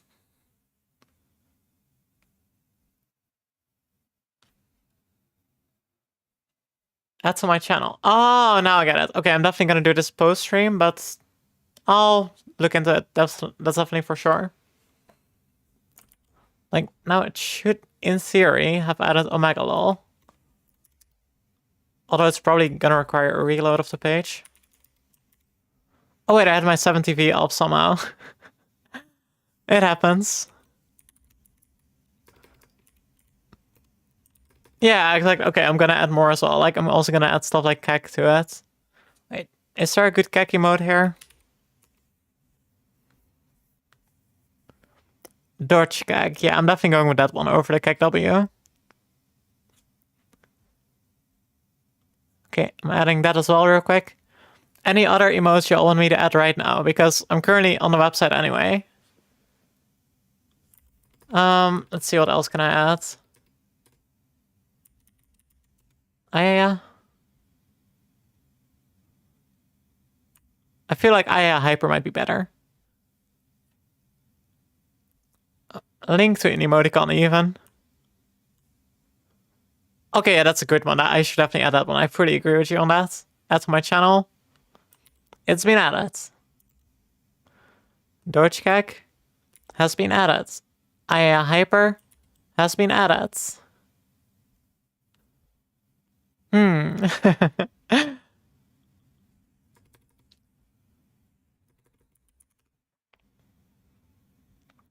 Okay, I'm also gonna add this one.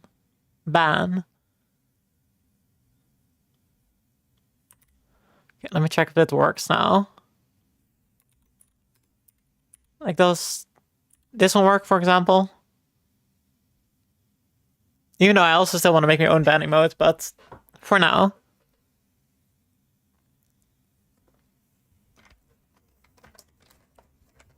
Okay, apparently it shows up as catnap ban for now, but... Oh, oops. I probably gotta reload the... Actually, I can just reload it this way as well. Stream elements, Twitch. How to reload this page again? Can I just do... Oh, refresh. Now it should probably work. You can also check which eye or other channels have selected. Oh, that's pretty useful. Nice. I also want to add a dance emote. I feel like a dance emote would be nice to add.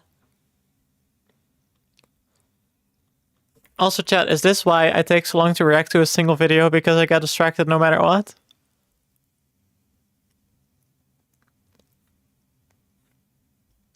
Oh, this is cute. This one is cute. I want to add this one. You also want kitty jam? Okay, I can add it as well. Jam.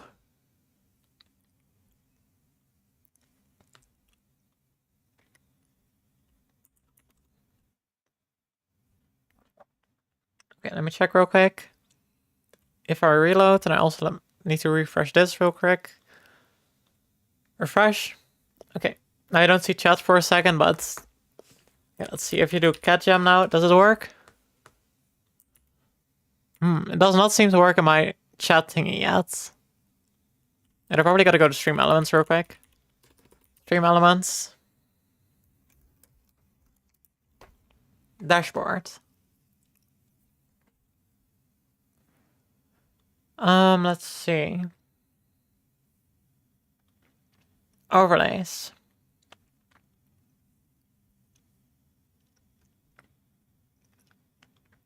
Chat.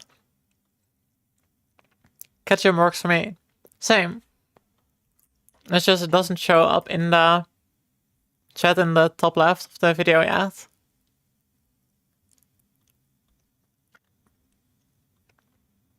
Can I even enable better Twitch TV emotes for this?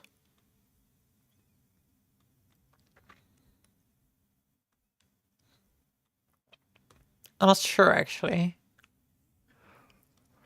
Typography, special roles. I don't think I do. No, I don't think it's possible to add it there. Oh. It is fine.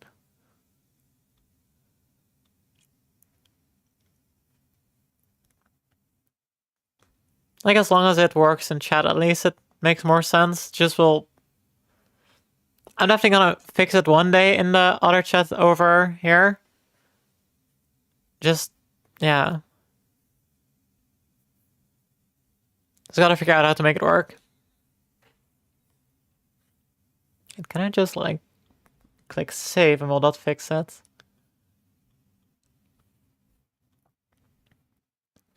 I don't think so. Oh well.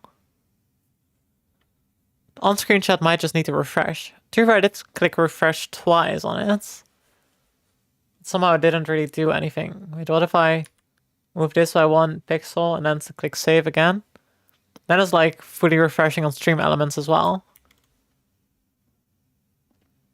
Okay, I'm gonna try it again real quick. Chats. Cat jam. It doesn't. Oh well. One day I'll fix it. One day.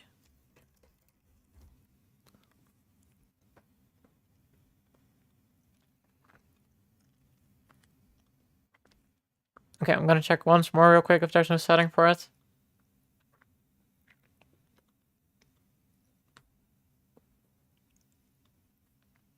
No settings.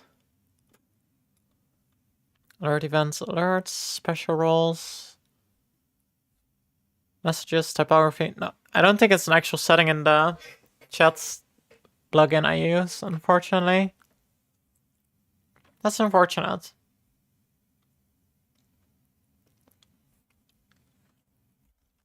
It is what it is, as they would say. I'm gonna refresh it once more.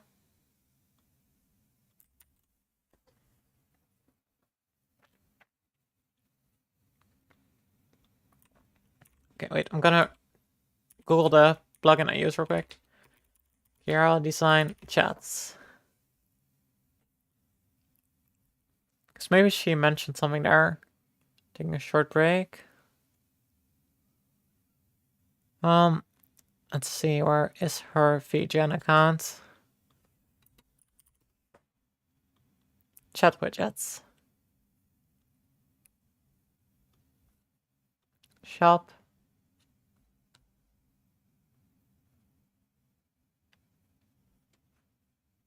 Where is it? There, chats.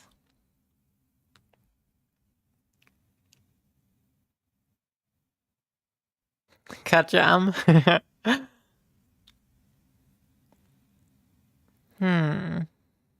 Fonts and emote size.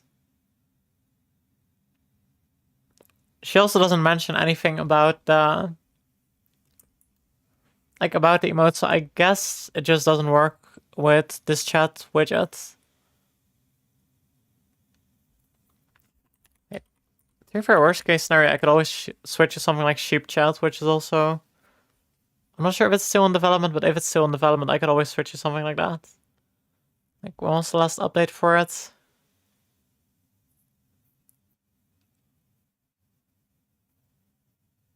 Okay.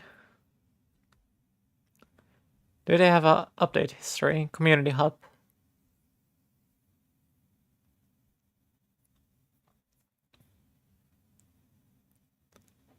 Okay, they did say something about 2026.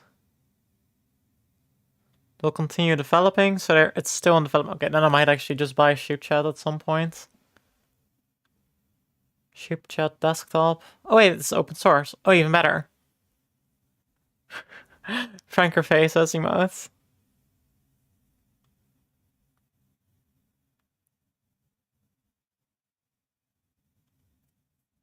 It's even on Linux. Okay, that makes it even better. So they do support Franker faces since that emote shows. Yeah, exactly. Maybe it takes like 24 hours or something to process. So I need another client now. Well, you don't need to, unless you want emotes.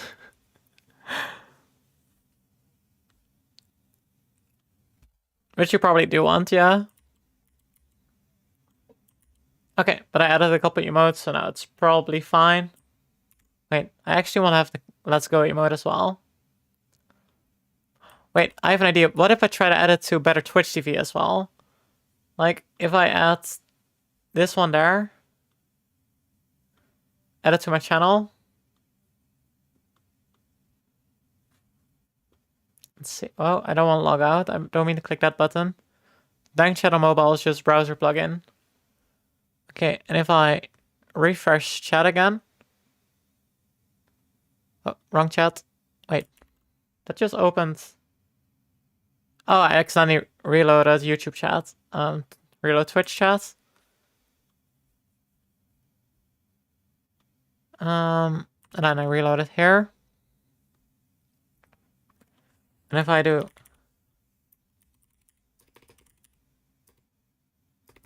Okay, I don't know how to edit actually. Like I did edit to my, not Franker faces, but to my other thingy. Emoji. No, not emoji. My emotes. Oh wait, it does work. Wait, so this one does kind of work. Also, I'm gonna copy real quick. I'll be back in a minute or so.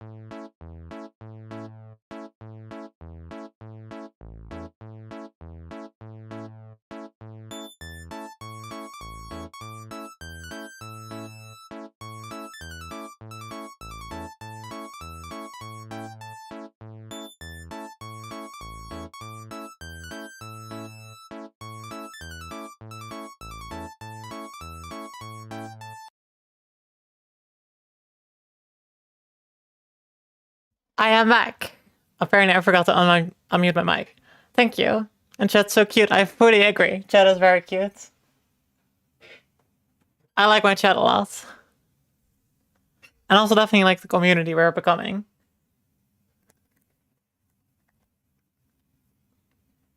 Like I definitely like the trajectory the channel is on. Like there's like just a good community and stuff.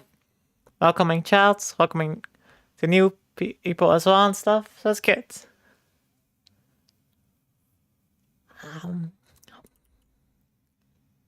Also realized, like, we are currently at the 4.5 hours in, and we're at 2 hours in the video. I guess this is what happens when your streamer has ADHD. Or to be more specific, technically unmedicated ADHD because I refuse to take my meds. Because they make me so boring and stuff, you know what I mean? It's like, ah. Also, let me check if Catjam works, chat. Catjam works now. It's just like a still image, I guess, but it kind of works now, you know what I mean? Like it's progress, at least. Okay, let me put on my sweater again because I'm kind of cold because I turned off the radiator. Well, there's even an arms wiggle emote, I just noticed. Cute. Okay, anyway, it's time to keep watching. That Slayer Master, because what they offered was the Slayer Master lets you buy any task that you want for a lot of Slayer points. But we need to discuss that further. Like, does that just invalidate a lot of your... Seems like the chat overlay does support Frank Face, but it doesn't support animated emotes. Yeah, probably. Slayer grind and other masters. That'd be and quite a like big that. change, I think, for people to get used to as well. But interesting to see how people would feel about. Yeah, exactly. So it's possible that we maybe, like, if this one gets voted on and if this is the winner, maybe we take some inspiration from the other Slayer Master, right? And say, okay, it's islands now, for example. So details like that might still change. But overall, though, this was really cool. There was a golem crafting activity on this island as well. That was quite original.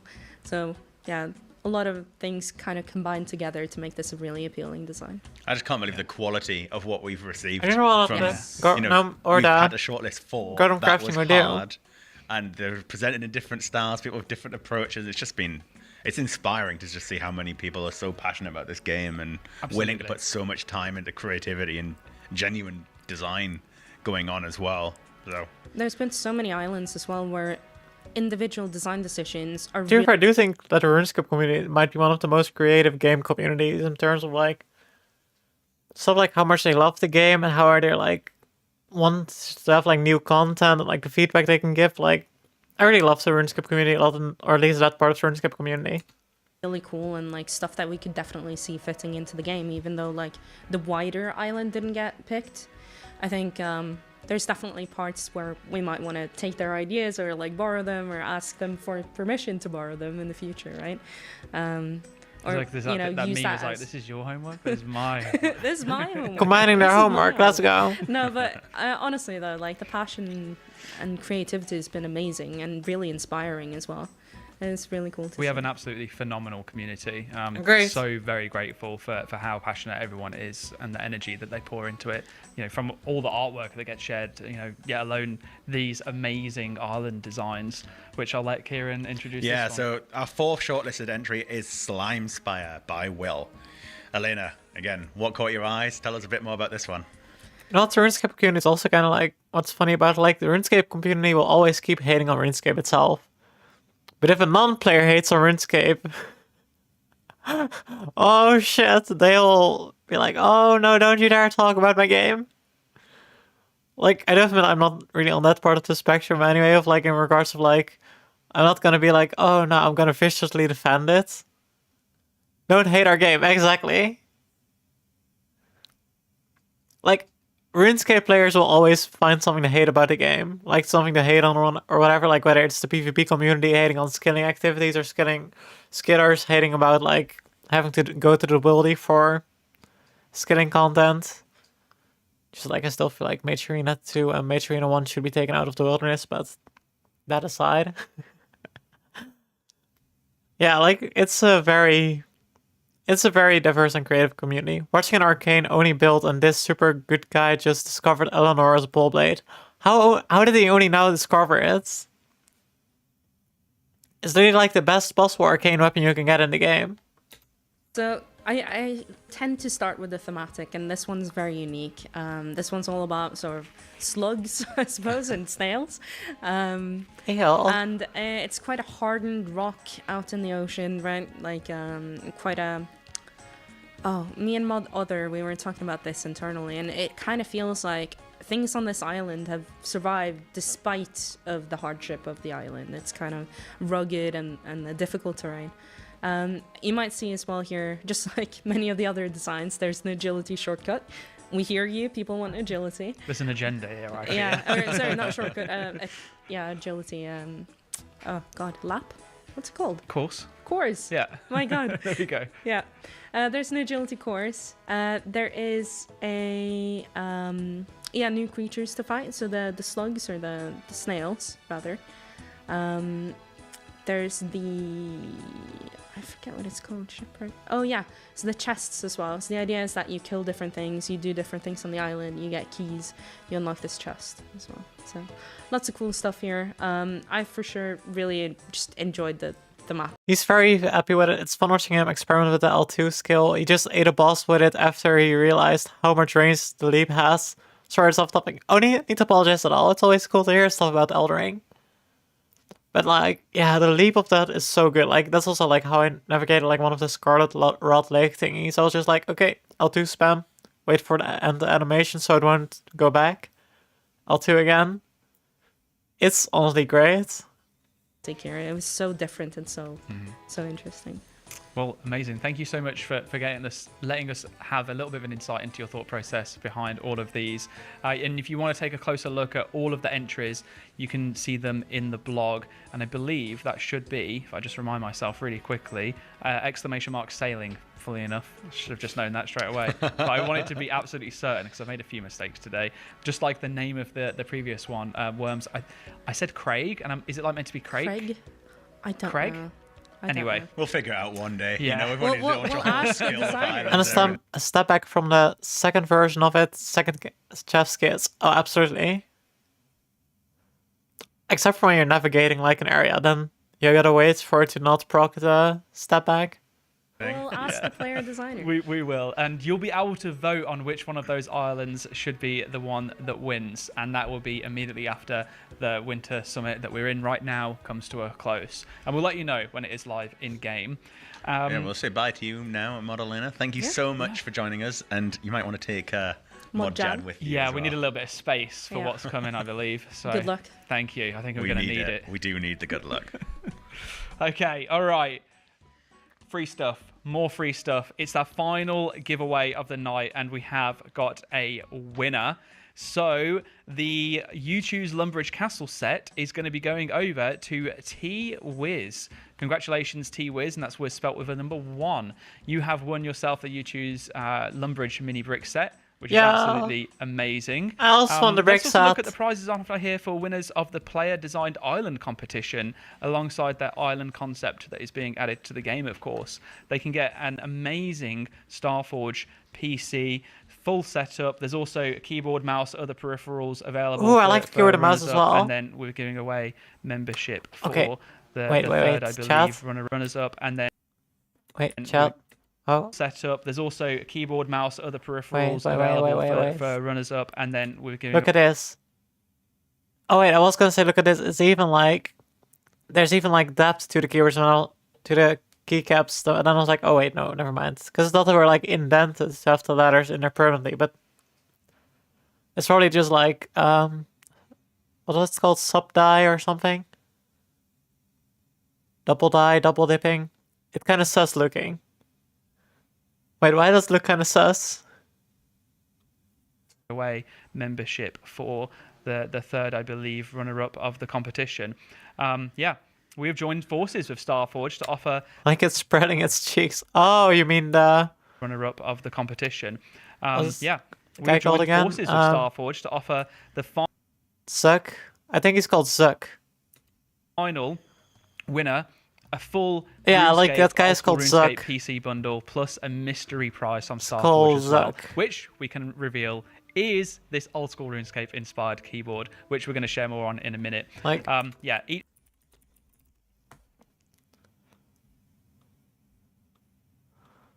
this guy. Like, this is the escape key guy.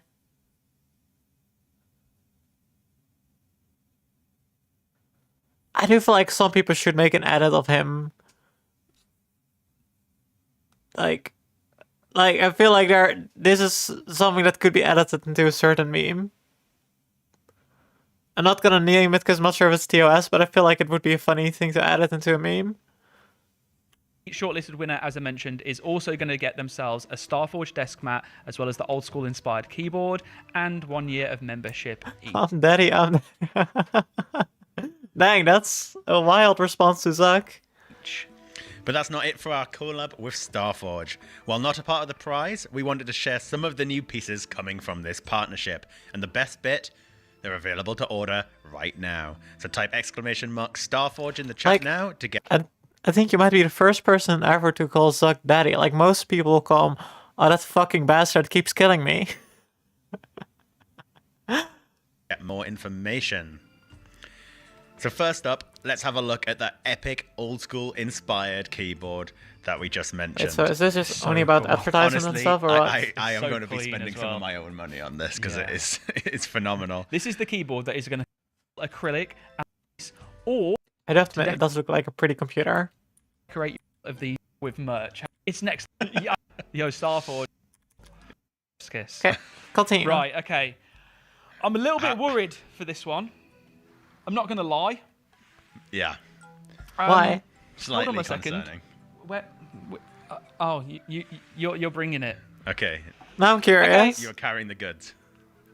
We've got something else that we need to talk to you about. It's not as big as a new raid, but it's still pretty cool. It's pretty exciting. We're going to welcome on some new guests. I have absolutely no idea how I introduced them. Thank you. Thank you. My brain is so rotten right now. I initially thought it was something else. I was like, wait, what? Why did they bring it on the set? I was like, oh, wait. My brain is cursed, chat. Okay, I can't help it. I cannot help it. Yeah. It's freshly milked. I've got fresh. I've got Mod Arcane. Do you know what I was thinking of, at least? Mod Mookin. I was like, I'm going to drink some of Mod Arcane's milk. Thank you. Bring in the milkers. Yeah. Freshly milked. Cheers, buddy. See, Shandy, too. That's pretty good. That is good milk. Yeah, good quality milk. I would say it's utterly Yes, they made it themselves. terrific. Magnificent. But shall we get moving on to what this project is actually about? Wait, hold on. Let's actually do some proper introductions. I think we probably need to, despite the comedic effect here. Mod Arcane, Mod Acorn, welcome both to the live stream. Can you pronounce it right? Oh, Moo D Arcane and Moo D Acorn. You can take that. How are you both doing? I don't get paid enough for this shit. Neither do I. I just drank your milk, man. What do you mean? See? They literally produced it themselves. Like, he literally oh, I misclicked. Oh, shit. Like, he literally just confessed that he drank Mod Arcane's milk, so... Acorn, welcome both to the live stream. Can you pronounce it right? Oh, Moo D Arcane and Moo D Acorn. You can take that. How are you both doing? I don't get paid enough for this shit. Neither do I. I just drank your milk, man. What do you mean? See? Confirmation. Well, I'm utterly fantastic. Please explain what's going on, whatever we're calling you. Mod Acorn, Mod Moocorn, Mood Acorn. Mod Acorn. That would have also worked. Oh, I can taste his milk. So, what motivated us to to work on this project? Mod it Cow and Mod with Game Jam. This AR is something Cow. that we Arcane, work on Cow. once or twice. Sorry, a but that year. was just difficult to make a pun, For okay, those that may chat? not know, Game Jam's kind of a down tools day for 2 weeks where the mods can go around and just do whatever they want. They can make a quest. They can make They can make debug. They can make code that they just want to do to help us when we're working on anything. In this instance, we decided to work on a special boss. Our inspiration was there was kind of talks and chatter about how we wanted something. This seems really wholesome though. Yeah, it is. And it's cute. Low level for free. Like, I feel like Jagex is definitely a good company to work at. I also feel like with this stream, it almost seems like I'm doing propaganda for Jagex or something. Play players. That was content that they could do in the same vein as Scurious, but much lower level. Interesting. And that's where. Yeah, so we came up with a cow boss project, and yeah, we kind of wanted you to be able to like log in. You know, you train for a couple of hours, you kill some cows, as everyone does, get your cow hides, and you kind of see this bull in the corner. And you start asking a couple of questions, and you're like, I want to fight that. And it's like your first kind of like little tease about like what combat can really be like. Scurrious did a really good job of that with like prayer flicking and dodging and things like that. But especially the WoW creators said that like that opened up their eyes into what old school RuneScape combat can really I feel be. like more low level content is always good. And Scurrious is still like quite late into the game in reality. You're probably spending a couple dozen hours of AFK in combats before you're even trying that. So we wanted something earlier, and so yeah, this is like maybe you got like 15 strength, 15 attack, maybe you're in full iron armor, and you got a little bit of a boss with a couple of mechanics.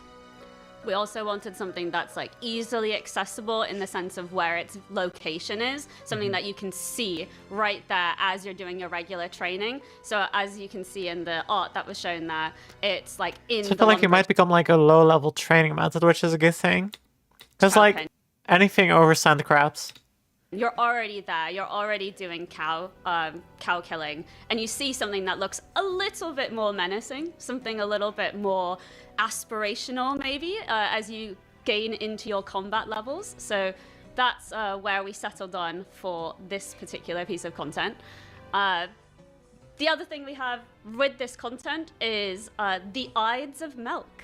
This is a quest that allows you to speak to a man named Cassius. So he really is on a mission to kind of get into that milk business. He wants you to help him take into the Lumbridge milk business. But unfortunately, there's a little bit of a snag in his plans. In order to have a business, you need a permit. Who would have thought, you know? In Gillinor, you need permits to have a business. So I blame King Roald for that. Take on this quest to obtain a permit for Cassius, and in that you will do multiple things. You will grab the bull by the horns, you will learn about the principles of animal husbandry, and of course, you will drink some milk. Brilliant. I love how you pointed over. I think Kieran's basically polished his milk honestly, off. I've got some left. That was some top tier. I need to savor it. Proper thirsty one over here. It's really good. Okay, all right. That all sounds super exciting. And honestly, you know, like I'm reading up on chat here, and there's a lot of people that are genuinely seeing the benefit to having something like this in the game. I think, you know, if you went back a few years ago and we toyed the idea of having a boss that you could fight within the first 2 hours of playing the game, it would have been absolutely trolled on. Everyone would have laughed about it and said, like, that's completely pointless. But adding things like Scurious, you know, those earlier pieces of content that really show you what the game has to offer, it genuinely does help. It does make a big impact. So this is a great way of doing it. I also love how ludicrous of an idea it would be to add a scoreboard to this boss. And the death counter, because you never know. You could literally kill this boss in 2 ticks. Yeah. Like, the world records are going to be out of this world. Insane. Well, I mean, people have died to the gemstone crab, so I'm sure they can die to this as well. All right. People die to the gemstone crab? How? I'd love to say this isn't even a bit. You just come to work dressed like this regularly. Yeah. It's actually really comfortable. It looks really cozy, soft. to be honest. Like, keep a hold of that. That's, you know, when you get cold, you know, around winter time. Like Also, now. I really should get a onesie as well, because those things are fucking cozy. Anyway, what rewards can players expect from the cow? There's a surprising amount of rewards from this update. So we do have the quest, the Ides of Milk, and from that you will get the cowbell amulet. This Cow is able to be slippers. charged with air runes. And Okay, but are we also gonna get like the holy cow slippers then? Just like we're gonna get the holy molies? teleport you to the eastern Lumbridge Cowpen, which early game is actually a really desirable teleport. Like that with the Chronicle allows a lot of back and forth teleporting to like really speed up the early game. I used to have a piggy onesie, but those are dark times. Wait. Why are those dark times? What's bad about having the onesie?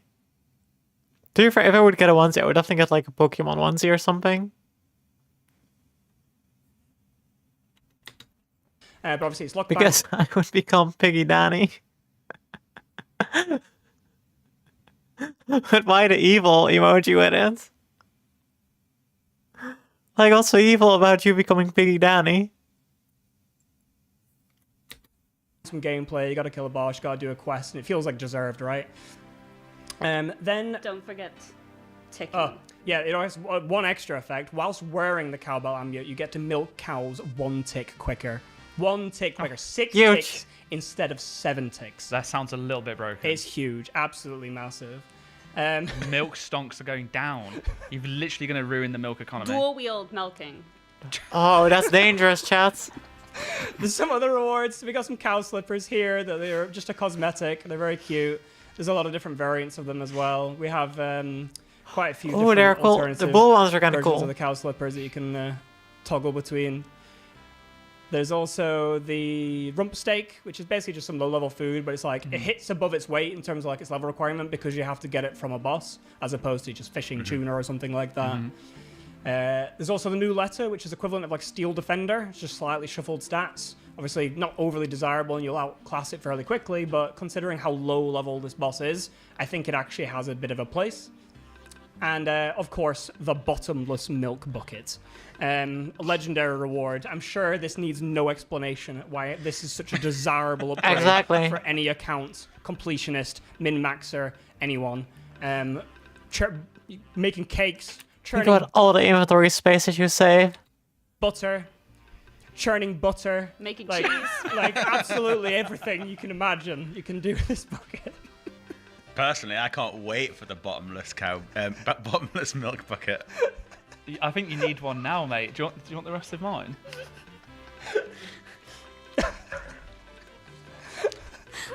Delicious. I respect it. Hey. I mean, I'm gonna get ahead of the chat here because, like, we've just seen the holy molies. Where's the holy cow? I called it. Maybe in about 3 years and we'll pull it again. Call it, chat. After we have our 7,000th Reddit post about it, you might get some There's a holy quota cow slippers. we need to meet, of course. Okay. So a lot of that, all of this sounds very good. I know we're having a lot of fun with this, and that's because it genuinely is just meant to be, you know, a little bit of fun, but it also is quite serious. It has some genuine, meaningful impact into the game. But is there anything else that you want to tell us about the project that you might not have shared with us so far? So, as Acorn alluded to, like game jams are around 2 weeks, roughly, a duration. And it was until like, I think Monday or Tuesday into the second week. We had like 4 days left and we were kind of done with the project. And we started to think like, what about hard mode? Is that a meme? Is that funny? And we started thinking about it a little bit more. And we're like, this is objectively the easiest boss in the game, the lowest level boss in the game. What about if it was also the hardest boss in the game? So, so we kind of just ran with that idea. And we created like a very simple hard mode version of the cow boss. Yeah. It's very, very difficult. It's fairly predictable in terms of mechanics, but like, it's going to take you a couple of attempts. Think like Awakened, like Leviathan, Awakened Vardover's level difficulty from the cow boss. And it's locked behind some endgame content, so a low-level player can't stumble into it. But we won't really say how. It's a bit obtuse, if I'm honest. The Wikipedia is probably going to look at the cation figure, everything out day one. I sent you pictures of me and my piggy onesie and trucker hat. Alright, I'll check it out after. Like, you want me to check it out right now or after stream?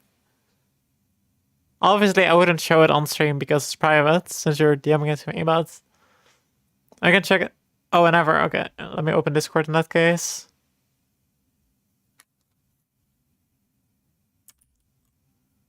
Okay, let's see. I'm opening Discord right now. I won't stop the stream. Okay, let's see. Let me... Okay, it's loading. Loading Discord. Come on.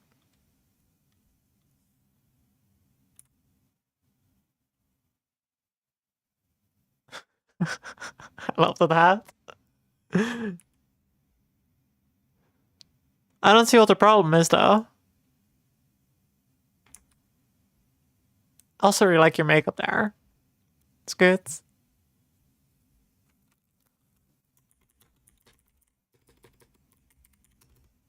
Okay, let me close Discord again.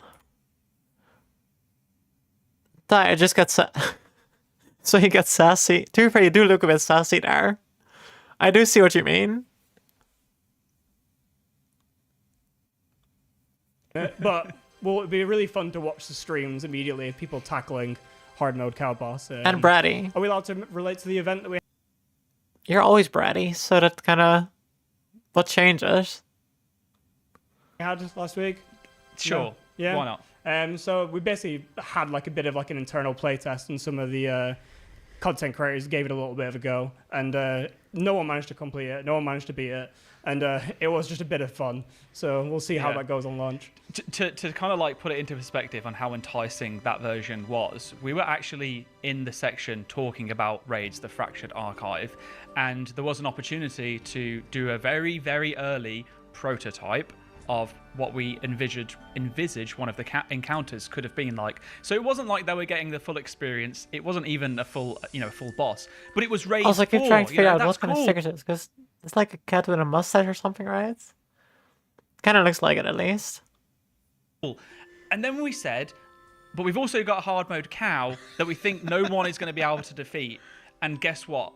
No one cared about Raids 4 anymore. And for the next hour, everyone that was there was sat trying to kill the hard cow boss. So yeah, I actually think it's pretty damn good. You've done a really good job with it. Even at like lunchtime, Okay, that sounds really fun. Roti coming up to us and saying, "Can you unlock the PC so I can continue playing hard mode boss during lunch?"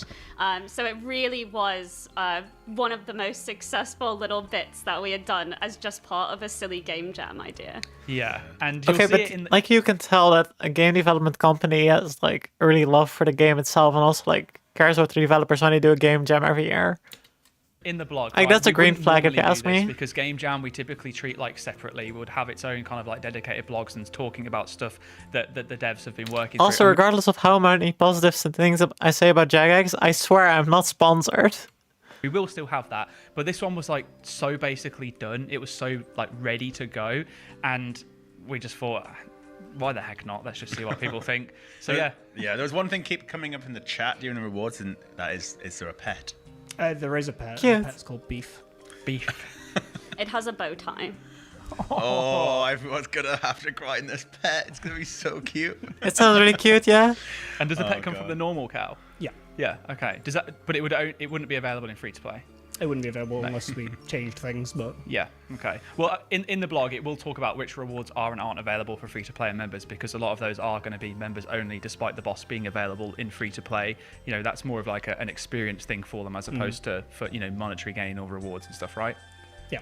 Perfect. I've got one final question. Would you describe this Oh shit, not the bow tie. I have to admit, I'm a big fan of bow ties. cow boss as a high-stake fight? Okay. All right. That was so terrible. Yeah. High stakes fight. That was well done. I'd say medium rare. Are we done? Oh yeah, that's true. I think we're done. Yeah, thank you so much, Mod Arcane, Mod Acorn. It's really hard to say both of your names in succession because they start very similar almost. So I keep going to call you Arcane and also you to call you Arcane. But anyway, it's a hard life. Mod Acorn. You already nearly made the mistake again there. Thank you for having a little bit of fun with it as well, and for providing us with milk. Even if you didn't drink it. I had a sip. Okay. Yeah, I've drank a lot of water today. I haven't had a toilet break, so I'm just trying to remind myself that I'm an adult with an adult bladder and I can do this. Yeah, so thank you so much, both of you. It's exciting to include one extra little update there. And I believe that brings us to the end of our 2026 Winter Summit. Shall we take another look at the completed roadmap? Worst part is, like, I have literally already taken like 3 or 4 pee breaks in the middle of this stream. Yeah, there's so much ahead of us. I want to thank all of our guests who have joined us on the sofa today and everyone behind the scenes for putting on such an awesome show. But looking at the roadmap here, before we do wrap up, we've got Deadman Annihilation coming to you January 30th, followed up very shortly afterwards by League's Demonic Pact. She can't keep getting away with it. That's coming out in April. That's so soon. So soon. So soon. So exciting. And there's no more Yammer voice to interrupt us anymore, I don't think. There it is He's again. listening. He is listening. You spoke too soon. I really did. Summer sweep up coming straight after League's going to make some major game improvements across a series of different areas. And then that leads us into our next Grandmaster quest, Blood Moon Rises, the finale of the Mayaki quest series. You're going to finally confront Drakan himself, new boss in the Maggot King. Can't wait for this one. Going to be so good. It is going to be absolutely epic. And then in autumn, later this year, we have the bingo community feature where you'll get to create your own bingo events and have grid functionality in your hands. I like that if as you've well, ever still. participated in a clan bingo and you've been riddled with You know, drama Amelia, I never of do people play claiming some that they like a got clan drops when bingo they in a game didn't, yet, or but that's that not they relevant didn't get here. a screenshot when they got the drop. All of these things can be completely avoided because we can just tell you from the system whether they got the drop or not, whether they got the XP or not. It should help streamline all of those things together. All we're really trying to do is enable you to be able to do what you're already doing a little bit easier, a little bit more effectively, and so that more people can join, more people can experience it. Maybe if you're not in a clan now, it'll be a good time to try and find one. And we actually have a clan recruitment section in the Discord server, which you should have all joined today because of the giveaways, right? Oh, cool. Absolutely. And in winter, we'll be bringing you our 4th raid, our hardest raid yet as well. So exciting. You need to beat Wild Gothic Sleeps to get to it. And we'll be talking about rewards in due course later this year as well. And there's one thing getting spammed in the chat. It's hard not to notice because it's just endless, and it's when cow. When cow. When cow. When cow, chat. The intention, I believe, should you vote on it the correct way, it will be coming in February. Next month. That's the plan. That's the aim. Well, that's like a week No away. time at all. It's like a week away. What It's do you mean? basically ready. Yeah. So if you vote on it and you say When yes, go, when it go. will be coming with you very soon. Yeah, that is epic. And obviously, there's everything else in there that we haven't mentioned as well at the bottom. Like, we're going to be doing ongoing quality of life throughout the year. The next major poll, I can't remember the number now, it's like 87, 88, something like that. We're going to be asking you more than we have before in terms of how it should be themed, what kind of areas should we be focusing on. We've got the RS25 birthday. We also have the old school birthday. We've got Easter, Halloween, Christmas. There are new quests, new cosmetic rewards. So much coming out. And then sailing has its own freaking roadmap of things that are going to be happening throughout the year as well. As well as our massive live events. First in-person event in Chicago. First in-person event in the US with Deadman All-Stars. And obviously our biggest and best ever RuneFest. Back at the NEC in Birmingham in October this year as well. And I still the other kinda thing I wanna thought go I'd just to highlight is, RuneFest, this is the maybe. first time we're ever delivering you a league, a Grandmaster Quest, and a raid. In the same year. In the same year. Hype! Which is crazy. It really is crazy how much we're getting into the schedule, and alongside all these other things as well that are going on. So, incredible stuff. It truly is. And all of the things that we spoke about today should be available, if not, then very soon, in a poll that will be live in-game, as well as the opinion poll. We want to hear your feedback. How did you find the summit? Did you enjoy the new format? What are you most excited for? But the real thing at the end of the day is go and vote. Have your say. You get to decide whether or not all of the things that we've discussed today make their way into the game or not, which rewards that we look at, all of that good stuff. The power is in your hands. Engage with our socials, get involved in the discussions, let us know your feedback. If you have anything that you're particularly concerned about, anything that you really, really liked and you want us to see us do more of, then let us know. The team will be scouring over all of that over the course of the next few days. And as the poll closes, we'll wrap everything up and then get back to you in terms of what happens next. But I guess until then, that's going to be it for now. So thank you so much for sticking with us. We really hope that you enjoyed this Sunday. We had That was pretty Deadman good. I like Factions that. followed by the summit that you're I like watching the now. summit a lot. Thank you so much, A everyone, lot of good for being stuff part of announced. this wonderful community and for Most helping importantly, the game leaked. continue to grow and thrive in the way that it has. You're amazing. Today has been amazing. The team have been amazing on putting all this together. You're amazing, Aiza. I was going to say you're amazing too. Oh, so cute. Oh, But that's yeah, brilliant. genuinely, what he says, everything I echo. Thank you so much for tuning in. Let's make 2026 the best ever. in Hell the yeah, school I year. support this. Heck yeah to that. Have a wonderful evening, folks, and we'll see you in the next one. Bye for now. Okay, I already made sure to like, apparently. Also, now back onto the onesies mentioned, but like, if I'm getting a onesie, it's definitely gonna be this one, obviously. And I'm not gonna elaborate.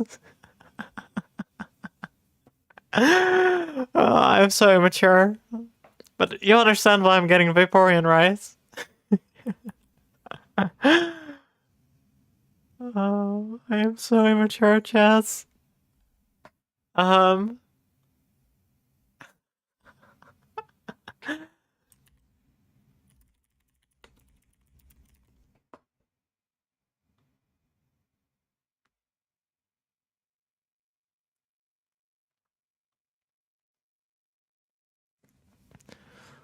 Also, initially I kind of intended to play Elden Ring today after stream. Or like, not after stream, but like at the end of the video, but as you can tell, the video ended up taking twice as long. So I'm kind of like thinking, am I just gonna like react to like 1 or 2 videos while I'm having dinner and then end stream? Or am I gonna play a little bit still today? Then again, if I end early today, it also means I'll have more energy tomorrow on stream, which is also not a bad idea. Like, then today will just be a react stream. It's a very, very, very long react stream. I can always watch you die. Dang, that's harsh. But I don't die that much in Elden Ring, right? Right? I mean, I support your attempt. I appreciate it.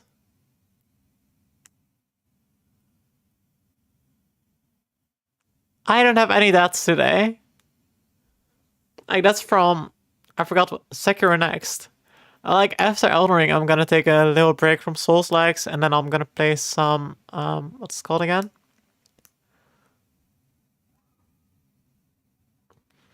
What was I gonna play again after Elden Ring? Oh yeah, I'm gonna play some Hytale then. Okay, I could play an hour or so of Elden Ring for now, and after that I'll see how much energy I'll have to like keep continuing Elden Ring, but I can try it for a little bit then. Okay, let me go to Moonlight, Bayside.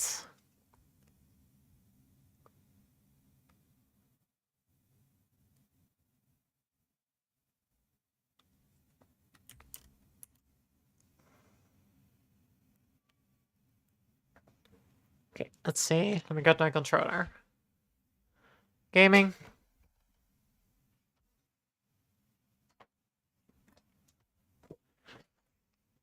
The menu said vegan nuggies, but I didn't get vegan nuggies. Wait, what? But how? So you got food, but like they gave you meat instead of vegan? Because if so, then they should definitely give you your money back, or like get you the vegan nuggies instead.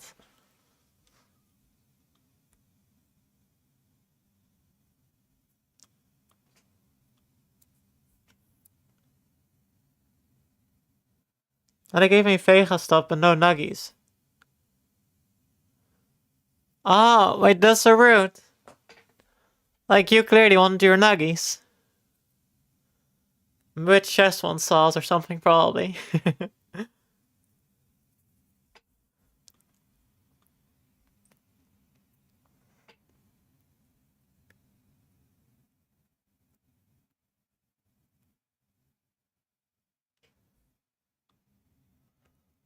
Riot, indeed.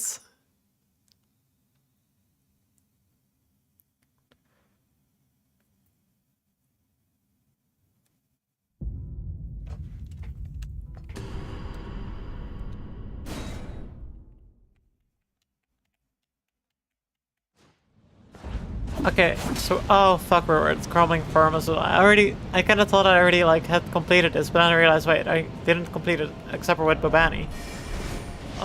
Oh shit. Wait, wasn't I here to like get my smithing stones and stuff, right? I guess I was. So it means I gotta go this direction. To the right.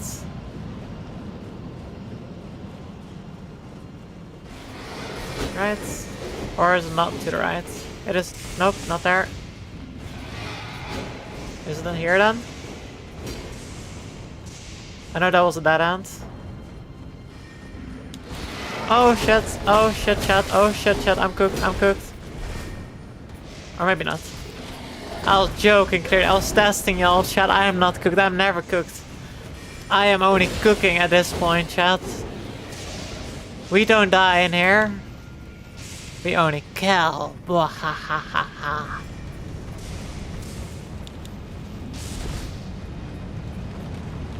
Also, how much do I need? Oh, I need 220k. Wait, what level am I even at this point then? Oh, 110. Okay, that's quite high, I guess. I guess it makes sense then.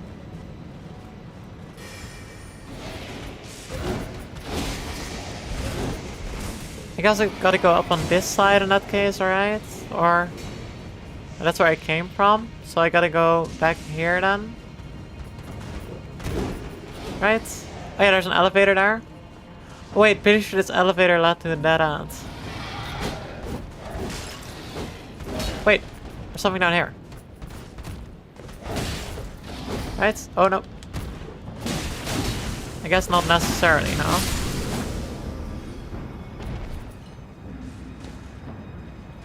This is scary because it's practically parkour at this point.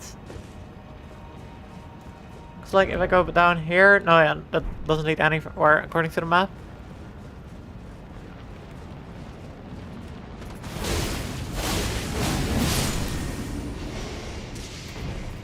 Back to the front we go.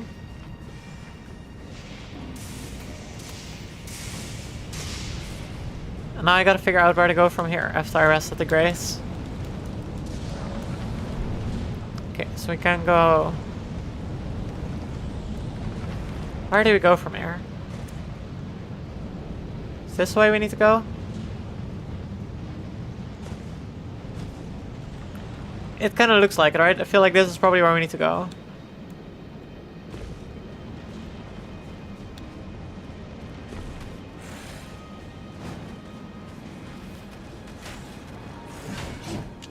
I better not accidentally end up at Placida Sex or something.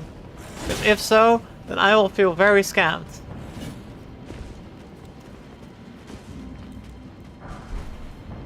Oh shit. This is so much parkour, I'm not good at this shit, chats.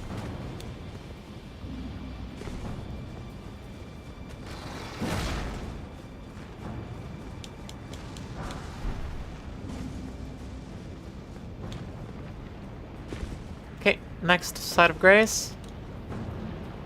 Unlocked. Okay, where do we go from here? Am I close to... okay, I'm very close to another one. Oh, an item. Totally not sus location or anything. Also, isn't it kind of just me, or does he kind of look like Slave Knight thingy from Dark Souls 3? He doesn't have the same kind of attack. Like, he looks like it, right? Now I kind of want to Google it, but it's... Dark Souls... oh wait, you also agree. Okay, then I don't need to Google if you also agree. I am gonna heal up though. Because I feel like this much damage after one enemy is not what I'm supposed to do.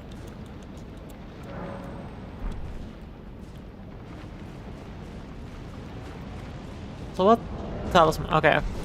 I guess I can switch one of my talismans. Ow! Don't do that. Okay, I guess it's supposed to be below here. Oh shit, this means I'm gonna have to do those guys. This is gonna suck, chat. This is gonna suck really badly even. Wait, where's my mimic? Why can I not summon my mimic? Go Ambi, thank you. I appreciate your support. Oh shit. I am scared. Oh shit, oh shit, he healed half my health bar in one go. Okay, okay, let's know that, Oh god, she's fucked. I am fucked indeed. I am so cooked, chat. Ow. He just bounces me back like that. Ow. Don't do that. Let me kill you instead. How about you don't attack me and let me kill you? How about that? I think that's a good plan, actually. Okay. Next one. But he sucks more, probably, doesn't he? Oh, guess not. Gotta wait for them to respawn again.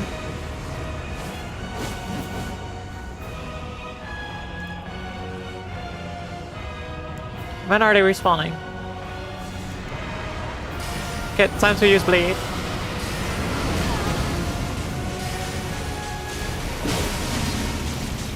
Oh shit, chat. Oh shit, I'm cooked.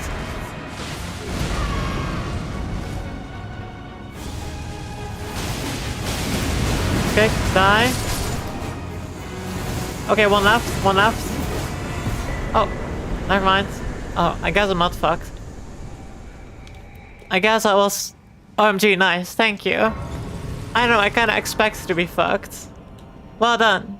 Hey Gorsham, how are you doing today? And thank you. Oh shit, my FPS is pretty shit now, but it is what it is, chat. At least it doesn't look shit for you, it only looks shit for my remote desktop.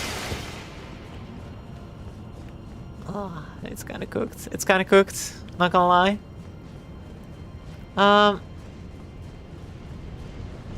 I'm getting kinda hungry again. I'm gonna clear all the base game stuff so I can watch some more. Currently working though. Boo, how are you? I'm doing pretty good, and good luck with work as well. And hell yeah, you already completed the entire base game. That's huge.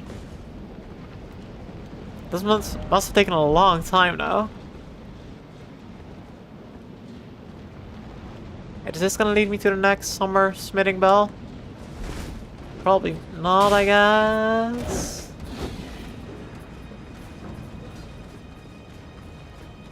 Okay, can I go here? Wait, couldn't I just have jumped down there?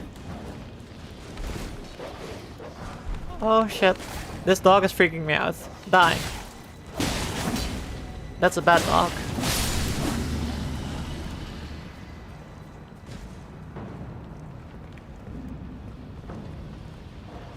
Oh shit. There's guys who can throw shit at me as well. Oh shit, no, I'm out of here. I'm out of here. It did take quite a long time, but I eventually made it there. Now just gotta tackle the DLC. Oh, good luck with DLC. I heard it's difficult for sure.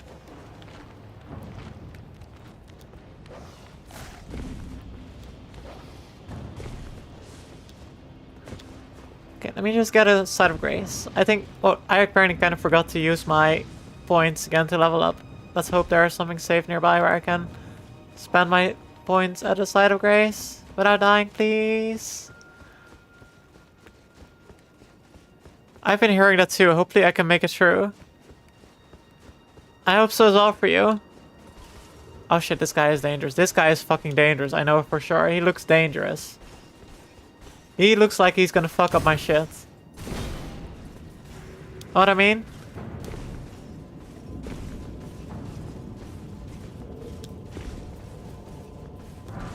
Okay, we jumped down there. I just heard about. I heard you were about. Nice. Oh shit, I thought it was gonna be a grace. It's not a grace, it's not a grace at all. It's dangerous fucking hawks. Give me some peace already. I just want some peace and quiet. Oh shit, chat. Like, you can understand why I'm stressed out with this many hearts, right? Or this many memories with me. You missed the grace. Wait, I missed the grace? Wait, do you think I can survive this fall? Probably not, right?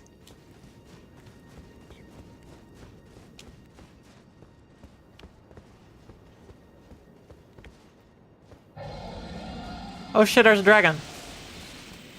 There's a fucking dragon, isn't there? Yeah, there is. Surely, Coppa.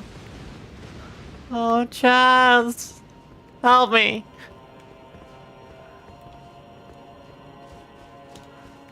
Like, does this look survivable? Maybe there's a lever.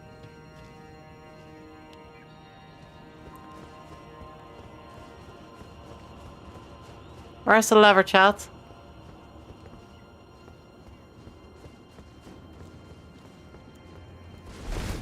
I feel like y'all should know it is.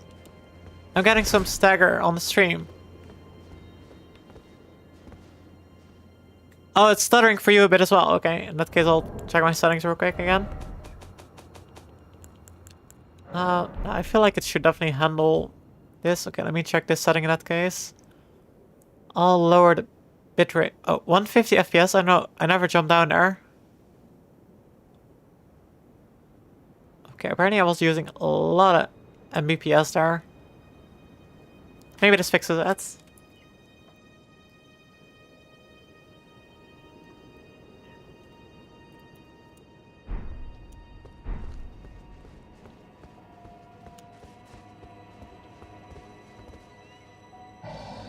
Wait, maybe I can go... Oh, I don't want to risk it, but I gotta risk it. I don't want to risk this, I do not want to risk this, chat, but I am gonna risk it anyway.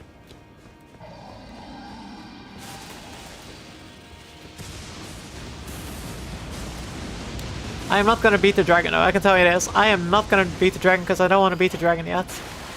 I am not prepared for this. I am both not emotionally prepared, nor am I physically prepared, nor am I prepared in terms of runes. I am unprepared for all of this shit, chat. I am so unprepared for this shit. Potion, potion, I said potion, potion. Okay, potion. Oh shit. Die. Die. Die, I said. Good. Good. Okay, bird's dead. Okay. Oh shit, chat. I am so stressed. I am being cooked so hard right now, chat. Oh shit. I do not want to beat this dragon, I'm gonna be real with you. I'm not prepared for this. Like, I am not a Dragon Slayer right now. I do not have my Dragon Slayer song on. I do not have anything Dragon Slayer right now. She's going for the I am not going for the dragon at all.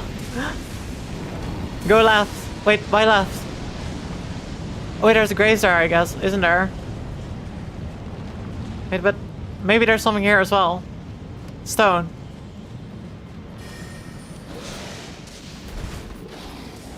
Oh, this looks so dangerous to jump. Oh shit, chat. I am scared. Wait, wasn't here then where I came from?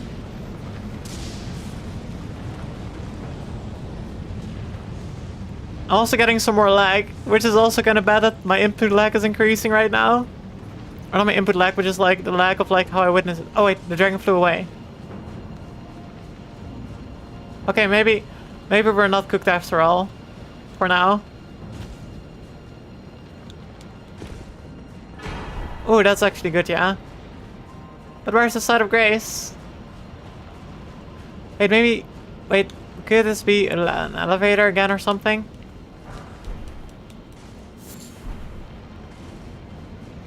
Oh, chat. This is not funny.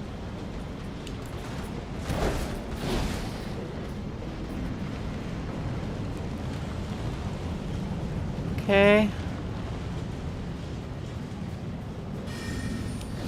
Fine, I'll kill you if you really want that. No, do not. I should not go there. I also nearly got killed by the auto aim there. Oh shit. Oh. Oh, fuck you for that. Fuck you for that. Come closer from... Get away from the edge there. Perfect. Perfect. Die.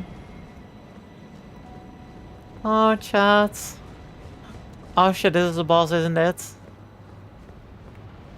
Let me heal up again.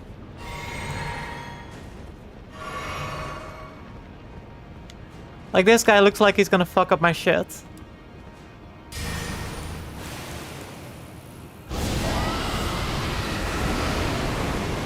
Oh, I guess not. But there's other guys there as well, who might.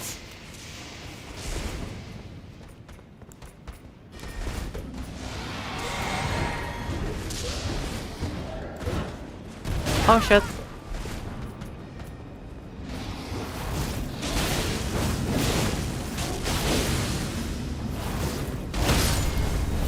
Okay, that's one. There's one more left inside, I think.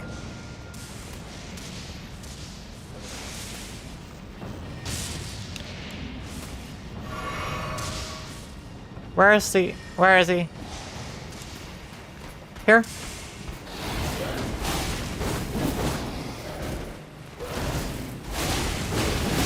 Okay, is there another one?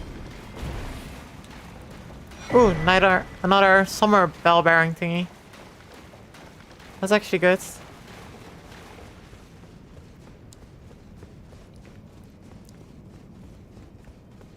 Okay, I feel like I'm getting closer and closer to another side of gray. Ooh, that could have gone wrong. I know, I kind of automatically... My brain was like, ooh, highlight, I gotta walk there. That would have been sad if I died there, because then I would have to walk all the way back. But now we got it, so now we're no longer stressed, chat. I can level up. I can level up in peace now. I might actually level up some dexterity, I guess. Would not be the worst. Also let me check what talisman I have, because I feel like for the next boss, I should have something that gives me more HP or something. I feel like greatly raised vitality might be a good thing for the next boss.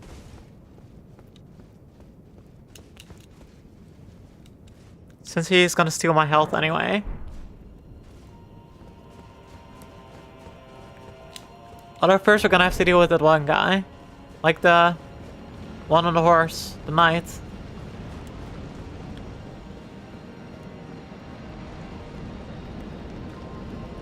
I cannot use my mimic for him either. This is fucked up, chat. This is fucked up, as they say.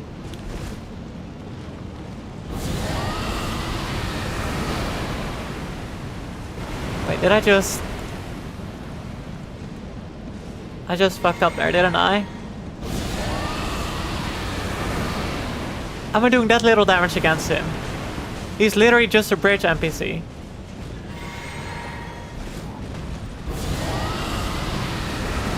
Oh shit.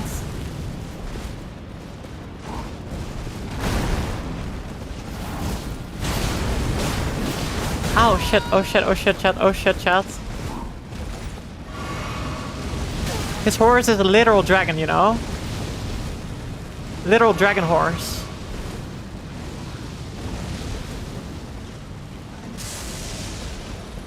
Oh sure, why don't you use some electro as well? While you're at it, huh? Bastard.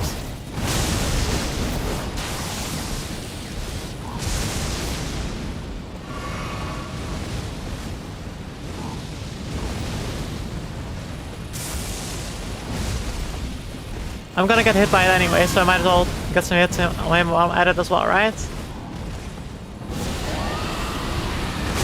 Oh shit, he's nearly killed me there. Oh shit, chat, we're cooked, we're cooked, we're cooked. We are cooked again. We are cooked. We are being so cooked right now.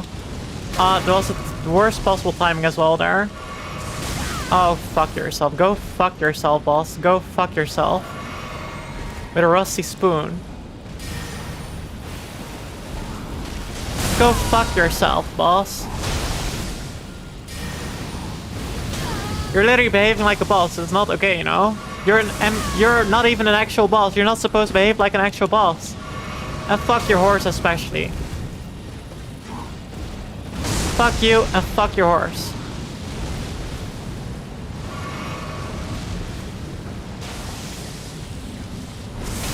You know what? Fine. You wanna do this? Let's go.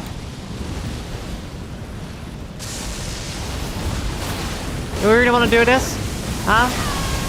Fine, I'll try. Oh, and I'll die. I'll try and I'll die, but at least I'll try. Fuck you. Fuck you.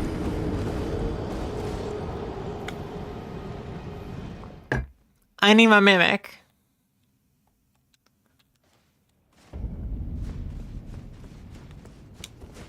Ah, here we go again, chat. This is why I'm gonna play Minecraft after this. Like when I'm done with Elden Ring, I am back to Minecraft. Okay, technically not back to Minecraft because I've never streamed Minecraft. But I'm gonna go to Minecraft after this. And after that, when I'm done with Minecraft and Hytale, I'm gonna go to RuneScape. That's how things are gonna be, okay? I hope you understand, chat.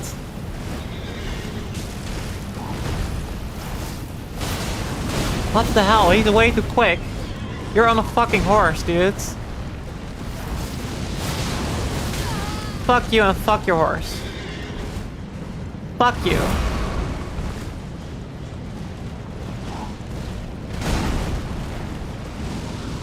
Oh, fuck that. I can't even cast my spell without this fucking horse. Fuck you.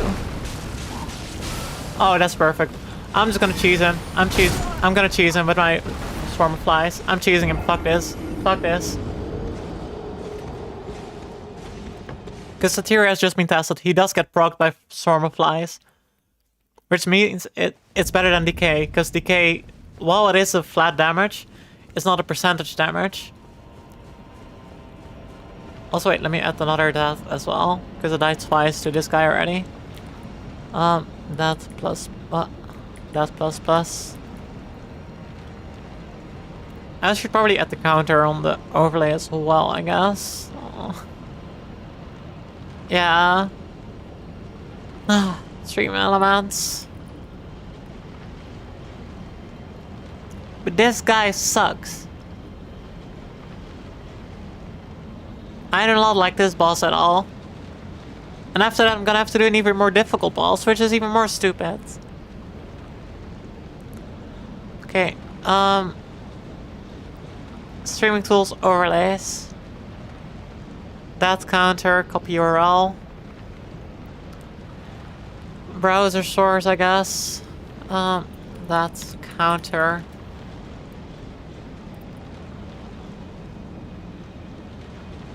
Guess this is not the right size. I guess I'm gonna make it 1920 by 1080. Does that work?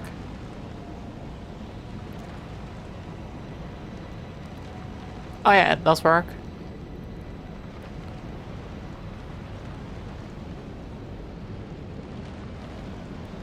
This upcoming boss is the only one that gave me any real trouble after Millennia, though not nearly as much. To be fair, there's a non-zero chance I'm gonna summon Bobani for that one. Gotta see if she can change, or if she can like, cheese it for me again. Okay, I've added the death counter. Stupid boss. Your stupid face. Your stupid horse. Yeah. Flies, go get him.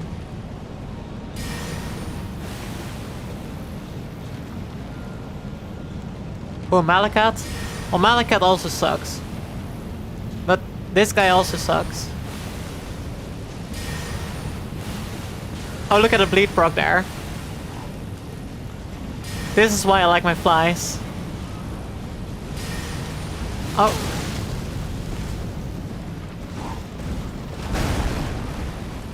Oh, I don't have enough.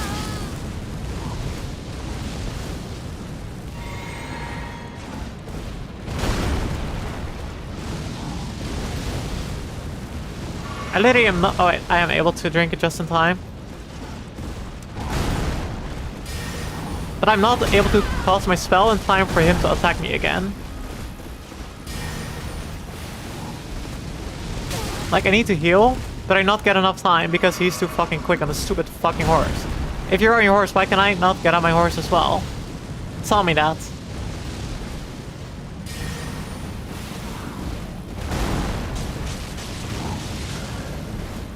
Oh wait, apparently it also cancels his horse's attacks.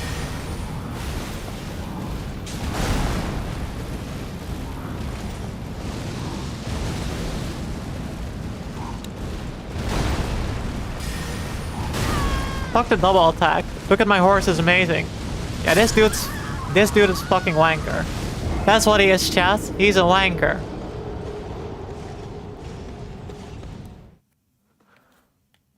He killed me like 10 times, give or take. I forgot how many exactly. To be fair, currently already I'm on 3 deaths to just this guy. Language. Look. I literally have to tag that there's like excessive cursing on this stream. Because I know myself and I know I'm gonna curse excessively. No, it's fine. I'll use my dragon roar. Roar! Oh, I was too far away. Roar! Dragon roar.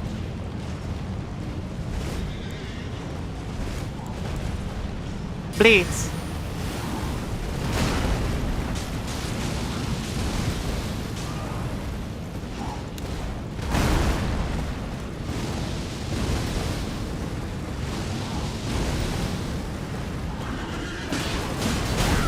That was bullshit, chat. That hitbox. I'm done. I'm done, chat. I'm done. I'm done. I'm not doing this boss today. I'm becoming salty. I'm not gonna lie. I'm becoming salty, chat. Fuck this guy.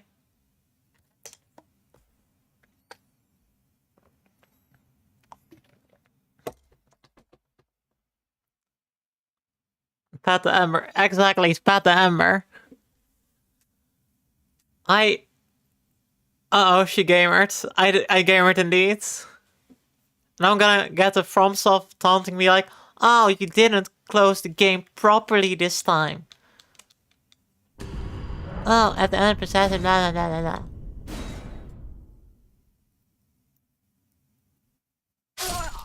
Wow.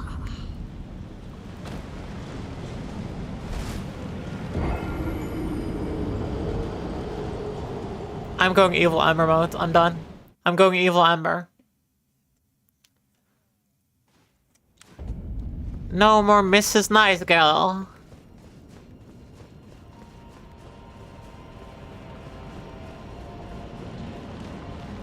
It's also not really helping a lot that my game is stuttering a lot through the remote desktop. I feel like it might be macOS issue now. Golden Vow. Where's Flame Grabbing Strength? I don't have Flame Grabbing Strength. Okay, I guess no Flame Grabbing Strength in that case. Decay. Scarlet Rotten, you bastard.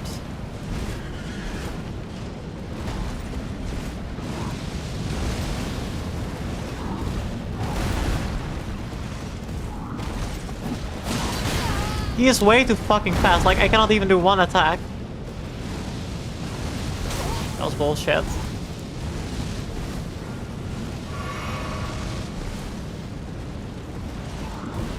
Fine, I'll do it slow. See, even when I do a slow fucking attack, he's still too fast. I hate this boss. I might actually not complete this game. I might actually literally not complete this game because I'm just done. I'm done with this shit. I am done with this shit, chat. Fuck you.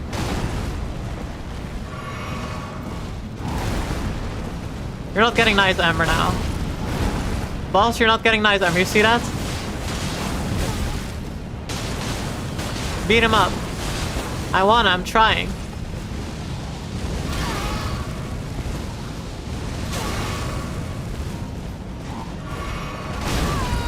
Fuck you. Your stupid fucking hammer. He's beating you up, I know. Look, he just got bootied a lot in school and he's taking it out on me. That's what's happening, chat.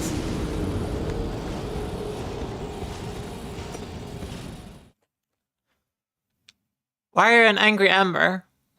Because I keep dying to this piece of shit boss. Wait, also let me fix the death counter.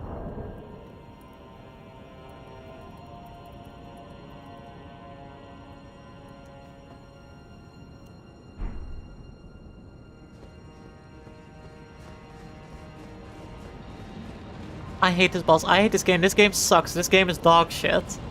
Like, the only way to properly enjoy this game is if you do seamless co-op. Otherwise, this game is dog shit. It's actual horse shit. Fuck you, FromSoft, for making a shit game. And is this me just projecting my anger? Abso-fucking-lutely. Just press the button on it. Fuck off.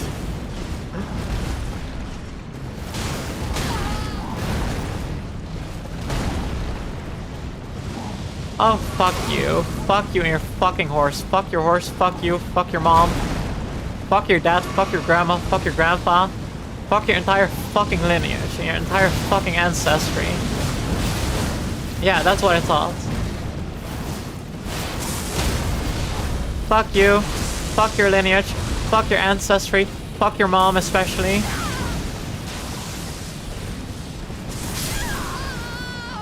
I got so close. Okay, I know that like I have to taunt his mom more. Did you see that like when I taunt his mom, he also takes more damage?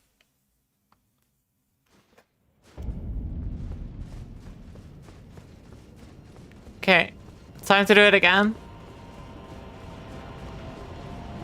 Ah, I don't like this, chat. Chat, you gotta do this for me. Oh no, evil Ember indeed. I'm already at the point where I'm insulting his mom by now. You smell but worse than Melania. Which says a lot.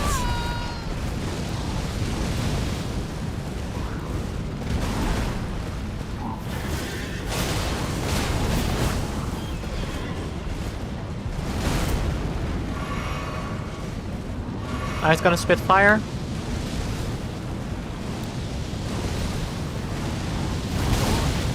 Normally only does it twice though, which is why it doesn't make a lot of sense right now. I'm done.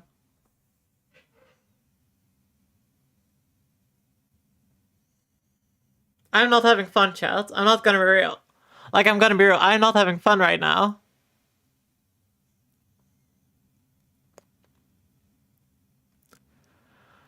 Oh. I hate FromSoft. Fuck you, Miyazaki.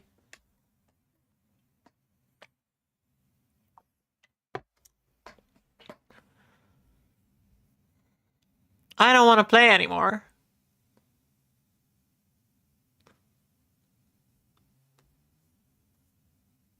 You know what? I'll even do it this way. Elden Ring.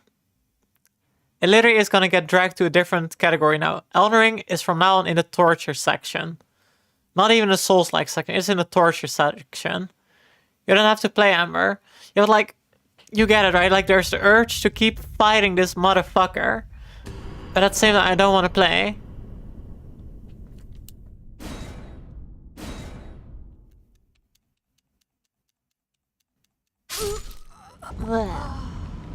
Die.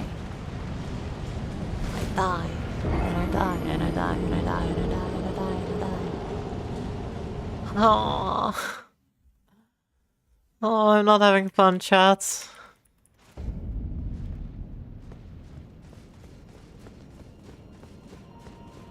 I hate this. This is my least favorite boss in the game so far. That's how I felt after hundreds of attempts at Melania. I hated this fight so much it was miserable. Exactly, like I am miserable right now. I'm not even gonna lie and be like, yeah, no, this is a bit. I'm actually miserable. I'm having a bad time. Like, if he has a horse, I should have my fucking Mimic at least.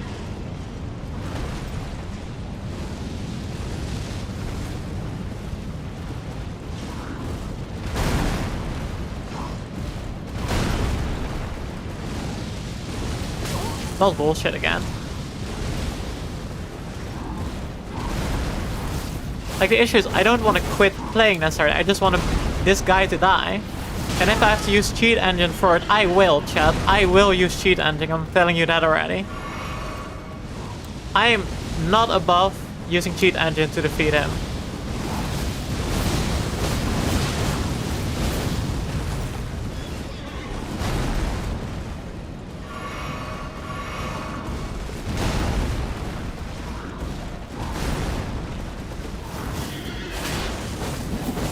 Can't wait for the boss after this. Oh, I'm not doing the boss after this today.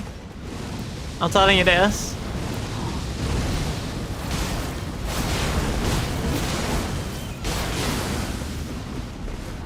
Like, there's a big chance Melania was the end of the road for my Elden Ring streams.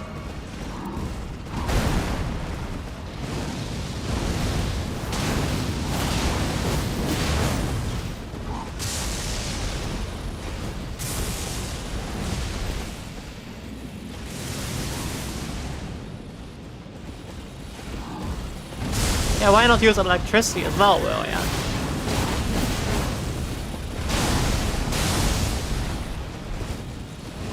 But no, I'm absolutely not doing Malakat today. I can promise that.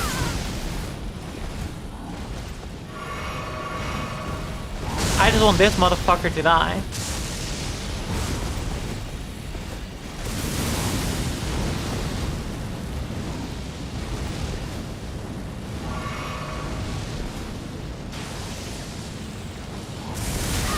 You see that, like, right? I literally jumped perfectly in time there, and I still got damage.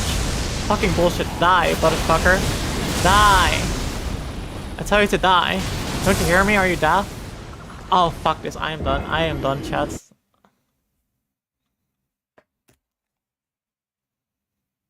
I'm done. I'm gonna put my controller on the charger again, and I'm done.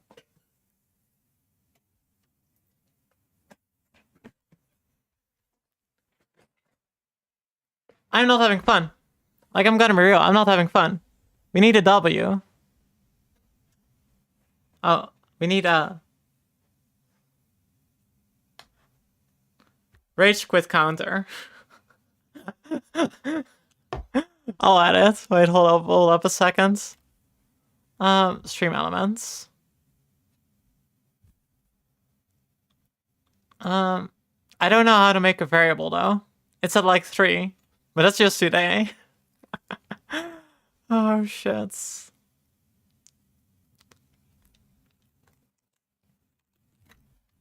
I'm gonna Google something. Does cheat engine work in Elden Ring? We got pretty far. Exactly, we got really far in the game. Winnable. Okay. How to beat the bullshit horse guy before Malakat. You can just copy paste the other command and change the name of these things. Okay, but I forgot the command. No, Ember, no cheating. But I want to cheat at this point. I don't want to do that. Is he weak to anything? Standard strike and pierce. Ah, man.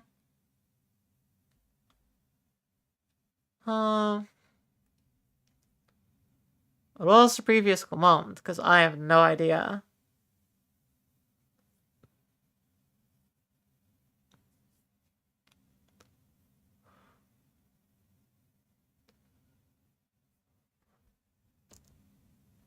I'll even add sunglasses. To hide that my character is actually crying. Okay, so standard strike and pierce.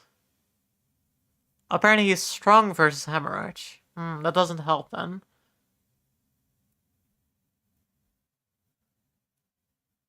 Like, I already have very tanky gear, so it doesn't really make it easier.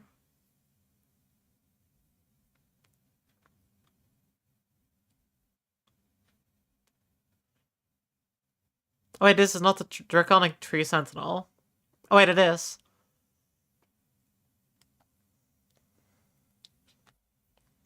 Okay, fine, no cheating, but there's nothing against overleveling. Like, I can always just, like, farm 10 levels off stream. Then it won't be cheating.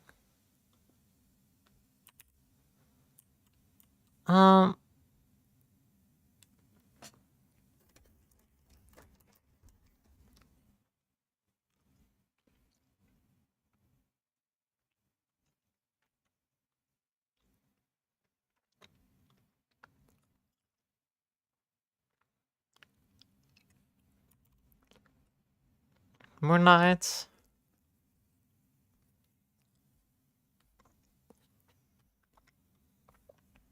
What is it? Was step? Oh no, it was standard strike and pierce. Standard strike and pierce, that's what he's weak against.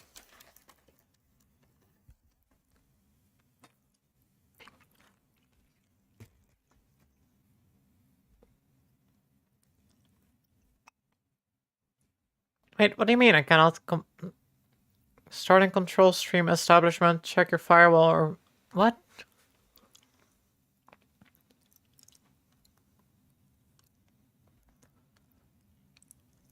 Okay, now it does work suddenly.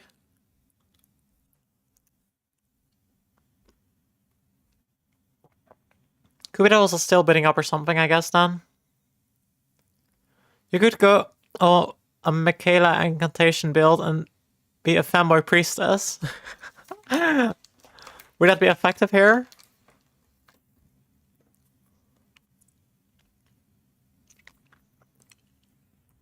Okay, let me check. Moonlight.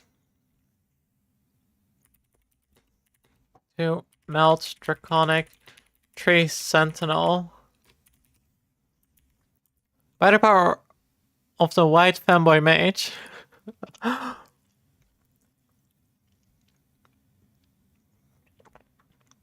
Utilizing spells like Swift Glintstone Shard for range attacks. Additional using a mount. What do you mean a mount?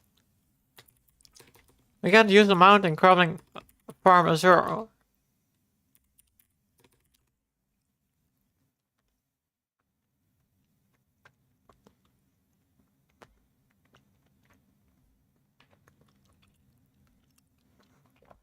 It's my turn to get good. Nowadays I can no-hit him and he's by far my favorite fight. Why? Basically respect the boss, he'll attack him after his attacks. No during. Okay, fine, I'll try it. Fine, I'll try to get good, chat. But you better know I'm gonna put on music to encourage myself.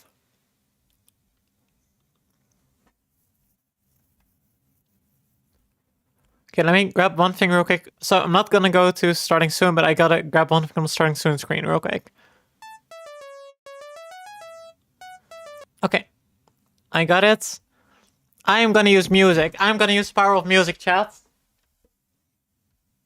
That's how we're gonna beat him. Music.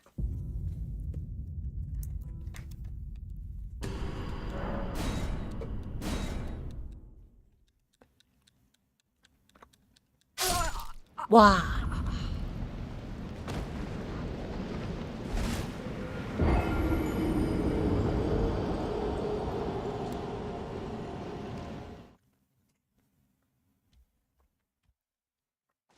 I'm gonna get some more water.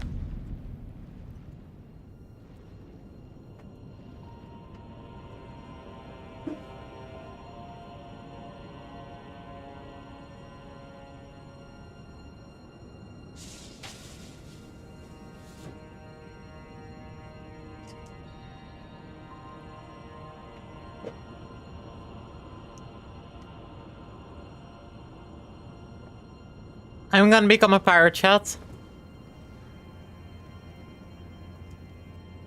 And I'm gonna keep the sunglasses on in case I start crying.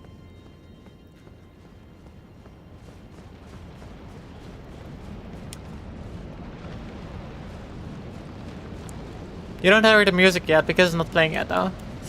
Wait, let me check if it does get picked up when I start it. Wait, it doesn't pick it up.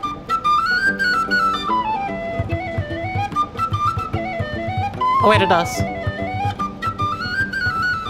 There's a county map to go in the wall of her. Let's stick in the shinty bowl, the brick, the brack, the crack. Let's go. We're gonna get him now. Caffrey's hard cooking, you pop the Guinness, pint of cabbage crap. The I don't wanna be paddy trapped. We'll call it an Irish pub. While I'll be fucked to swear upon the holy book, the only crack you'll get is a slap in the air. While I'll be fucked, the lock and burst your filthy mug. If you draw one more shot, I'll give me beer. I know what it means, like, if we don't get him now, it just means it's not the right song. We're gonna keep going until we get the right song to fight him, guys. We're gonna get him today. We'll raise the price of beer $1. We'll make them wear a shirt and colour with fire. Bloody tricolour and colour an Irish pub. The Jaeger bombs and double shots. The underagers think it's toast. We'll spike the drinks and pay the cost. We got us an Irish pub. The quick one in the filthy dog. The pattern glass across the lug of the lady. Oh, the dirty dog. We got us an Irish pub. It's over to me. We'll skip along the avenue. Who the hell is running through? We got us an Irish pub. Oh, that was a bad jump. Wow.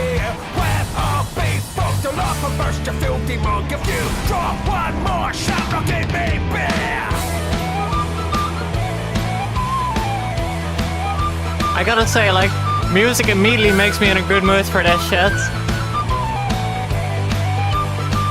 Maybe don't attack at all first. Oh, so like learn the movements first. That might not be a bad idea. Just get used to dodging. Oh, that sounds good.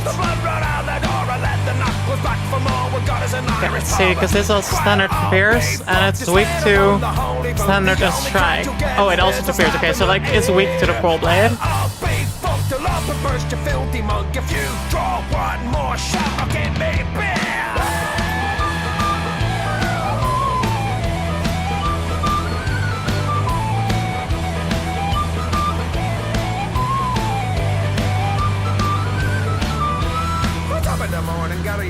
Kiss me, I'm Irish. While I'm alone, the phone just lunch upon my home. We got us an Irish pub. The punches drip the willows. All seem to like actually have to dodge into it. People fluids. Figure out when you have time and slowly work into attacks after you're comfortable. Okay, that sounds like a good start, yeah? Like here.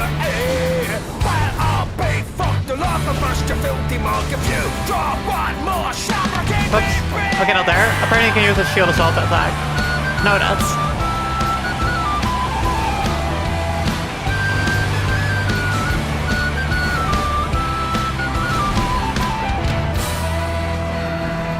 Oh.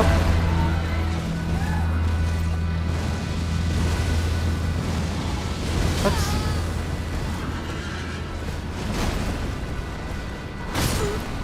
Hey, that wasn't the one, but that's okay, because we're learning, chats. Okay, what's gonna be the next one? We're going with this one.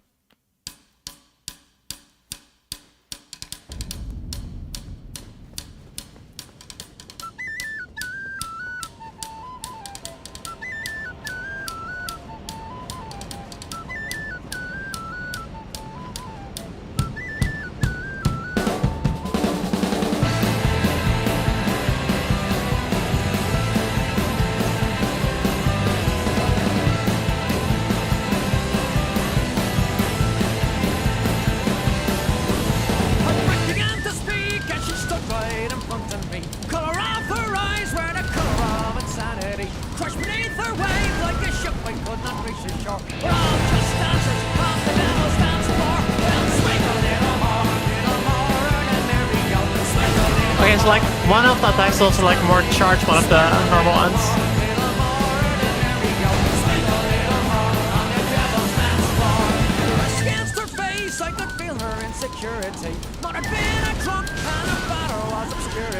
Nothing ever came from a life that was a simple one. Pull yourself together, girl, have a little fun. When she took me by the hand, I could see she was a furry one. Legs ran all the way up to heaven and past Avalon.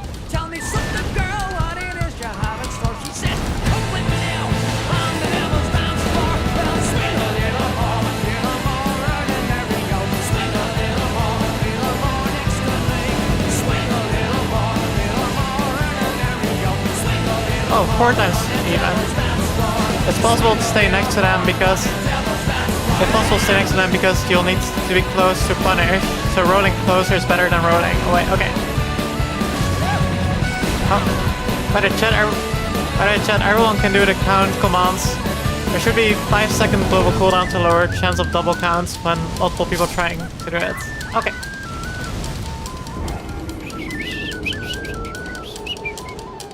Sorry for my bad whistling, chat.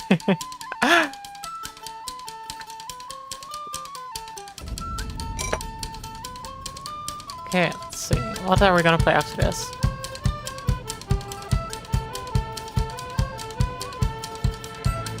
We're currently listening to my folk punk playlist, by the way.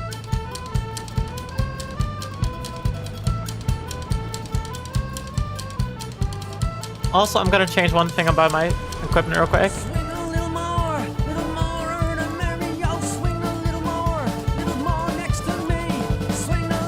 Let me do this in stats.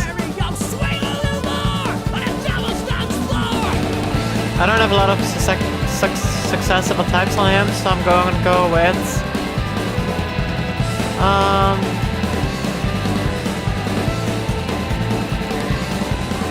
The apple now is sweet, oh much sweeter than it ought to be. Not a little bite, I don't think his bludgeon whatever thing does so much AoE. Yeah, it does. travels all the way and heading south. Bleeding hearts crying 'cause there's no way out. Well, swing a little more, and there we go. Swing a little And as a counter attack unique to thrusting weapons. Wait a second, speaking of weapons, I can also use my shield. Like, a little bit extra healing there, and let me also go with this instead. Let's go, chat.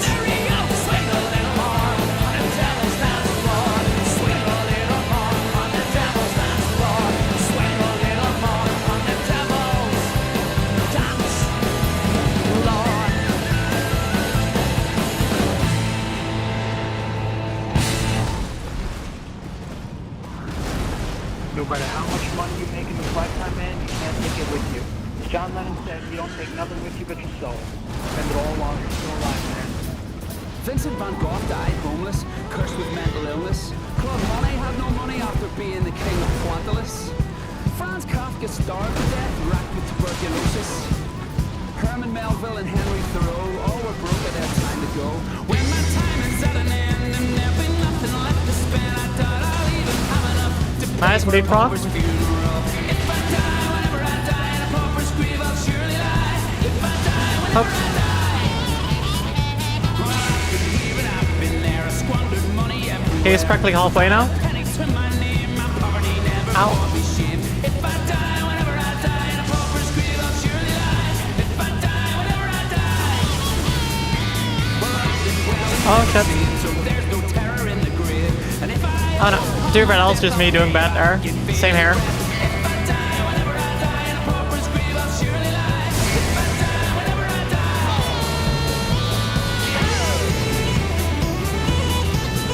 Ow.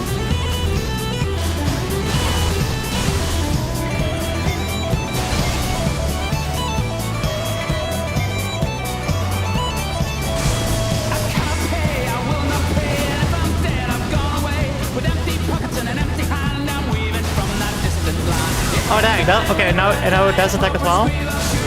See this chat, like, technically we did the first half without taking damage, which is we're getting good right now. Now we're at it.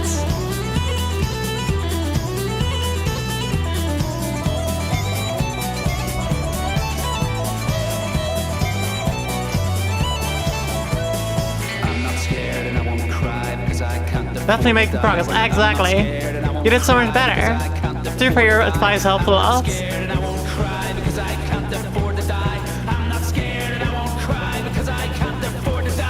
Oscar Wilde died penniless of cerebral meningitis. He was in prison Before he can attack his first time, I can also do one proc, by the way. But he blew it all on alcohol, and he lived and died beyond his means. Charlie Parker, William Blake, and Edgar Allan Poe. Okay, I slightly underestimated this attack there, I guess. But that's okay.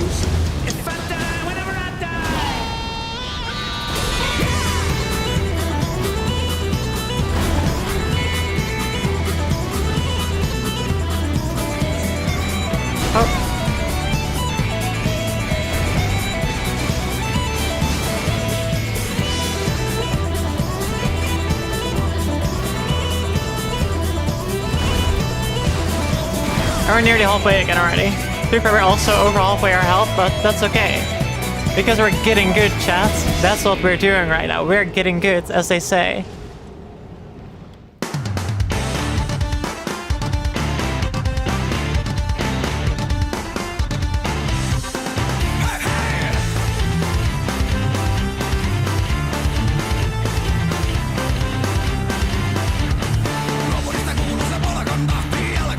Finish your punish with L2. Thank you.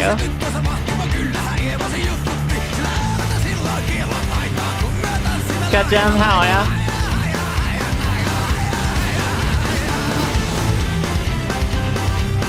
Oh. Okay, sometimes I miss it, and that's okay as well, you know? It's not always, like, progress isn't always linear, and that's okay.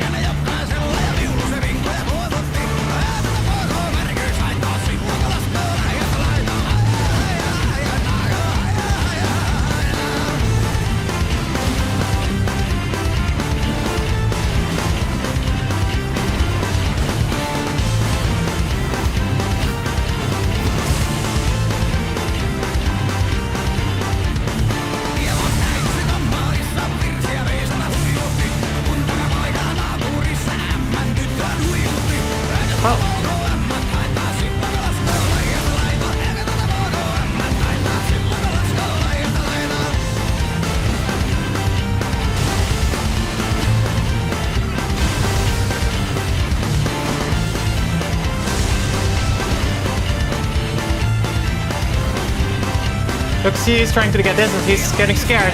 Chat, you see that? He's getting scared right now. And when he does that attack, we can heal up. Like when he does it in the air, you know? Like, sure, we died, but that's okay, because we got even further this time. That's more like it.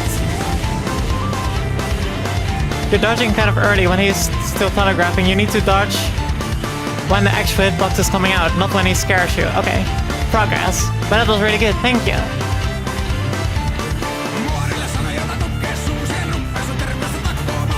I knew music would help me, to be honest. Like, music is always my motivator and stuff for get shit done. Even when I'm preparing for stream, I always have some music up. Balls of steel. That's indeed what we like to see.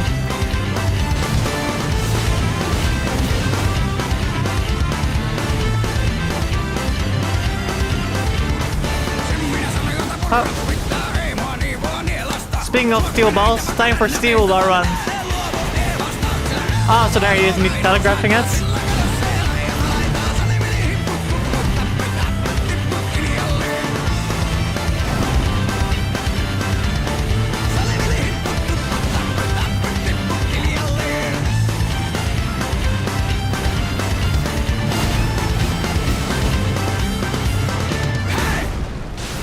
Oh, nice bleed proc there. Now he's getting his stuff up, so it means another moment to punish. Look, if you're just standing there, I'm obviously gonna attack you, you know? Oh.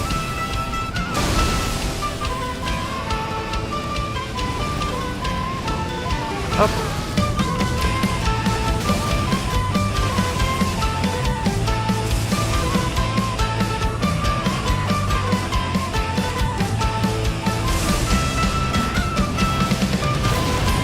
Like we're advancing indeed, that's for sure. We're getting him now. This is it. We got him, chat. Let's go, chat. We fucking did it. We did it. I knew music would work. We did it, chat. Woohoo! I was trying to do the woohoo, but my voice just wouldn't allow me because it's kind of scuffed again. We did it, chat. Excellent work, Oko, for coming in. Thank you. We tried it, and we got it.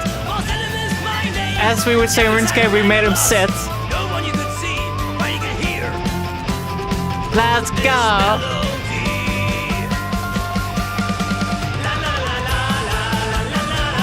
Also, what is it? Also burning, literally drooling. Because like, wait, why do my lips feel so wet? I was like, oh shit, all of that focus.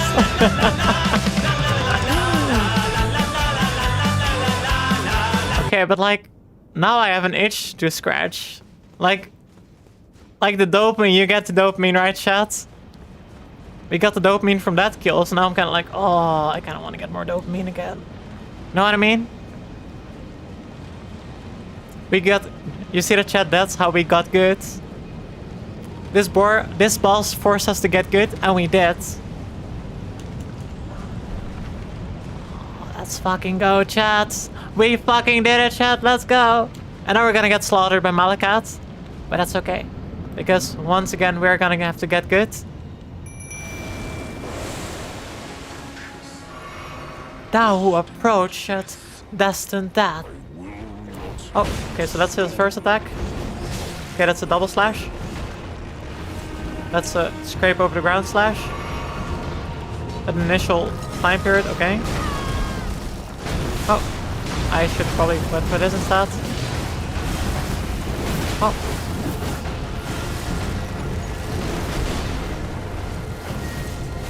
Imagine him just like accidentally jumping himself off there or something, you know? It would be kind of funny, right? Oh wait, got to phase 2 this quickly. Okay, that's a good start. But now it's gonna get difficult. Because now he's the god of that. Oh wait, we started him. Oh wait, okay. Let's go. Please, please. Okay, this is going well. Good start. No way. No way, chat. After struggling so much with the tree sentinel, now it's just like, you know what? Let's just make Malakat sit. Oh, chats. What the fuck indeed? I was melting him. You just ate him for real, yeah? Malakat is very squishy, which makes him exceptionally vulnerable to overwhelming offense.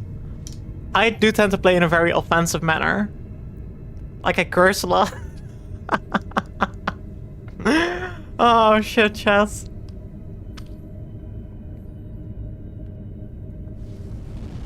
I did not expect us to do that first try. I'm gonna be real. I did not expect it to do that first try at all. Not even in a little bit. Also, wait, does this now make us the god of that? The rune of death is Unbound.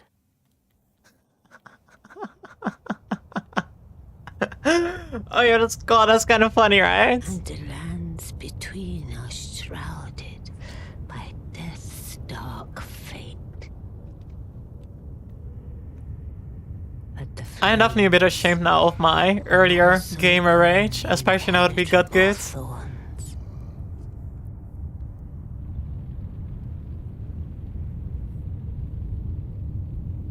Farewell it is then. Tree. You'll be Elden Lord yet. Well, Elden Lady, I guess, but sure. That makes you happy.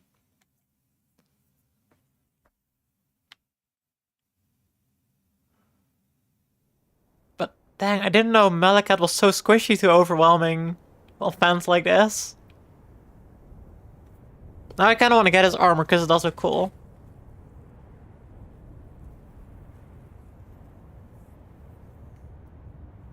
Or are we gonna go for another armor set? Like, we could also go for Melania's armor set, because that also looks cool. Like, are we gonna keep this armor for the tankiness, or are we gonna go for something that actually looks cool and that we like? What do y'all say, chat? It's up to you. Are we gonna go with Melania's armor, or are we gonna stick with Radagon's armor? Malika definitely looked good in that armor, in that phase 2 armor. Kappa Pride. True, I can see what you mean. Then again, I also said that Melania looked kind of good, and I was also like, hey, I guess it's a hot take, but I mean, come on, you can't blame me for that, right? Like, I can see past the Scarlet Rot. No, new items can be purchased from Twin Bladen Husks. Well, that's why we got here. That's why we went here, chat. Chief Armor of the Champions.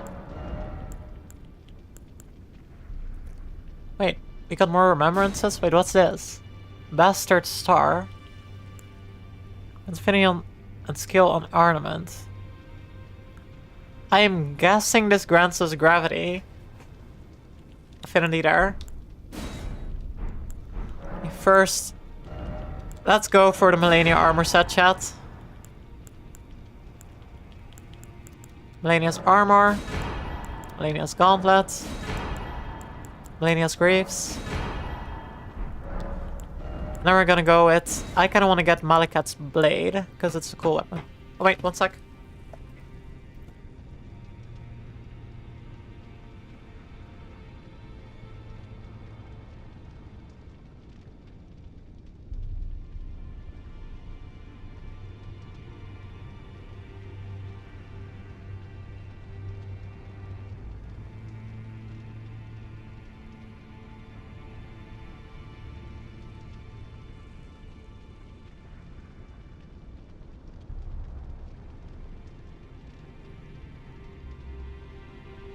Okay, I'm back. For some reason, the delivery guy also like, oh, I got a package for your neighbor.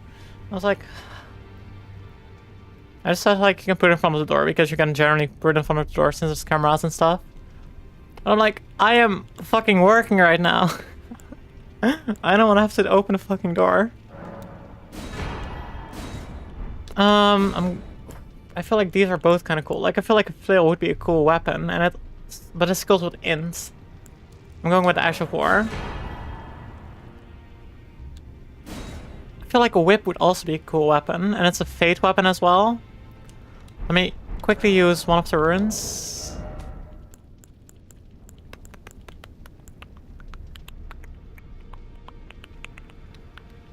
Wait, I was just like, I was just like doing the song from previous, like da da da da da da da. But I also realized, like, if I do it with a mouth like that, it kind of sounds like other sounds. Like, oh wait, no, I don't want to have to like get clipped out of context like that. I'm just in a good mood now that we killed them. Okay. Time to go to the next boss, chat.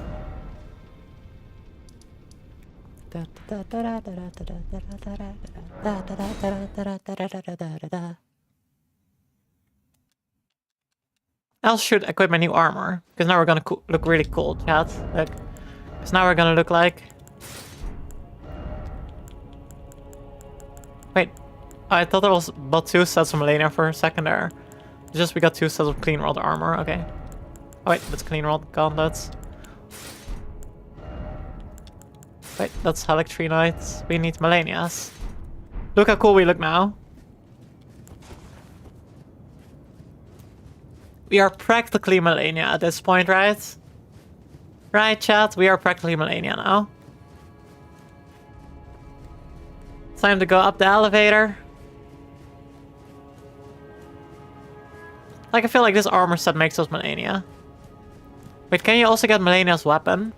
Wait, what weapon does she use again? Wait, or did we already get her weapon? Wait, actually, I'm pretty sure we already got her weapon, now that I think back to it. I just forgot what name it was.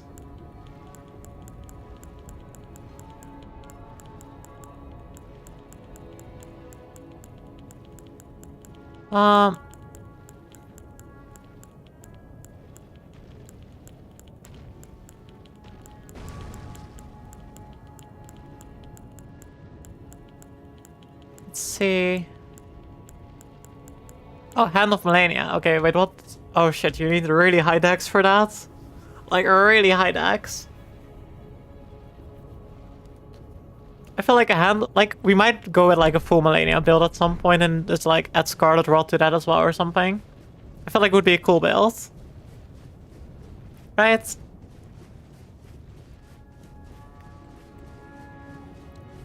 We gotta go up the elevator.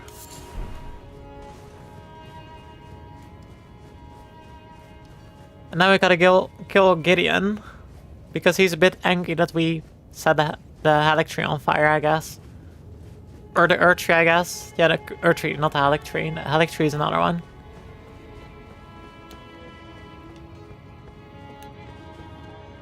Oh, no, don't jump off there. See, that's we're literally Millennia by now.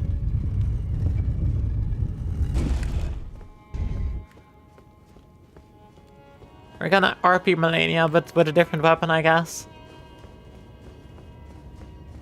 Okay, chat, I have a question.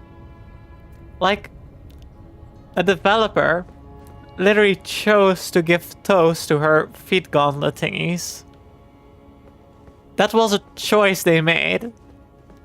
There was zero need for it.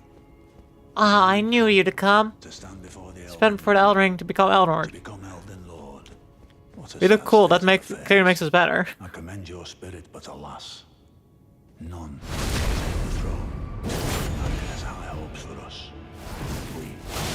Sure, Gideon.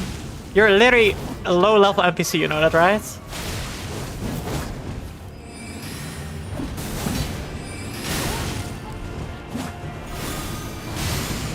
Like, all you have is your stupid fucking golden shit. Oh. Oh, okay, I did not expect it either, that one, actually. I was taunting him, and I feel like this is karma, chat. I deserve to die there.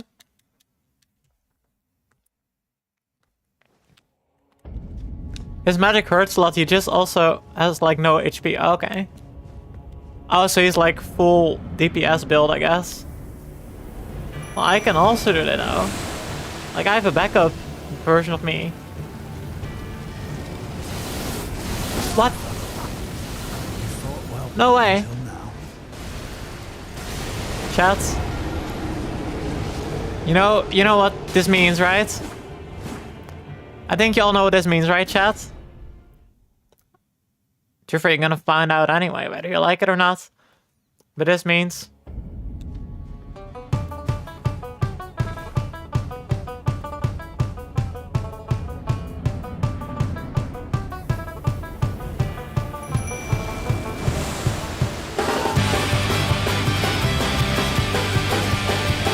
Just L2, yeah, exactly.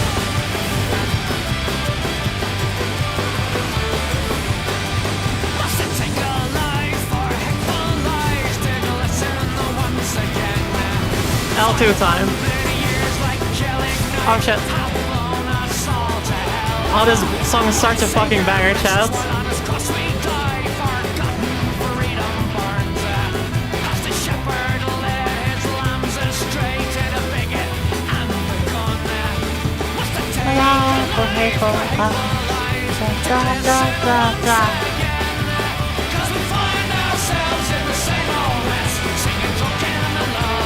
Wait, why is... Look at how weirdly he was running there.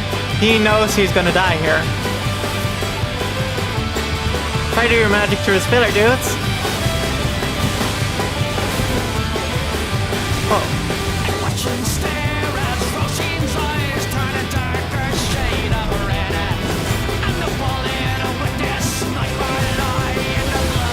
Did he just use Melania to attack there?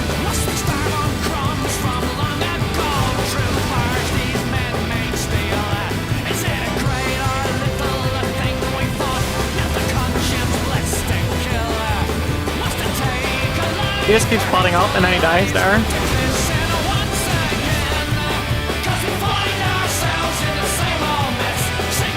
He didn't even need to finish a single song there. You see that? That's how easy he was. Tyrants cannot become a lord, not even you. Ah, you fucking golden order. Elitist guys. You're all losers, you know that? And yes, I'm telling him that post-mortem. That's how little I respect him. Because the golden order is evil from what I learned. Okay, how much XP do we need in total for next level? 80k? I feel like we might have that in our inventory, right? 20k.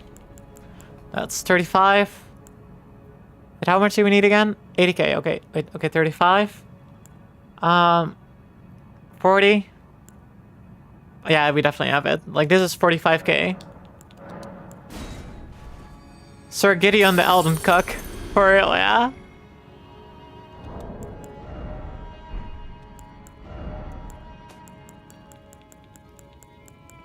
He's just upset that he cannot become Elden Lord. Only thing he can become Lord of is his cuck chair. Take a seat, Gideon. I'll be the Elden Bull. Okay, we need 700 more. Okay, let me use another thingy. 800. Even over-leveling for this. See this, chat?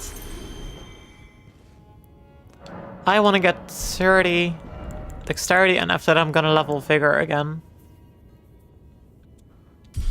Okay. For some reason, when I see the runes go down like that, I always think of like the Yu-Gi-Oh sound effect, like whenever you lose life points.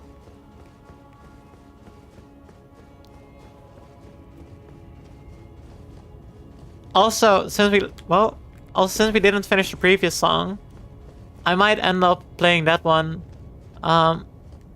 Playing that one if I die a couple times to the next boss. To Godric. Or Godfrey. Joffrey. These nuts. Okay, maybe that was too much of a these nuts insert. That was literally unsolicited for. I feel like you can blame the streamer brain for that.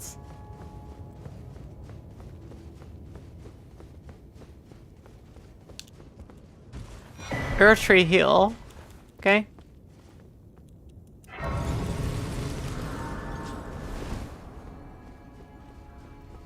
I don't think we need any healing.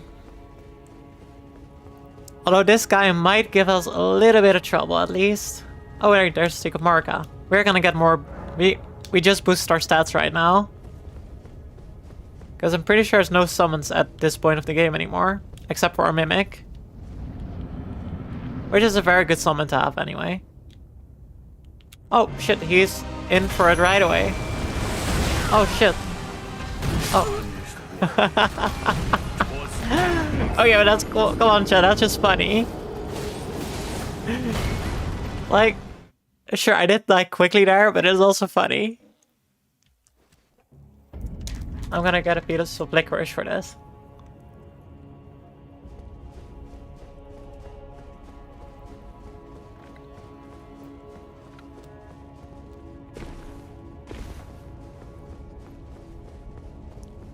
We died so quickly that our runes are literally outside of the level, but we literally only have like 70, not even 70 runes. Wait, there's a summon. Oh, Nepali, because we helped her become queen. Our goat.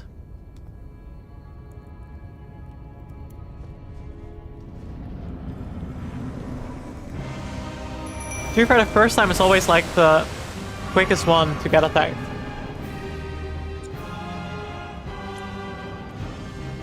To be fair, we have our friend here, so we can win this.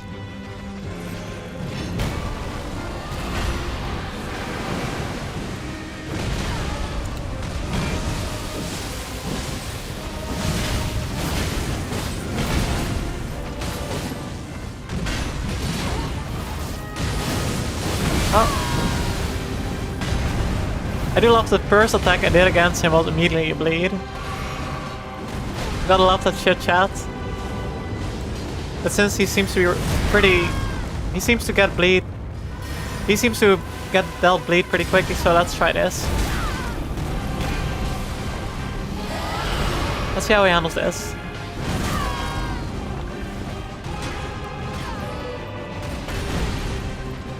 To be fair, like, if the distance I have from him doesn't matter and I'm getting hit anyway, why am I not just close the distance completely at that point? Oh shit, I do not want to be grabbed here. That shit's dangerous, chat. Chat, I want to let you all know, if some kind of old guy comes at you like that, make sure he does never grab you, because that's not good for your health. Actually, if anyone comes at you like that, just do not trust them, okay, chat? Promise that? Chat, I want you all to promise me that you would not trust someone if they came at you like that. Okay? I don't see any promises in chat yet. Wait, I want to get the last hit. I want to get the last hit on him. Oh, I don't want to die though. Like, not when he has 1 HP left, literally.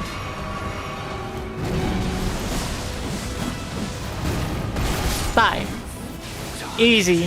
Second try. Didn't even need music for this. Thy strength befits the crown. I thought so as well. I mean, those are more often, you know? Like... Who was it again? The guy before Gideon, like Malakat? Pretty sure Malakat said that, right? Or do I misremember? Am I paraphrasing right now? Possibly. There's a non-zero chance for that.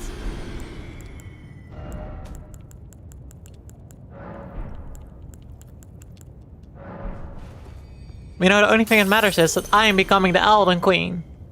I'm becoming the Pino... The Peen... the Peen of the Pirates. Oh, shit, Chaz.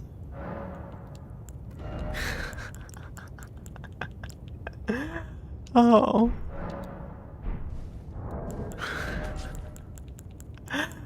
Peen of the Pirates. I'm becoming the Peen of the Pirates.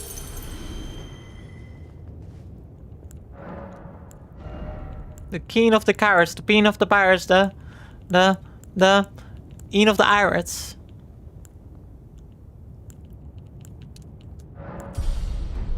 It doesn't mean we now have access to Radagon. Like, I am not gonna be able to defeat Radagon or the Elden Beast yet, obviously. But I do want to try it anyway. But I am gonna say this now. We are not beating Radagon or the Elden Beast this stream, okay? Maybe Radagon at best, but no more than that. Like, I just want to make sure the expectations are low here. Because I'm gonna make my dinner in a little bit, and after that I'm gonna do some reacts. And then tomorrow we have all day to try Radagon and the Elden Beast. Dang, I didn't expect Melania to become the Elden Queen.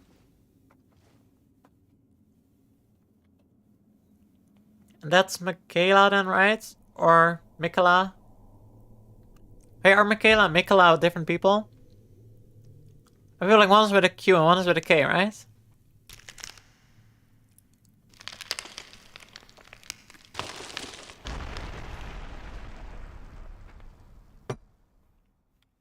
Or am I just misinterpreting how to write it?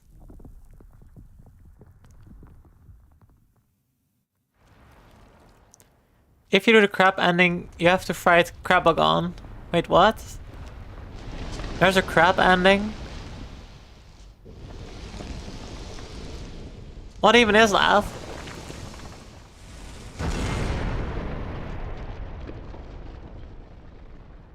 Okay, can I summon my mimic here?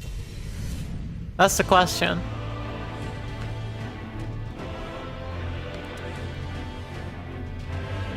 Oh shit. Kinda hot though.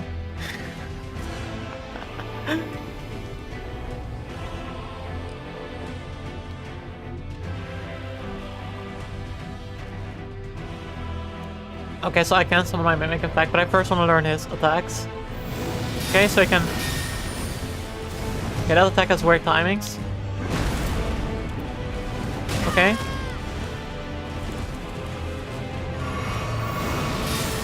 Okay, so he can step or lunge towards me as well.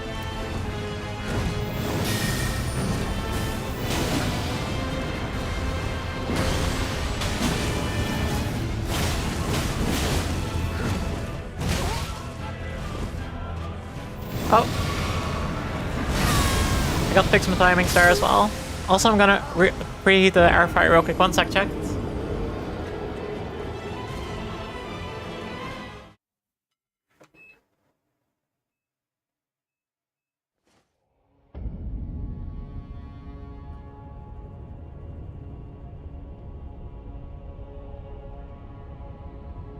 Wait, I gotta do the that commands. That's... Pretty sure I also died against Gideon twice, right? Okay. Added the commands a couple times, and now it should be fine. But the crab... Wait, is there... Wait, Elden Ring crab ending. Wait, is this a real thing? Everything ends up a crab or death. Is this a meme or is this a real thing? Because there's a literal Reddit post about it as well. It's a bit crappy. I'm sorry, chats.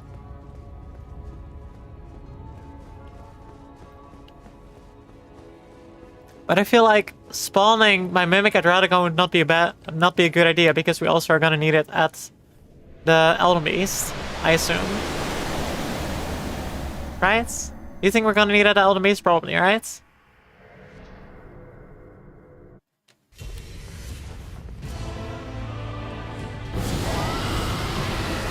Oh. He does not like it when we do that. Fine, then I won't do Scarlet on you, okay? Then I'll do this instead. Is that okay? I don't think he likes this either.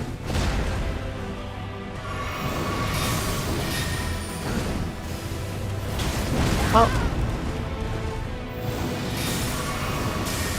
Oh, I don't think he likes that either. Then what does he like that we can do? So he's like the true Elden Ring or Elden Lord or what? Radagon of the Golden Order. Wait, so he's like the owner of the Golden Order then or what? Because like the Golden Order is someone who wants to keep like the current structure of the Elden Ring intact, right? Like, what's the logic behind it? Radagon versus Elden Beast difficulty.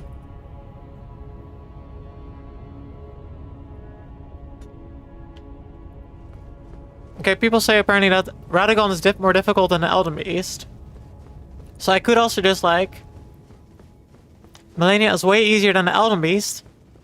Wait, what? Radagon part is easy? Oh fuck, chat, I'm cooked. I'm gonna be so cooked tomorrow.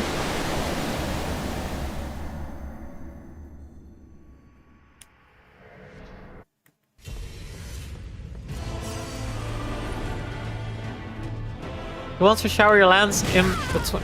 You should want to shower the lance in between with gold. That's why you gotta stop him. I feel like gold shower is pretty dangerous, right? Like, I feel like you would just melt from literal gold being showered over you.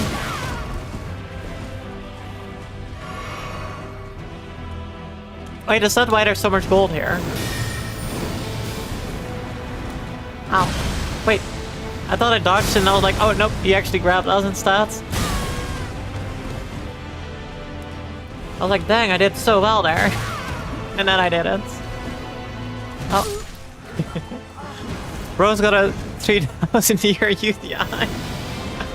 Dang, that's so long as UTI. I feel like at that point the UTI probably gets a personality of its own or some shit.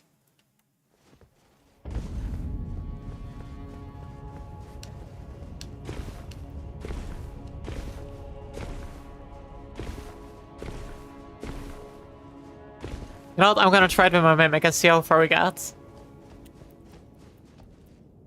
There's still 6 minutes to go before my shit is warmed up anyway. They call it Scarlet Rot. Yeah, this checks out actually. Oh. Oh shit. Yeah, exactly, go after my Mimic instead. That's what I love to see. Then I can just do.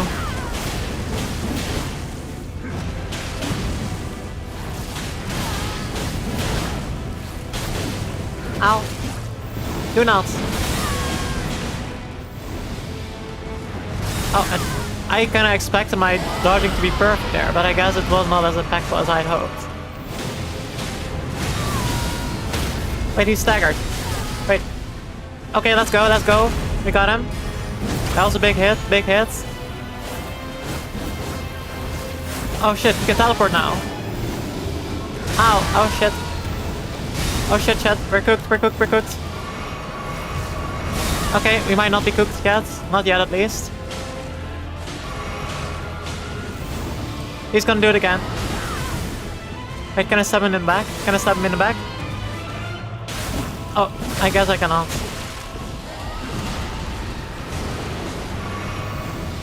I feel like my Mimic is low-key carrying right now. Let's go, we got Radagon. All that's left is the Elden Beast.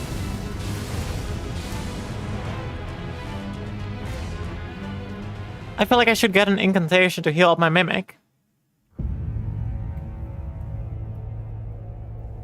Okay, that means we can defeat the Radagon as long as I have my Mimic. Keyword, as long as I have my Mimic. Oh shit, the big Elden Beast. Elden Bussy. I'm sorry, chat.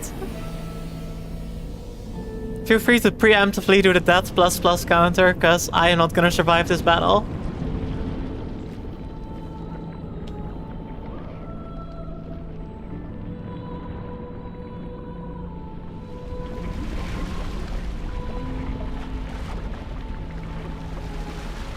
What's that? Is this his weapon? A sword? Yeah, this is... Wait, the Elden Beast has a sword? That's wild, chat.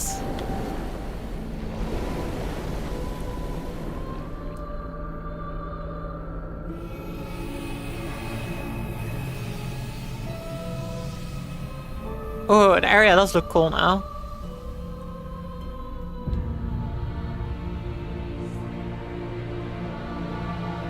I feel like there should be an option where you can fight the Elden Beast and Radagon separately. Every FromSoft game, the old gods are literally rotting. Kill them all and bring in a new era where you rot instead.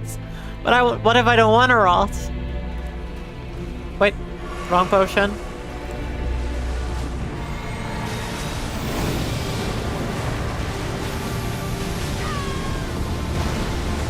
Let me try this.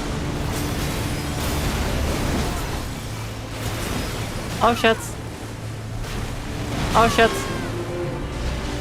Wait, where's my mimic? Chat, did you see my mimic, chat? Can you play my mimic for me, chat?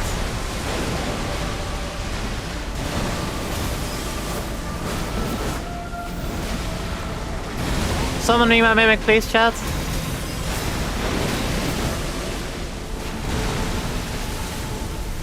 If only I could get a summon here. I feel like we got pretty far for my third try or something. I think I did pretty well, if you ask me. I know it's kind of like... me saying, okay, I did well, is like giving myself a pat on the back, which doesn't really seem that useful or whatever. But I feel like I did okay. As long as I have a mimic. So I might have to like first kill Radagon without a mimic. And then spawn my mimic in when we get to the Elden Beast. Or I get healing incantations. They put my foot in the air for anything.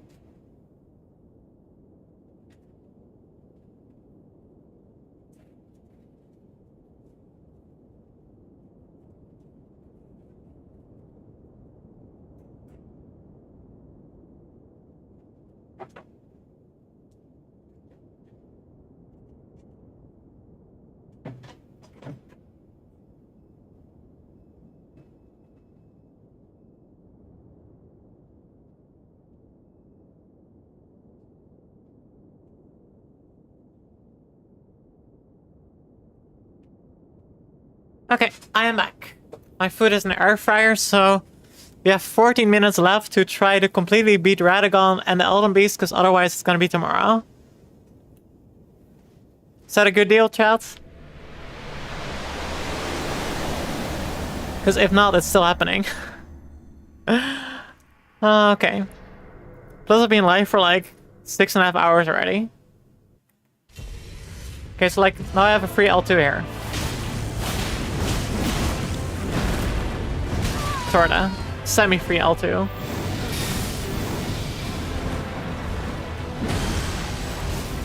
Whenever he does that, I have a free L2.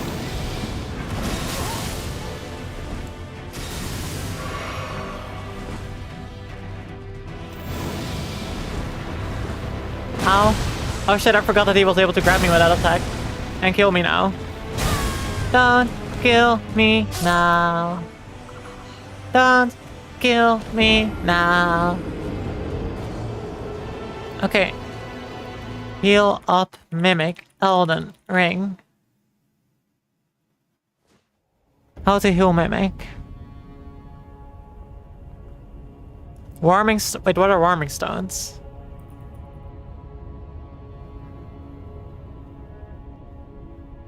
Uses FP to generate warmth, continues restoring the HP of those nearby. I suppose. Wait, aren't mimics also able to like heal up using food or something? Wait, I have several raw meat dumplings equipped. Wait, where can I get those? Raw meat dumplings, Elden Ring.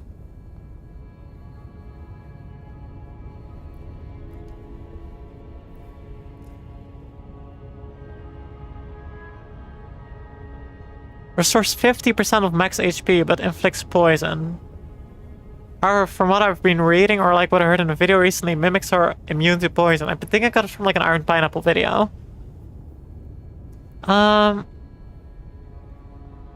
Wait, so I have those dumplings already?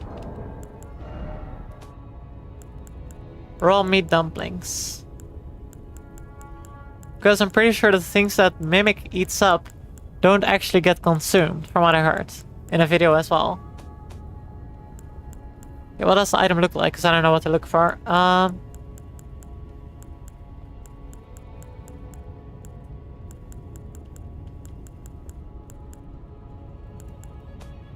Where is my food?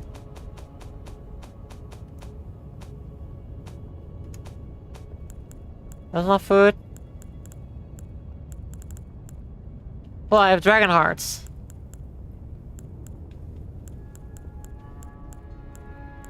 Like, if I can get a couple of them and equip them in my slots, then it means... Okay, 100% chance for it to drop from large living jar enemies on time. Previously slain large living jar enemy will no longer drop any, okay? Often found near living jar nests. Then can be found in Revenger's Shack in Liurnia. Okay, let me go there real quick in that case. Chat, we're gonna go on a little adventure.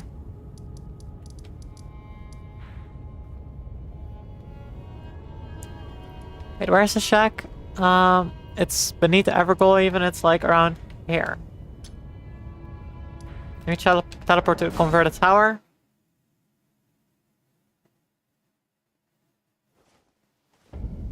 Okay. Let's go, chat.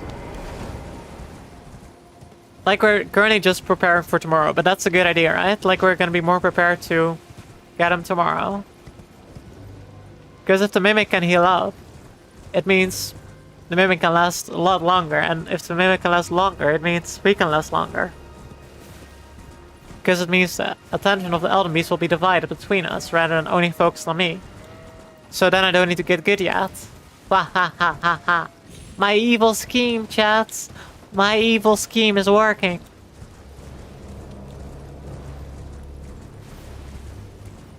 Okay. Speaking of evil schemes, I'm still very embarrassed of how toxic I was earlier at the Tree Sentinel. Like, I know it's like just the Dark Souls rage or like the Souls rage, but fuck. I do not like it at all when I'm like that.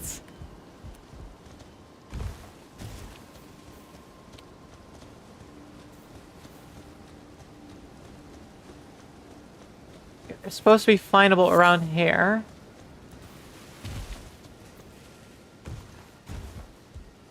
But where's the question? Where are my raw meat dumplings? Tell me.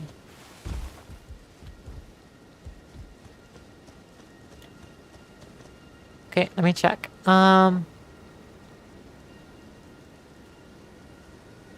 In Revenger Shack after after we complete a quest line. I see. Oh wait, there's another 10 at Windmill Pasture on Aldous Plateau. Well, at least we completed that quest for sure, because we killed the boss there. Map link. So we gotta go here. Wait, no. Wait. Wait. Is it here then? Yeah, I think it's around here.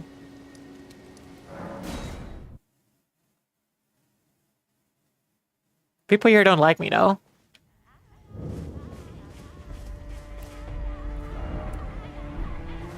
Because I killed a guy that made them happy or something, I guess. The noble godskin guy. But I feel like they only thought they were happy rather than actually being happy, you know what I mean?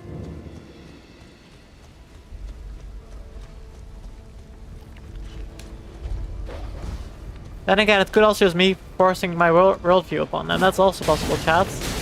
I'm not denying that either.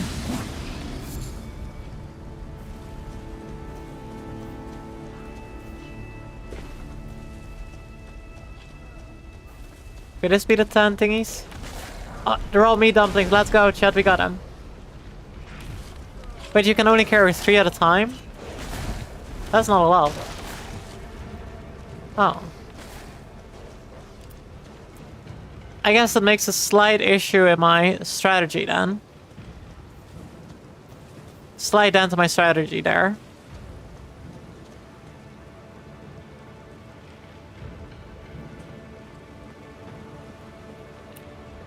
Okay.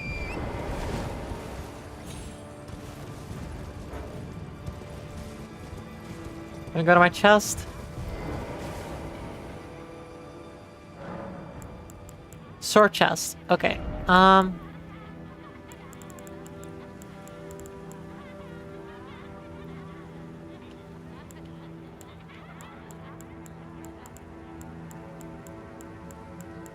Let's see. Where could it be, chat? Better.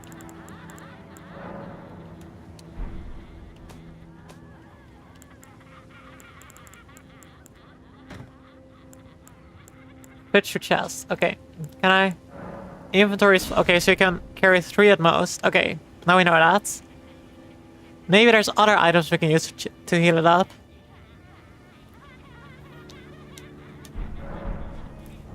Let me equip my... I can equip it here. Because it's a slot I can't use anyway. But it will still be equipped, you know what I mean? Because then the Mimic can access it, but we won't accidentally click it.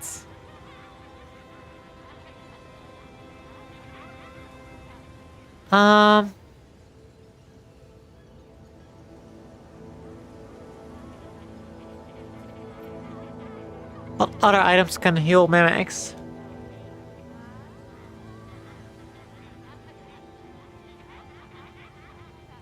Wait, Godskin Swaddling Cloth Talisman.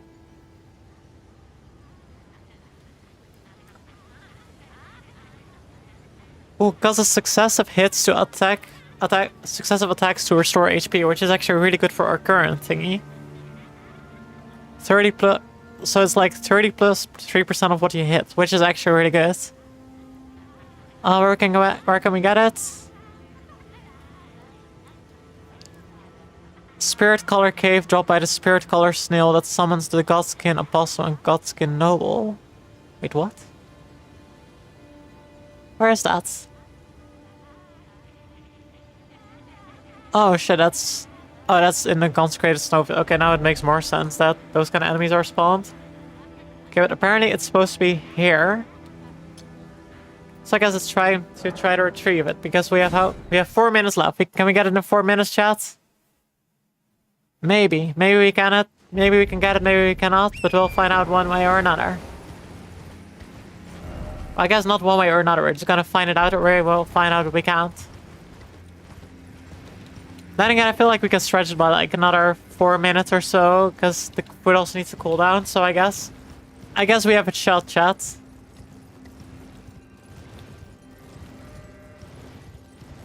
I also just realized my stream title is still OSRS Wintersummit Reaction because I forgot to change it. But we're gonna react to other videos after this anyway, because I kinda wanna watch some more Minecraft videos because they're kinda comfy to watch. Okay, so how does it get summoned? Spirit Color Cave. Oh, I need to enter a cave. Where's the Spirit Color Cave? Okay, let's see. Let me check it on the picture.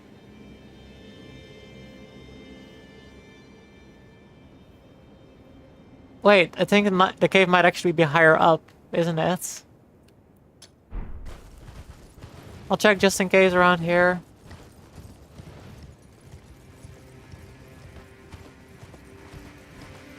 I don't admit, this looked like it could have been an entrance to a cave though.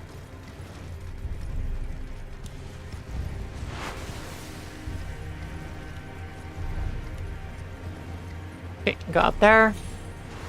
I don't think we can do an entire cave in 4 to 8 minutes though. But it's something we can do tomorrow as well in that case.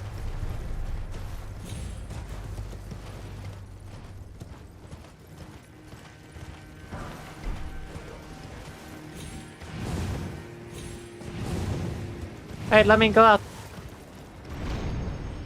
Thank you.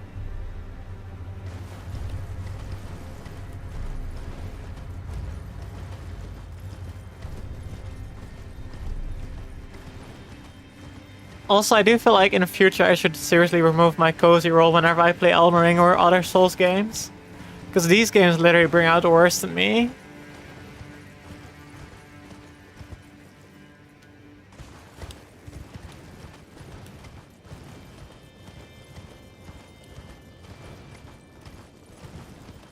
It's supposed to be around here though.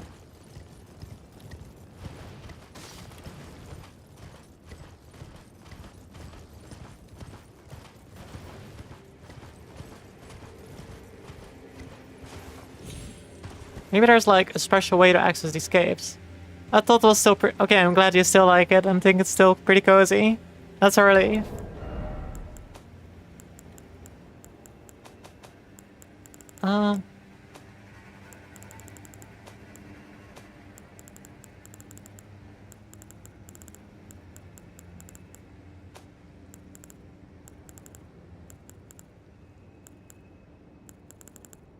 Okay, I have enough stone sword keys.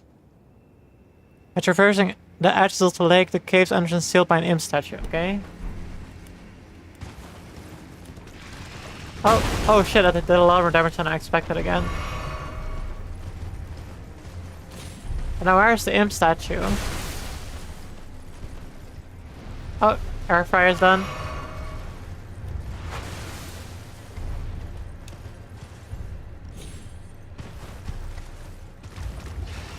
Ouch.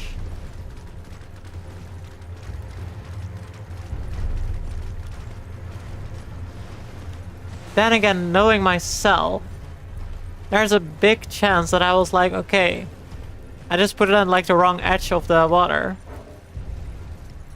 Like there's a non-zero chance of that.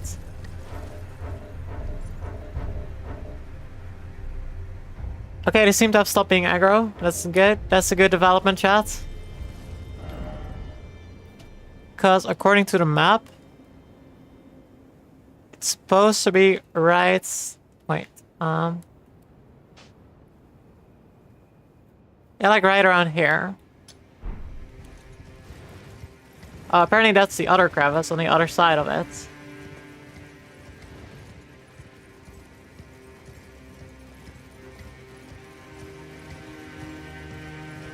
Then again, you never know how accurate the map is, you know?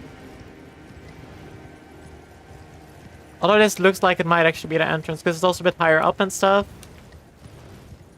And I feel like that kind of makes it check out or something, you know what I mean? We got it! I guess the map is accurate after all.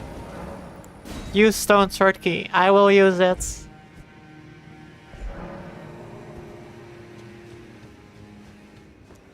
And we got a side of grace.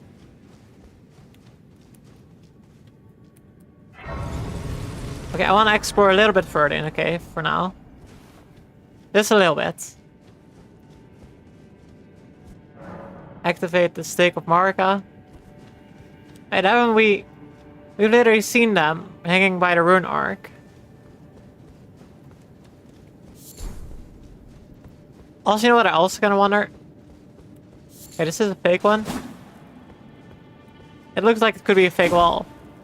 But I'm also wondering, like, if you equip a rune arc to one of your slots, can your mimic also use it? Like, obviously it won't be used of your equipment because mimic is just like a duplicate or a clone of you. But I do wonder if your mimic can literally use that as well. This looks like a fake wall, right? Or am I wrong again? Seems like I might just be wrong again. I just keep thinking something is a fake wall when it's not.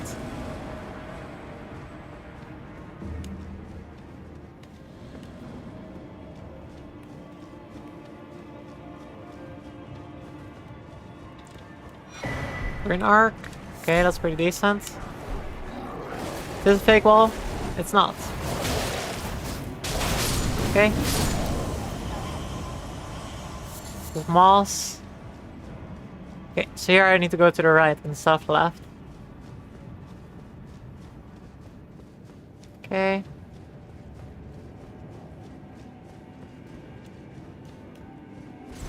I don't know, I kind of assume everything here is... Oh, there's another pot.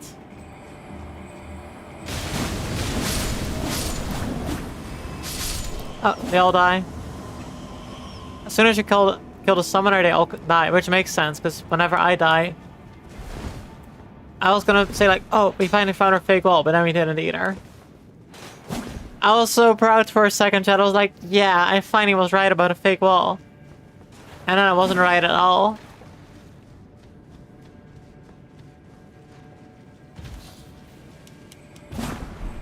Don't do that. Wait. You're an actual invader or something?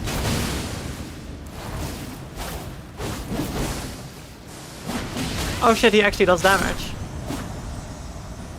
He actually does a decent bit of damage even. Wait, can you literally summon him? That's weird. Also, I kinda got lost, chat. Like, I guess I gotta go up here, but I'm not certain. Or is this where I came from?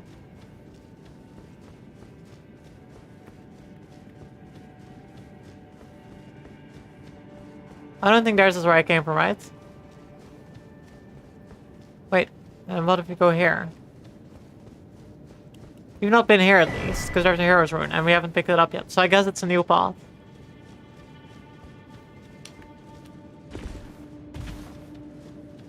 For some reason, it just kind of feels like we're navigating back to the Enters or something. But I'm probably wrong on this.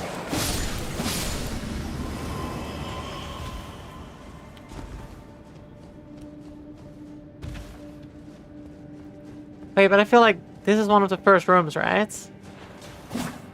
Yeah, like there's Stake of Marika.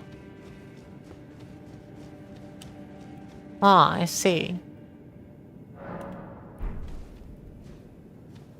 Too far I have to heal up anyway, so I might as well. Oh shit! New route unlocked, I guess? Oh, this is the place where we fell down earlier.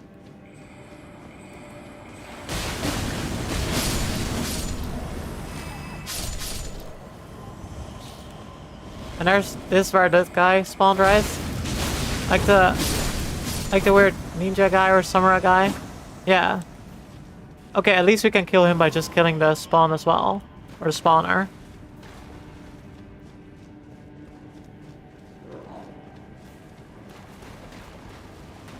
I feel like all we really have to kill is the ones who spawn, rather than any of the other enemies.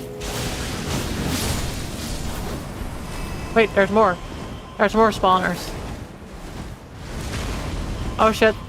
There's the guy again. But here's probably the spawner behind it. Oh shit, chat, I'm scared. Oh shit, I'm cooked. I'm not cooked. Okay, I'm not cooked yet, chat. Okay, I got slightly startled again, I guess. It doesn't mean since that thingy is gonna spawn the godskins. Doesn't mean I just have to kill the one who spawns them? Or do I still have to kill the godskin? Wait, can I spawn my mimic here? I can. Oh, let's go. Oh. Okay. Mimic, go get him. Thank you, Mimic. My Mimic got revenge by hitting him one more time for me. That's how sweet my Mimic is. I care about my Mimic as well, so you know, it's like a mutual bond. We both benefit from it, you know what I mean?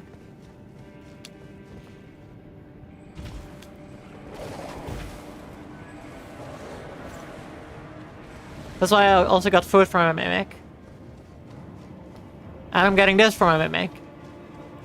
I'm gonna be full on parasocial with it. Or with her, I mean. Because I feel like it might be less rude to say her, I guess.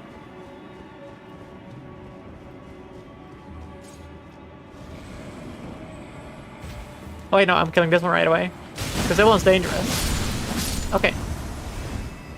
There's no, that guy can hit me really badly. Okay, first I'm gonna run for the one that's over there, because that's the most dangerous one.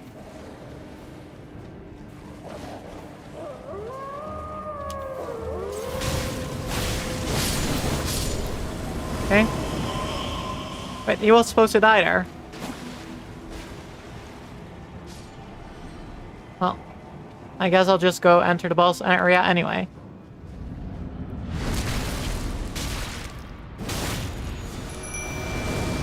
Ow, that hurts, you know? You don't just do that when someone's still spawning their Mimic.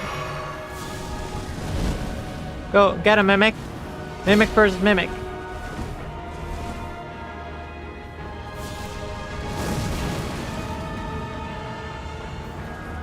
Wait, why is my Mimic looking at the door right now? That's more like it. Okay, golden order, sure.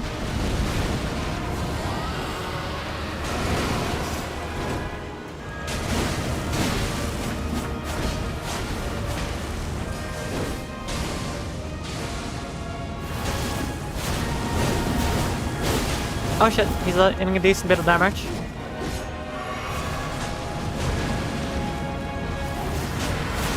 Oh wait, we can stagger him here. Or not, I guess. I was playing too risky there, chat.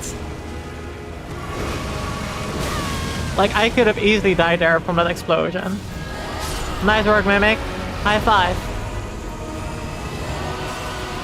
Wait. Okay, bow to the Mimic.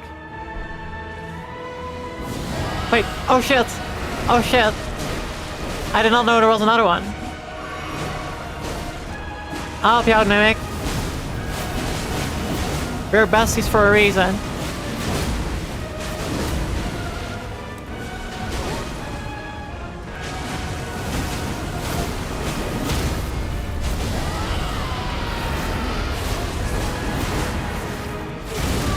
Okay. It's gonna start rolling again, I guess. You better not kill my Mimic. Oh. Did he just die? Okay, where's... That battle's not over though, because... Spirit Caller. Oh. Now the battle's over.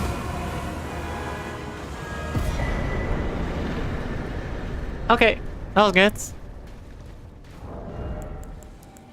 Then we're going with... Oh, we actually didn't even need the Talisman of Lightning Negation anyway here, because... Successive attacks restore HP. And I'll replace this with this. And I feel like now we have more... like a better chance at Radagon tomorrow, right?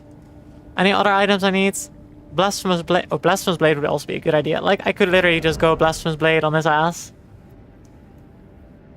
User Flask or Crimson Tears. Have several raw meat dumplings. Use Warming Stones. Heal incantations. Heal incantations and spells. Elden Ring.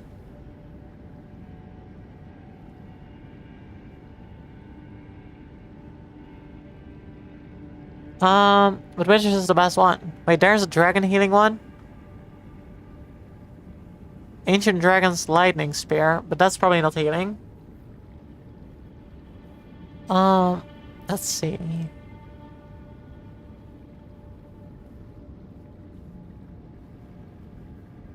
Oh, these are just all incantations instead of just healing ones.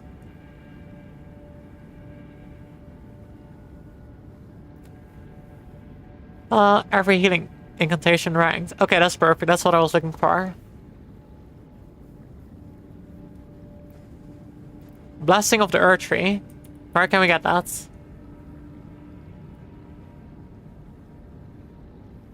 Lionel Royal Capital. Well, the issue is... it's currently the capital of Ashes, so I don't think we can get it anymore at this point.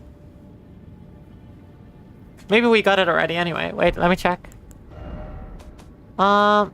Spells. Wait, was it Earth Tree Heal or is another one? Wait, let me check. Blessing of the Earth Tree. I don't think we have that one. Are we cooked, chat?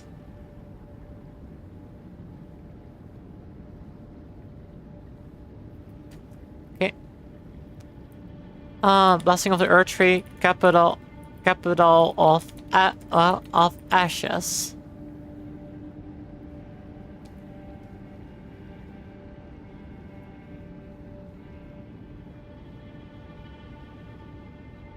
I have a feeling we cannot get it anymore. As they say, it is what it is. What's the second best? Earth Tree Heal.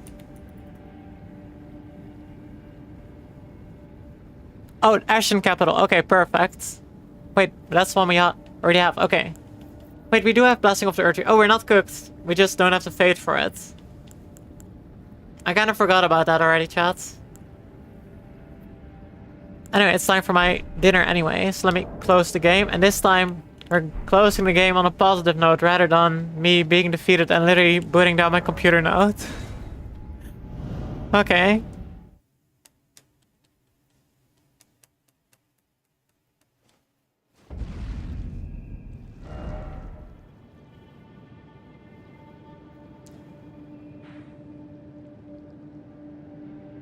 Now we gotta go to... Wait, we don't have to go anywhere, actually. I can just sit down there and... Wait, actually, yeah, I do want to travel somewhere before I quit. The Elden Throne.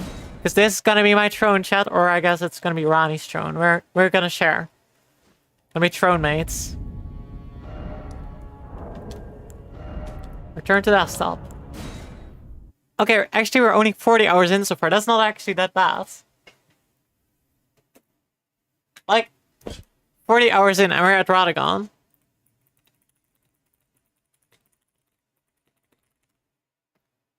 Okay, let me go to web browsing.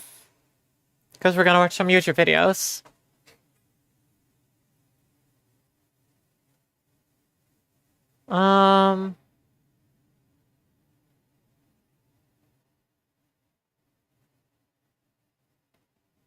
Watch later. I'm also gonna go pee real quick.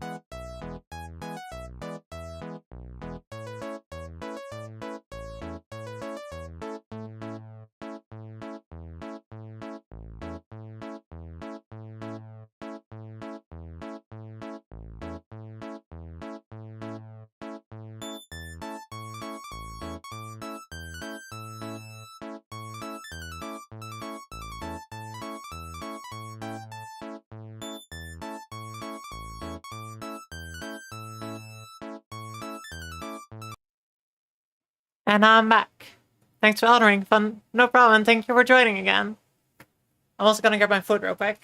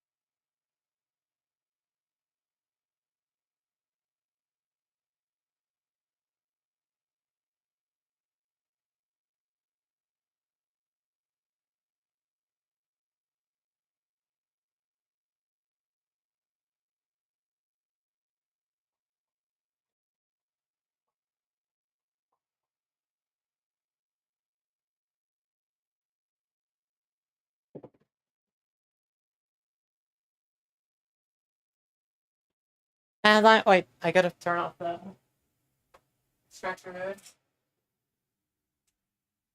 Okay, chat.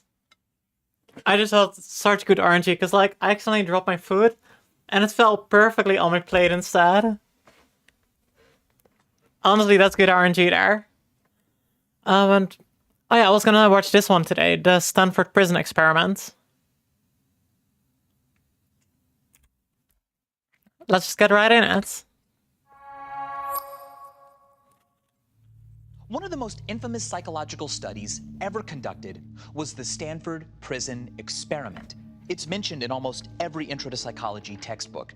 They tend to focus on how unethical it was and are less critical of its supposed conclusion. August 14th, 1971, Palo Alto, California.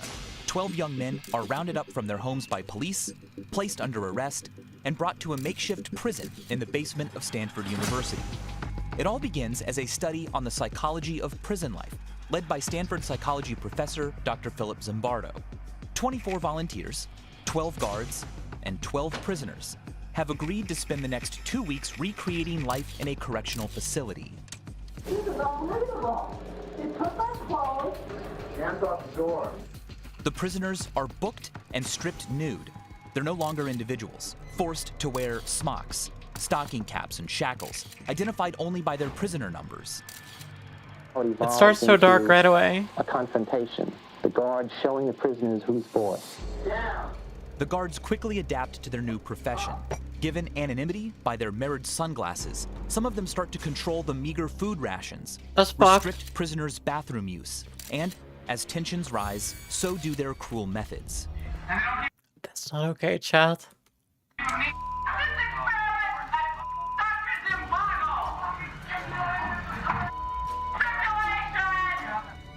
Within just 6 days of the planned 2-week study, conditions are so bad that the entire operation is Holy shut shit. down. I'm inside! Out now! God damn it! The study makes international headlines. Zimbardo's fame skyrockets, and his conclusions are taught to students worldwide, used as a defense in criminal trials, and are even submitted to Congress to explain the abuses inflicted at Abu Ghraib. The study brings up a question just as important then as it is today. Is evil caused by the environment or the personalities? I feel like a mix of factors. Zimbardo's shocking conclusion is that when people feel anonymous and have power over depersonalized others, they can easily become evil, and it occurs more often than we'd like to admit.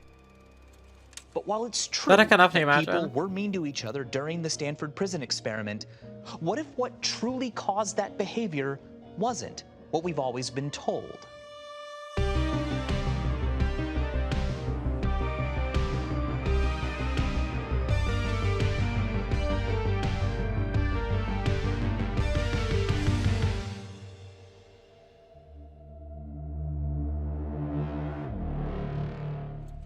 The Stanford prison experiment has always had its controversies, but a wave of recent revelations have pushed it back into the Wait, spotlight even more revelations? 47 years later.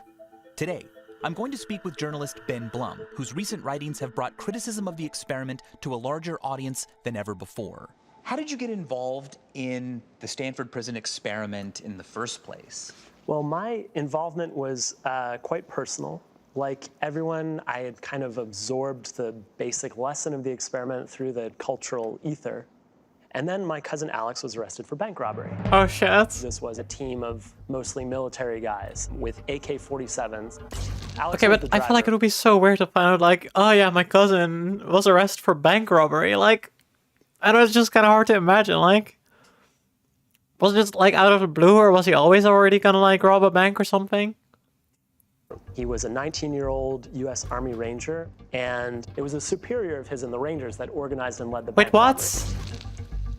Alex thought the whole thing was a training exercise. He was just so brainwashed in this intense Ranger training that when a superior proposed this bank robbery, Oh shit. he took it as just one more kind of tactical thought At experiment. that point, you would kind of expect him to like, not necessarily go to prison, but like to, like a rehabilitation facility or something, right? Like if you assume it's gonna be like an exercise, and you're literally like in an army or something, and then I don't know. I feel like rehabilitation would be more fair than prison in that case. Then Dr. Philip Zimbardo participated in his legal defense. Zimbardo submits a letter to the court advocating leniency and sentencing on the grounds that Alex, my cousin, had been so transformed by the social environment of the Ranger Battalion that he participated in the bank robbery without exercising his own free will. Well, how did that affect Alex's sentencing? He received an extraordinarily lenient sentence Okay. of 16 months. So Yeah, but I feel like Zimbardo still, was like, because the Rangers are part of the government, right? Because if so, I feel like 60 months is still a lot. I feel like rehabilitation just makes more sense. a family hero. But over time, Alex finally he did admit to me, you know what, I knew this was a bank robbery by the end. I just didn't have the moral courage to back out. Oh, wow. Alex, myself, and our whole family came to view the Zimbardo argument as a way to shirk personal culpability and to put all the blame on the situation. I feel like the blame should go to like the Ranger the guy, Stanford prison experiment in like the particular, leader who organized it, you right? reached out to Dr. Zimbardo himself? as well as some of those who participated. What'd you learn? I learned to my deep surprise that quite a number of the participants had stories of their experience that completely contradicted the official narrative. Which is, look, these regular people, good people came together and because of the situation, became evil. Right. Zimbardo has claimed that the guards were put in the situation and then the kind of hidden wellspring of sadism that apparently lies in all of us unfolded organically. On day 2, there was a very sharp change in the whole nature of what was happening in that prison. The guards now fell into their job. There was an orientation meeting for the guards. They had been told quite explicitly to oppress the prisoners. That falls under the heading of what psychologists call demand characteristics. Experimental subjects tend to be motivated to give experimenters what they want. Demand characteristics occur whenever participants being studied act differently than they normally would because they've guessed what hypothesis is being tested and feel that a certain kind of behavior is being demanded. There was a recording of explicitly correcting a guard who wasn't being tough enough. The guards have to know that every guard is going to be what we call a tough guard. And so far, well, you have to kind of try and get it in you. Whether or not you can make this thing seem like a prison. Okay, but like, if even the psychologists were like, yeah, no, you all have to be tougher, can you really call... I feel like you can still obviously call the people who ran it evil for this, some of the shit they did. But like, I feel like there's also some coercion going on there for like the people who actually run shit behind the scenes, you know? Is the aim of the thing. Depends largely on the guard's behavior. So a conclusion you could make from the Stanford Prison Experiment is that when you tell people to be cruel, they'll do it if you tell them it's for a greater good like science. Yeah, who would have thought? I think the study I don't know, I feel like stands still. Even if someone would be like, yeah, no, like you have to be cruel to all these people who literally cannot even leave at their own volition at this point because they signed up for some kind of weird, I don't know, contract or whatever. I feel like it would still be hard to be cruel there. But it could be... Obviously, I'm not in that situation or like that position, but still, I feel like it's gonna be hard to be cruel like that. Like, especially with like how inhumane some of the people are treated. As a fascinating spur to further more careful research, as a demonstration that should make anyone curious as to how such extreme behavior could arise in such a short time. The experiment could still be useful, but it might need to be reinterpreted. Its data might lead to different conclusions than the one that we've been telling for so many decades. Right. The flaws in the experiment that Ben and other critics bring up call into question large portions of the narrative surrounding the study. So I want to hear from someone who was actually there. Come on, get in that crowd then. What? Little isolation Dave Escher, there. the study's most infamous guard, agreed to tell me his side of the story. It's really an honor to meet you. You're a living, walking piece of psychology. I thought he was gonna say shit. I'm never recognized in the street or anything like that, piece of although I shit. still get some hate mail. But Are you serious? Yeah, absolutely. Well, what do you say to them when they react that way? I say, well, there's probably a lot about that didn't happen quite the way it's been portrayed. Well, Dave, before we go This has happened with a few pop culture psych experiments. I mean, that's... The person got like hate mail or something, or... Like, or what, like... Oh, fuck, I need to sneeze, fuck. Ah! Or my eyes itchy, one of the two. I need to sneeze or my eyes itchy, but... You meant like the people who took part in those kind of popular experiments ended up like... getting hate mail, or that it is because they did fucked up things or something like that. But like quite a few people like did cruel things. Sometimes the researchers want for their hypothesis to be true rights their integrity to find actual truth. Yikes. That's such a major red flag. Holy shit.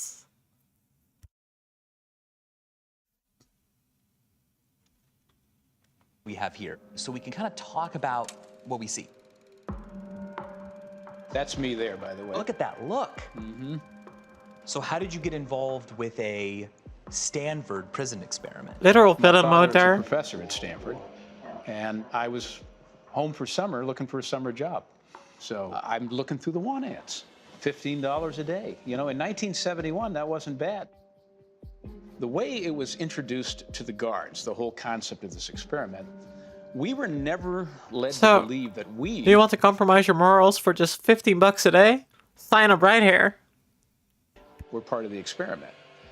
We were led to believe that our job was to get results from the prisoners, that they were the ones the researchers are really studying. The researchers were behind the wall, and we all knew they were filming, and we can often hear the researchers commenting on the action from the other side of the wall. You know, like, oh gosh, did you see that? Here, let's make sure you get a close-up of that, okay? So if they want to show that prison Is he actually smoking a cigar there? Like, wait. So Is if- this a cigar or is it something else? Really full, like going full drug lord or some shit? they want to show that prison is a bad experience, I'm going to make it bad. But how did you feel doing stuff like that? Didn't you feel bad? I don't know if this is a revelation to you, but 18-year-old boys are not the most sensitive. Yeah, I know, but still. Sure. My agenda was to be the worst guard I could possibly be. And it's pretty serious. It harms me. I mean, harms. I mean, in the present tense, it harms me. How did it harm you? Also, how the fuck does he have this much beard growth at 18 years old? Like, holy shit. This is my favorite Is part of that actually how that works? What the? all the footage we have from the experiment. It's you and a prisoner confronting each other after the experiment. I remember the guy saying, I hate you, man. Yeah. I hate you. And the person deservedly so. Just to think about it, mean that people can be like that? Yeah. It let me in on some knowledge that I've never experienced firsthand. I didn't see where it was really harmful. Okay, I feel like to balance it out, they should do it like switch turns. Like the second week should be like one half is gonna be the prison guards and the other half is gonna be the prisoner. It was degrading, and that was part of my particular little experiment to see how I could. Your particular little experiment. Why don't you tell me about that? I was running little experiments of my own. Each day, What? I Okay, said, this is well, some what serious can we red do flags there to from him again. ramp up what we did yesterday? How can we build on that? Why did you want to ramp things up? Two reasons, I think. One was because I really believed I was helping the researchers with some better understanding of human behavior. On the other hand, Is that it was why you were doing your personally own experiment? interesting to me. You know, I cannot say that I, did not enjoy what I was doing. What? Maybe, having so much Actual psycho behavior power there. over these poor defenseless prisoners, maybe, you kind of get off on that a little bit. No, that says a lot more about you than Entirely following a script from the dude. director. Right. Like, But you also like, if he felt any remorse, that would be a secret he took to his grave. But no, he's like, yeah, no, I felt good in it at some points. Like, I guess everyone treats it differently, but I don't know, man. I don't know. felt like Zimbardo wanted something from you. Yes. And you gave that to him. I believe I did. I think I decided I was going to do a better job than anybody there of delivering what he wanted. Keep it in the bedroom, But does lol. that Yeah, excuse for me real. from what I was doing? Certainly it started out with me playing a role. So the question is, was there a point where I stopped acting and I started living, so to speak? The standard narrative is that Dave Eshelman did what he did because when people are given power, it's easier than we think for abuse to happen. I don't know. That may be true, but how predisposed So this is to like the predecessor to Discord moderators or Reddit moderators. aggression was Dave? I mean, he signed up to something called a prison Yes, it's literally like a reference to that one guy from the video recently who was like, yeah, no, we as Reddit moderators have actual real life power. Like, dude. Stop being so weird. Like, at that point, you're just being weird, you know? After all. Also, his feeling that cruelty was encouraged and helped the experiment may have affected his behavior. What I'd like to see is, in the absence of outside influence, can anonymity, power, and depersonalization alone lead to evil? 7.5k points, by the way. Oh shit, I'm in danger. I'm in danger, chat. Especially because I was actually thinking of upping it to 2 kilometers instead. I'm so cooked. To answer that question, I'd like to design a demonstration of my own. So I'm meeting with Dr. Jared Bartles of William Jewell College, a psychologist. Fine, like, I will reward your, you saving up here. Manage rewards, okay? Let's see. Rewards. But the only reason I'm doing this is because you also told me you're modifying it.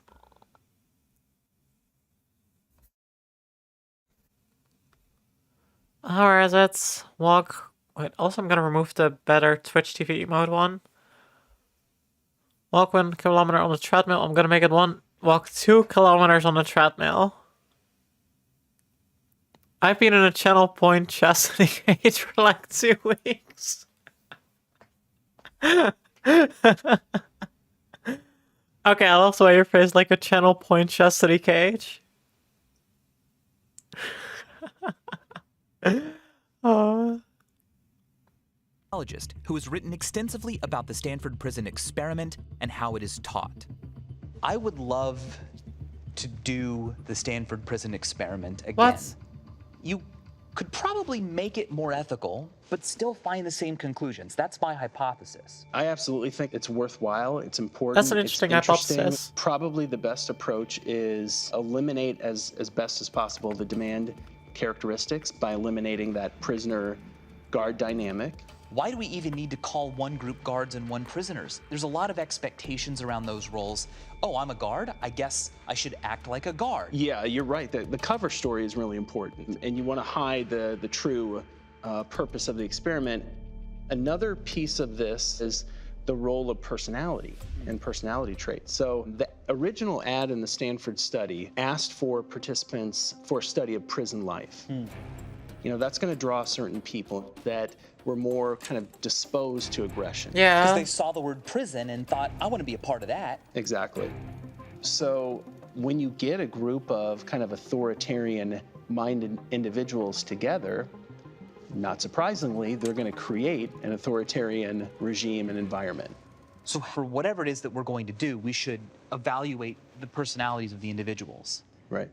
So how do we give people every opportunity to be as evil as they can? I think you have to have those elements that were assumed to be influential in the Stanford study. What are those elements? You have to have the depersonalization, you have to have anonymity, you have to have some power differences. Can we elicit some surprising behaviors in just a number of hours? If you kind of come back to the Stanford Dang, just a study, couple there hours, wasn't so it'll be anything quick now. dramatic that happened in the first day of the study. Yeah. It was the second day of the study when the guards started to assert their authority. That came about because of prisoners testing and challenging the guards' authority. Yeah, and that led to fear. That, like, wait a second, these prisoners... Oh gee, they're talking about basic biases that the first experiment should have accounted for.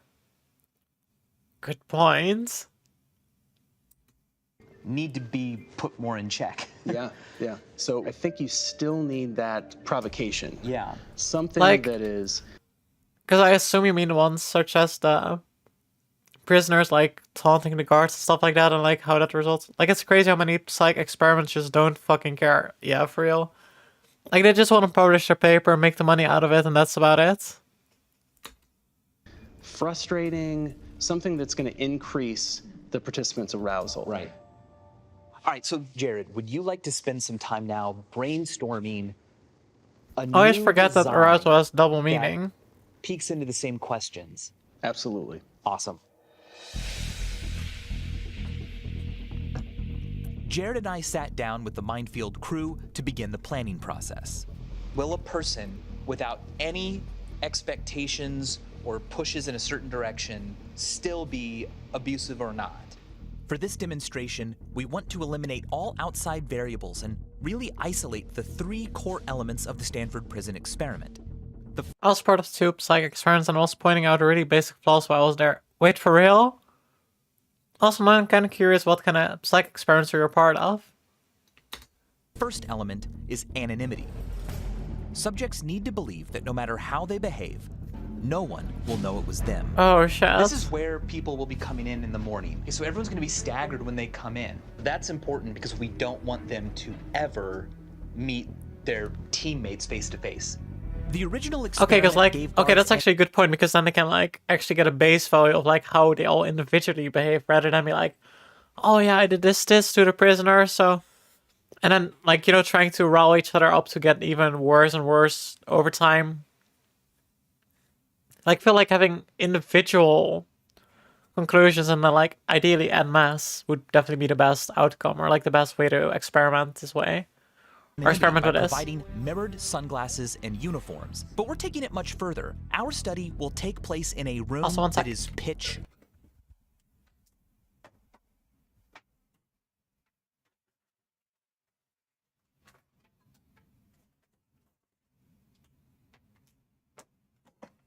I was grabbing some candy. One was about subconscious ableism based on how fast you could process literal word art images. Wait, what? Subconscious ableism behind word art images? Now I kind of wonder like how that would work. It's like ableism in the sense of like lack of accessibility or something. Black. They'll be taken into this room. Ah, I would love to see how dark this room is going to be tomorrow. Yeah, absolutely. You ready? I'm ready.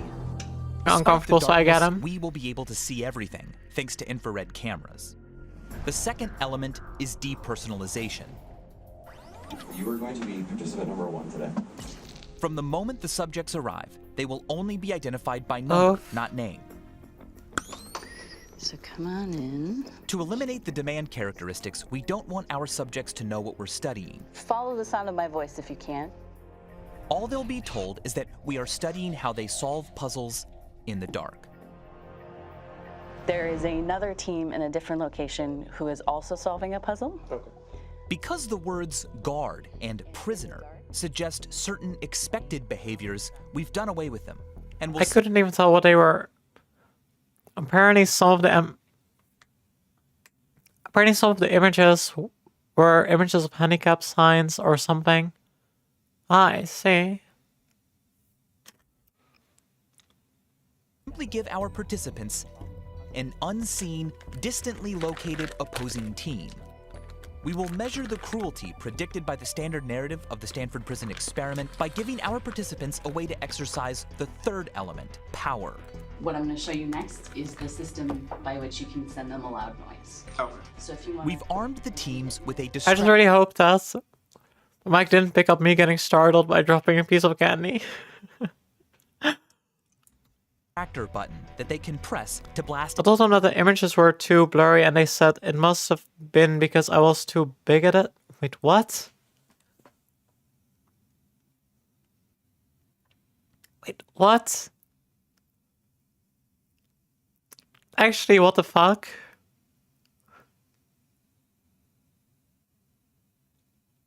Like, if images are too blurry, aren't they technically being ableist? For example, like, they don't know whether you have, like vocal issues or whatever, you know, or not vocal, focal, like with an F, like vision-related issues or something, like, doesn't mean that they were being bigoted technically, or are they, like, responding to people's responses to being called bigoted or whatever? An extremely loud, jarring noise into the other team's room. Everyone will have a volume dial that ranges from level 1 to 12, and they'll be told that anything below a 7... Control. Okay. So they can't see what you're doing, you can't see what they're doing. Okay.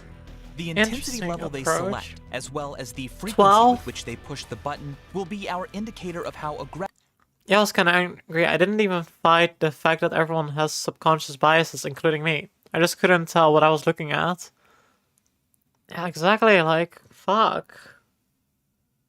These people sound terrible, not gonna lie. The participants become in this situation. Is it pretty, like, terrible to hear? I'll give you a demonstration. Hey, Derek, could you?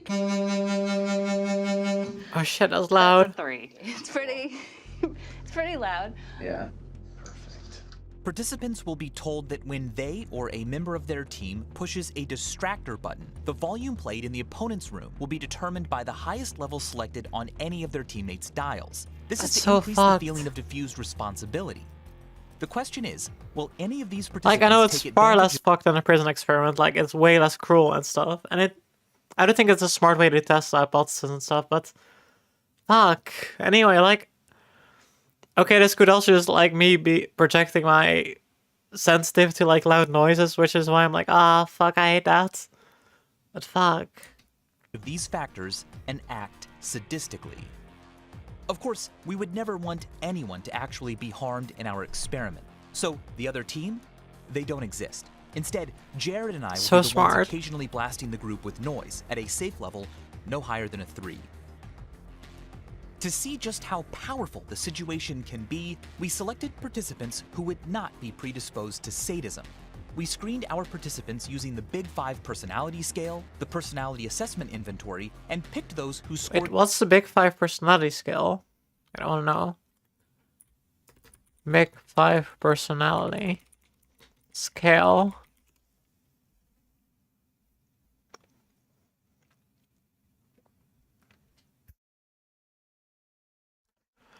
Neuroticism, extroversion, openness, agreeableness, consciousness. No conscientiousness. Wait, conscientiousness. Okay. The highest in moral categories like honesty and conscientiousness. It looks like Apparently he literally said it right after. It's pitch dark. There are puzzle pieces on the table and they begin. Okay, here we go.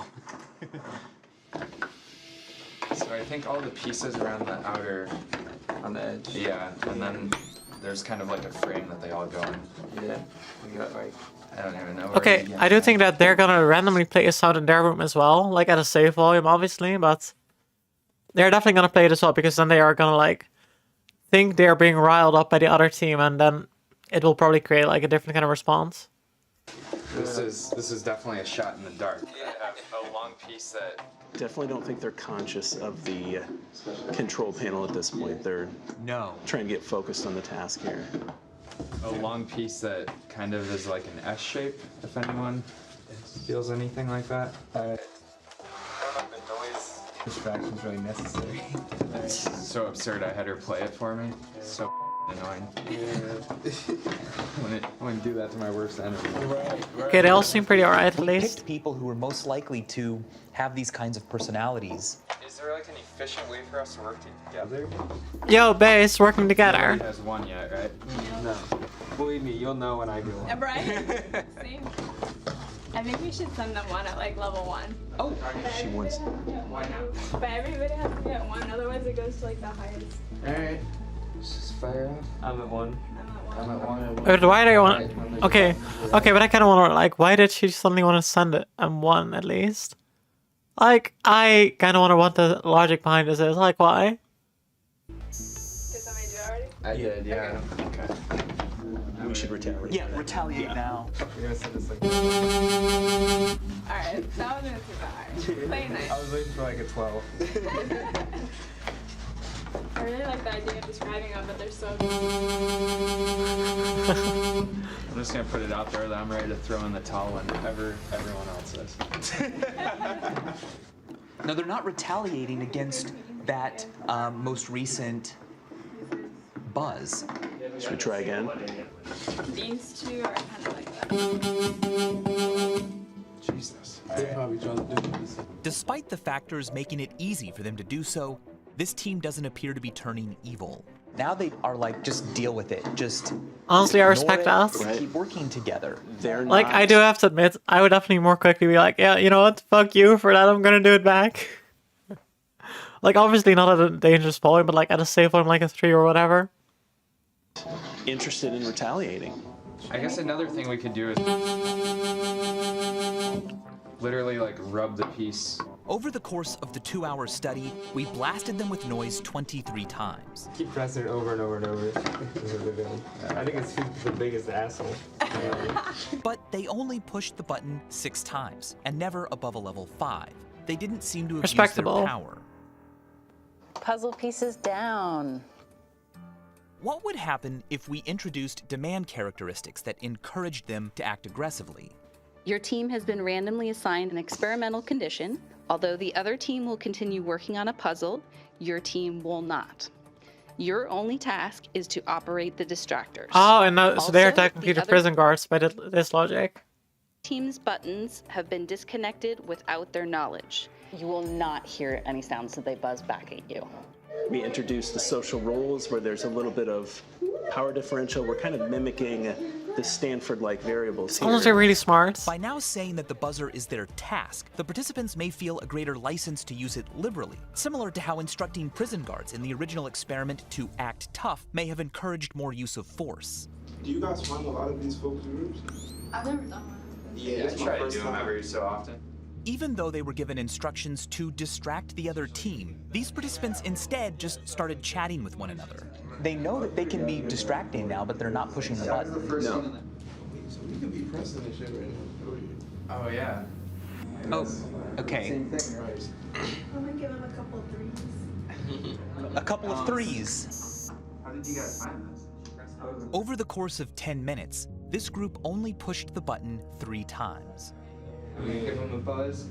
Why do you think they're so uninterested in blasting the other teams? Because we have individuals who have been selected really with that predisposition, right?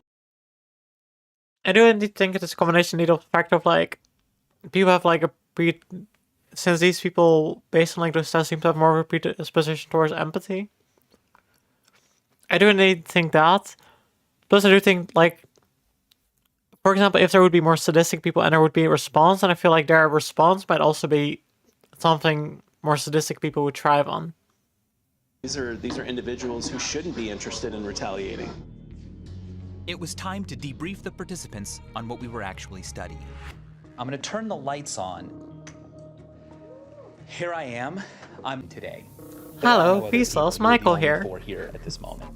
There was never another team doing anything. It's getting better, doesn't it? This is a study related to the Stanford prison experiment. Nice.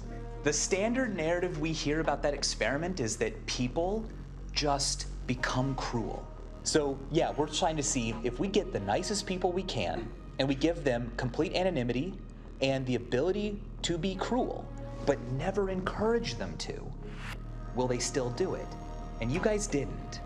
Did you have any suspicions about what we were studying or what was going on? Yeah, we talked about it. Yeah, we considered there was no one else, and there was more about how we reacted to being blasted, and then also having the choice. Right, but I think that's good. We just want to make sure you don't think that what we're really looking at is how high you turn your own dial. That's really what we're looking at. It was time to bring in our second group of participants, who, like the first group, were screened to be individuals with high morality characteristics. I also really want to see it with like people with lower moral characteristics. Yeah. So once I leave, you can go ahead and get started. Oh, Lord.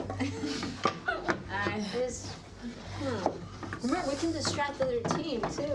Yeah. If this isn't already distracting enough. Oh. That's quick. That's really quick. Alright, so I just pressed the button to distract them. Right off the bat, she went to 7 and pushed the button. Yeah. 7 right away. Oh shit.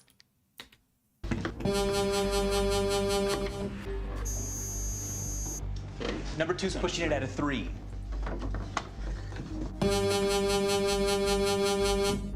I would hate that so much. Okay, here comes number 2. I fucking hate loud noises. Number 2 is still at a volume 3. This team seemed more willing to retaliate. Let's see what will happen if we continue buzzing them. Will they escalate their behaviors? Derek, let's blast them again, number 3. Okay, let's hit. I'm gonna hit this over there. Or All right, so 2 just pushed at a 3. But she's not touching the dial. She's not. Respectable. So weird. There's no difference if you. It's just annoying. Close your eyes or open them. It's really weird. He almost seems high there, like.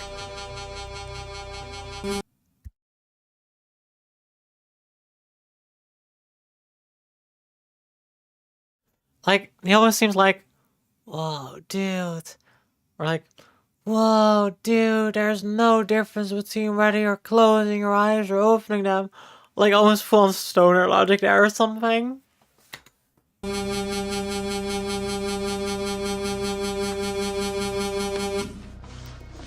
I'm not gonna release this finger on this button.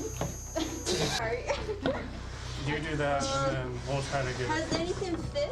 It was clear that participant number 2 was really the only one hitting the distractor button, but it appeared that she only did it in retaliation to our buzzes, so we decided to see what would happen if we laid off.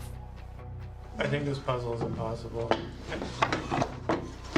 It's been probably 4 or 5 minutes and we have not blasted them with the noise and they haven't played one either. Never want to do a puzzle ever again. I mean, I have a feeling like if we never played a noise in their room, they would never touch the distractor button. Probably not at this point. In the end, we buzzed this group a total of 44 times, and they buzzed us 38 times. 37 of which came from number 2, but always in retaliation, and never above So she did 5. like the most by far, like, okay, so they did 38 buzzes, and number 2 did 37 buzzes. Also unrelated. I'm not sure if you're still there, Bobani, but if so, wanna play games in a bit? Like, after stream? I'm the one who buzzes. Yeah, okay. How, yeah? Up there, so. Alright, guys. Puzzle pieces down. The situational factors did not seem to be sufficient to make this group. So basically she's saying that we could just press the button. That's it? Yeah, I think so. Oh, is she? It looks like it's at 7. Wow. Yeah, she's going nuts at a 7. I have come to the What conclusion the hell? that there is no other team. And that is my final answer.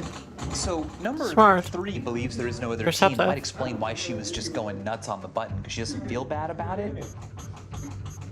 Okay, they're all pushing the button a lot more, and they were told this time that it was their only task. You did it. Are you happy? You've broken me. That's how frustrated you are. What a difference this has made. Just like in the Stanford Prison Experiment, if you tell people that they have a certain task to do, they'll do it, even if it's gonna mean that they've been broken. The thing is, they never hit upon what we really care about, which is turning the dial into an unsafe Yeah. Yeah. Hello, everyone. I'm going to turn the lights on in this room, Okay. and slowly you can look. So, hello, I'm Michael, and this is Jared. Hi. I'll give you time to adjust your eyes. Today, you've been part of a study where all we wanted was to see what would happen when we put people in a room and gave them that. Also, a random question, but is Vsauce a teacher by any chance or something? Because, like, okay, I don't want to be weird, but he kind of looks like he's a teacher as well. Like, he clearly looks like he could be a high school teacher or something. But it's kind of like the fun teacher who explains stuff in a way that you actually understand. Feeling of anonymity that comes from, well, if I crank my dial up really high, no one will know it's me. Right. So you have this opportunity to be cruel. I thought I went nuts, like, when the other person was pressing. Sure, but that's just in-kind retribution. As it turns out, so far everyone stays in that below 7 or under range. Yeah. This final phase was us trying to ramp up the demand characteristics, and I believe number 1, right? You did say at one point, "You've broken me, I did it, fine." So I love that phrase because it says, I didn't want to do this, but I'm doing it because I believe it was expected of me. Thank you. Oh, After interesting. dismissing our participants, Jared and I sat down to discuss our results. Really fascinating. We brought in people who had very different personalities than those Zimbardo chose. We put them in a situation that did not demand things from them, and they behaved according to that personality. I think we have some. But now I want to see the test be done with people who have those kind of The personalities. idea that it's more than just the situation. We really saw personality kind of shine through. For the most part, they seem to be aware of where that line is. And again, maybe they also like actually did it like with a third group, which were actually picked up like more those kind of personalities, and they were like, you know what, we're just not gonna broadcast this because we'll expose how the people behave or whatever, and they might also get hate mail their entire lives like the other dudes. Could be. Yeah. That they shouldn't cross, and they didn't. None of them did. It was now time to speak with the man himself, Dr. Philip Zimbardo, who I worked with on last season's episode, How to Make a Hero. Okay, Lisa, Barry, you guys ready? For years, Dr. Zimbardo has responded to criticisms of his famous study, always maintaining that they aren't valid. I asked him about whether the study is better seen as one on the power of demands crediting from all authority, criticism but is he not a wasn't good receptive sign. to that idea. Like, that's a then red asked him about the flag. study we ran to get his reaction. I wanted to know what the sufficient conditions might be to make anyone do something evil, and we struggled to get that to happen. Okay. We couldn't get anyone. There's one incentive that they could have used as something like, okay, you get money if you do more cruel things or whatever. Like, that's how you get people to do more cruel stuff. Like, if there's like a monetary link. Like, they don't even need to be told how much money. It's just like a monetary link might cause people to behave differently already. To be cruel. Just giving them anonymity and a dehumanized other and the power to hurt that other, they didn't take advantage of it. By picking people who are extremely conscientious, extremely mindful, by selecting people who are high on compassion, high on mindfulness, you broke the power of the situation. In the Stanford Prison experiment, we had, I presume, a relatively normal distribution. We gave them 6 personality scales, and we picked people who, on the scales, who were mostly in the mid-range. In that situation, some people behaved cruelly, evilly. Not everybody, but more of the guards than not. So again, I think that your study is a demonstration of one way in which personality dominates situation, where the personalities are. So I would say it's a positive result. The personalities are a special. Where does this balance lie between the personal, the disposition, the personality, and the situation, the environment?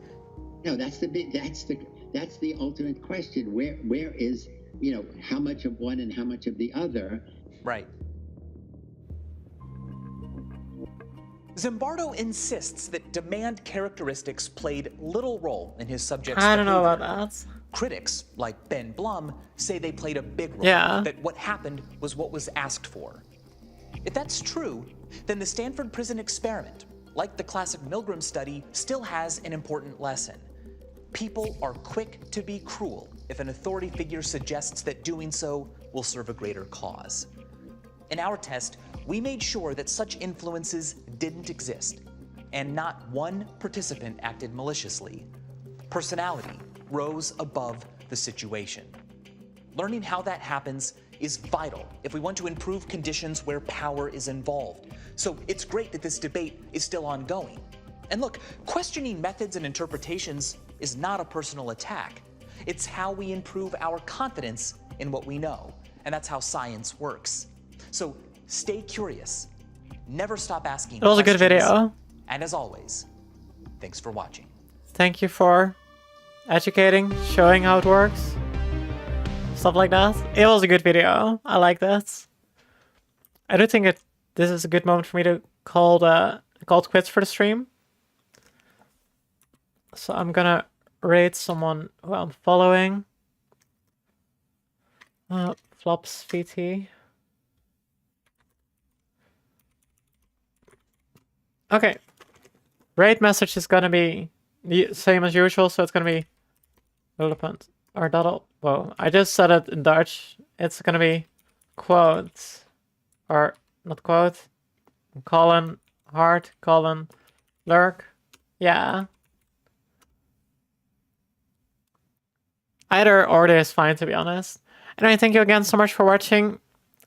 Thanks for stream, no problem. And thank you for being there again as well. I always enjoy having you in chat. And also, I hope you had fun. I had fun, except for when I was fighting the tree sentinel. I am still sorry about my salt. I am ashamed of it. Once I'm done with Elden Ring, I feel like you won't see the dark side of me that often anymore. I hope. To be fair, I don't think so now. But anyway, thank you again so much for watching. Hope you have a wonderful day, evening, night, month, year, decennia, decades, millennia, and bye!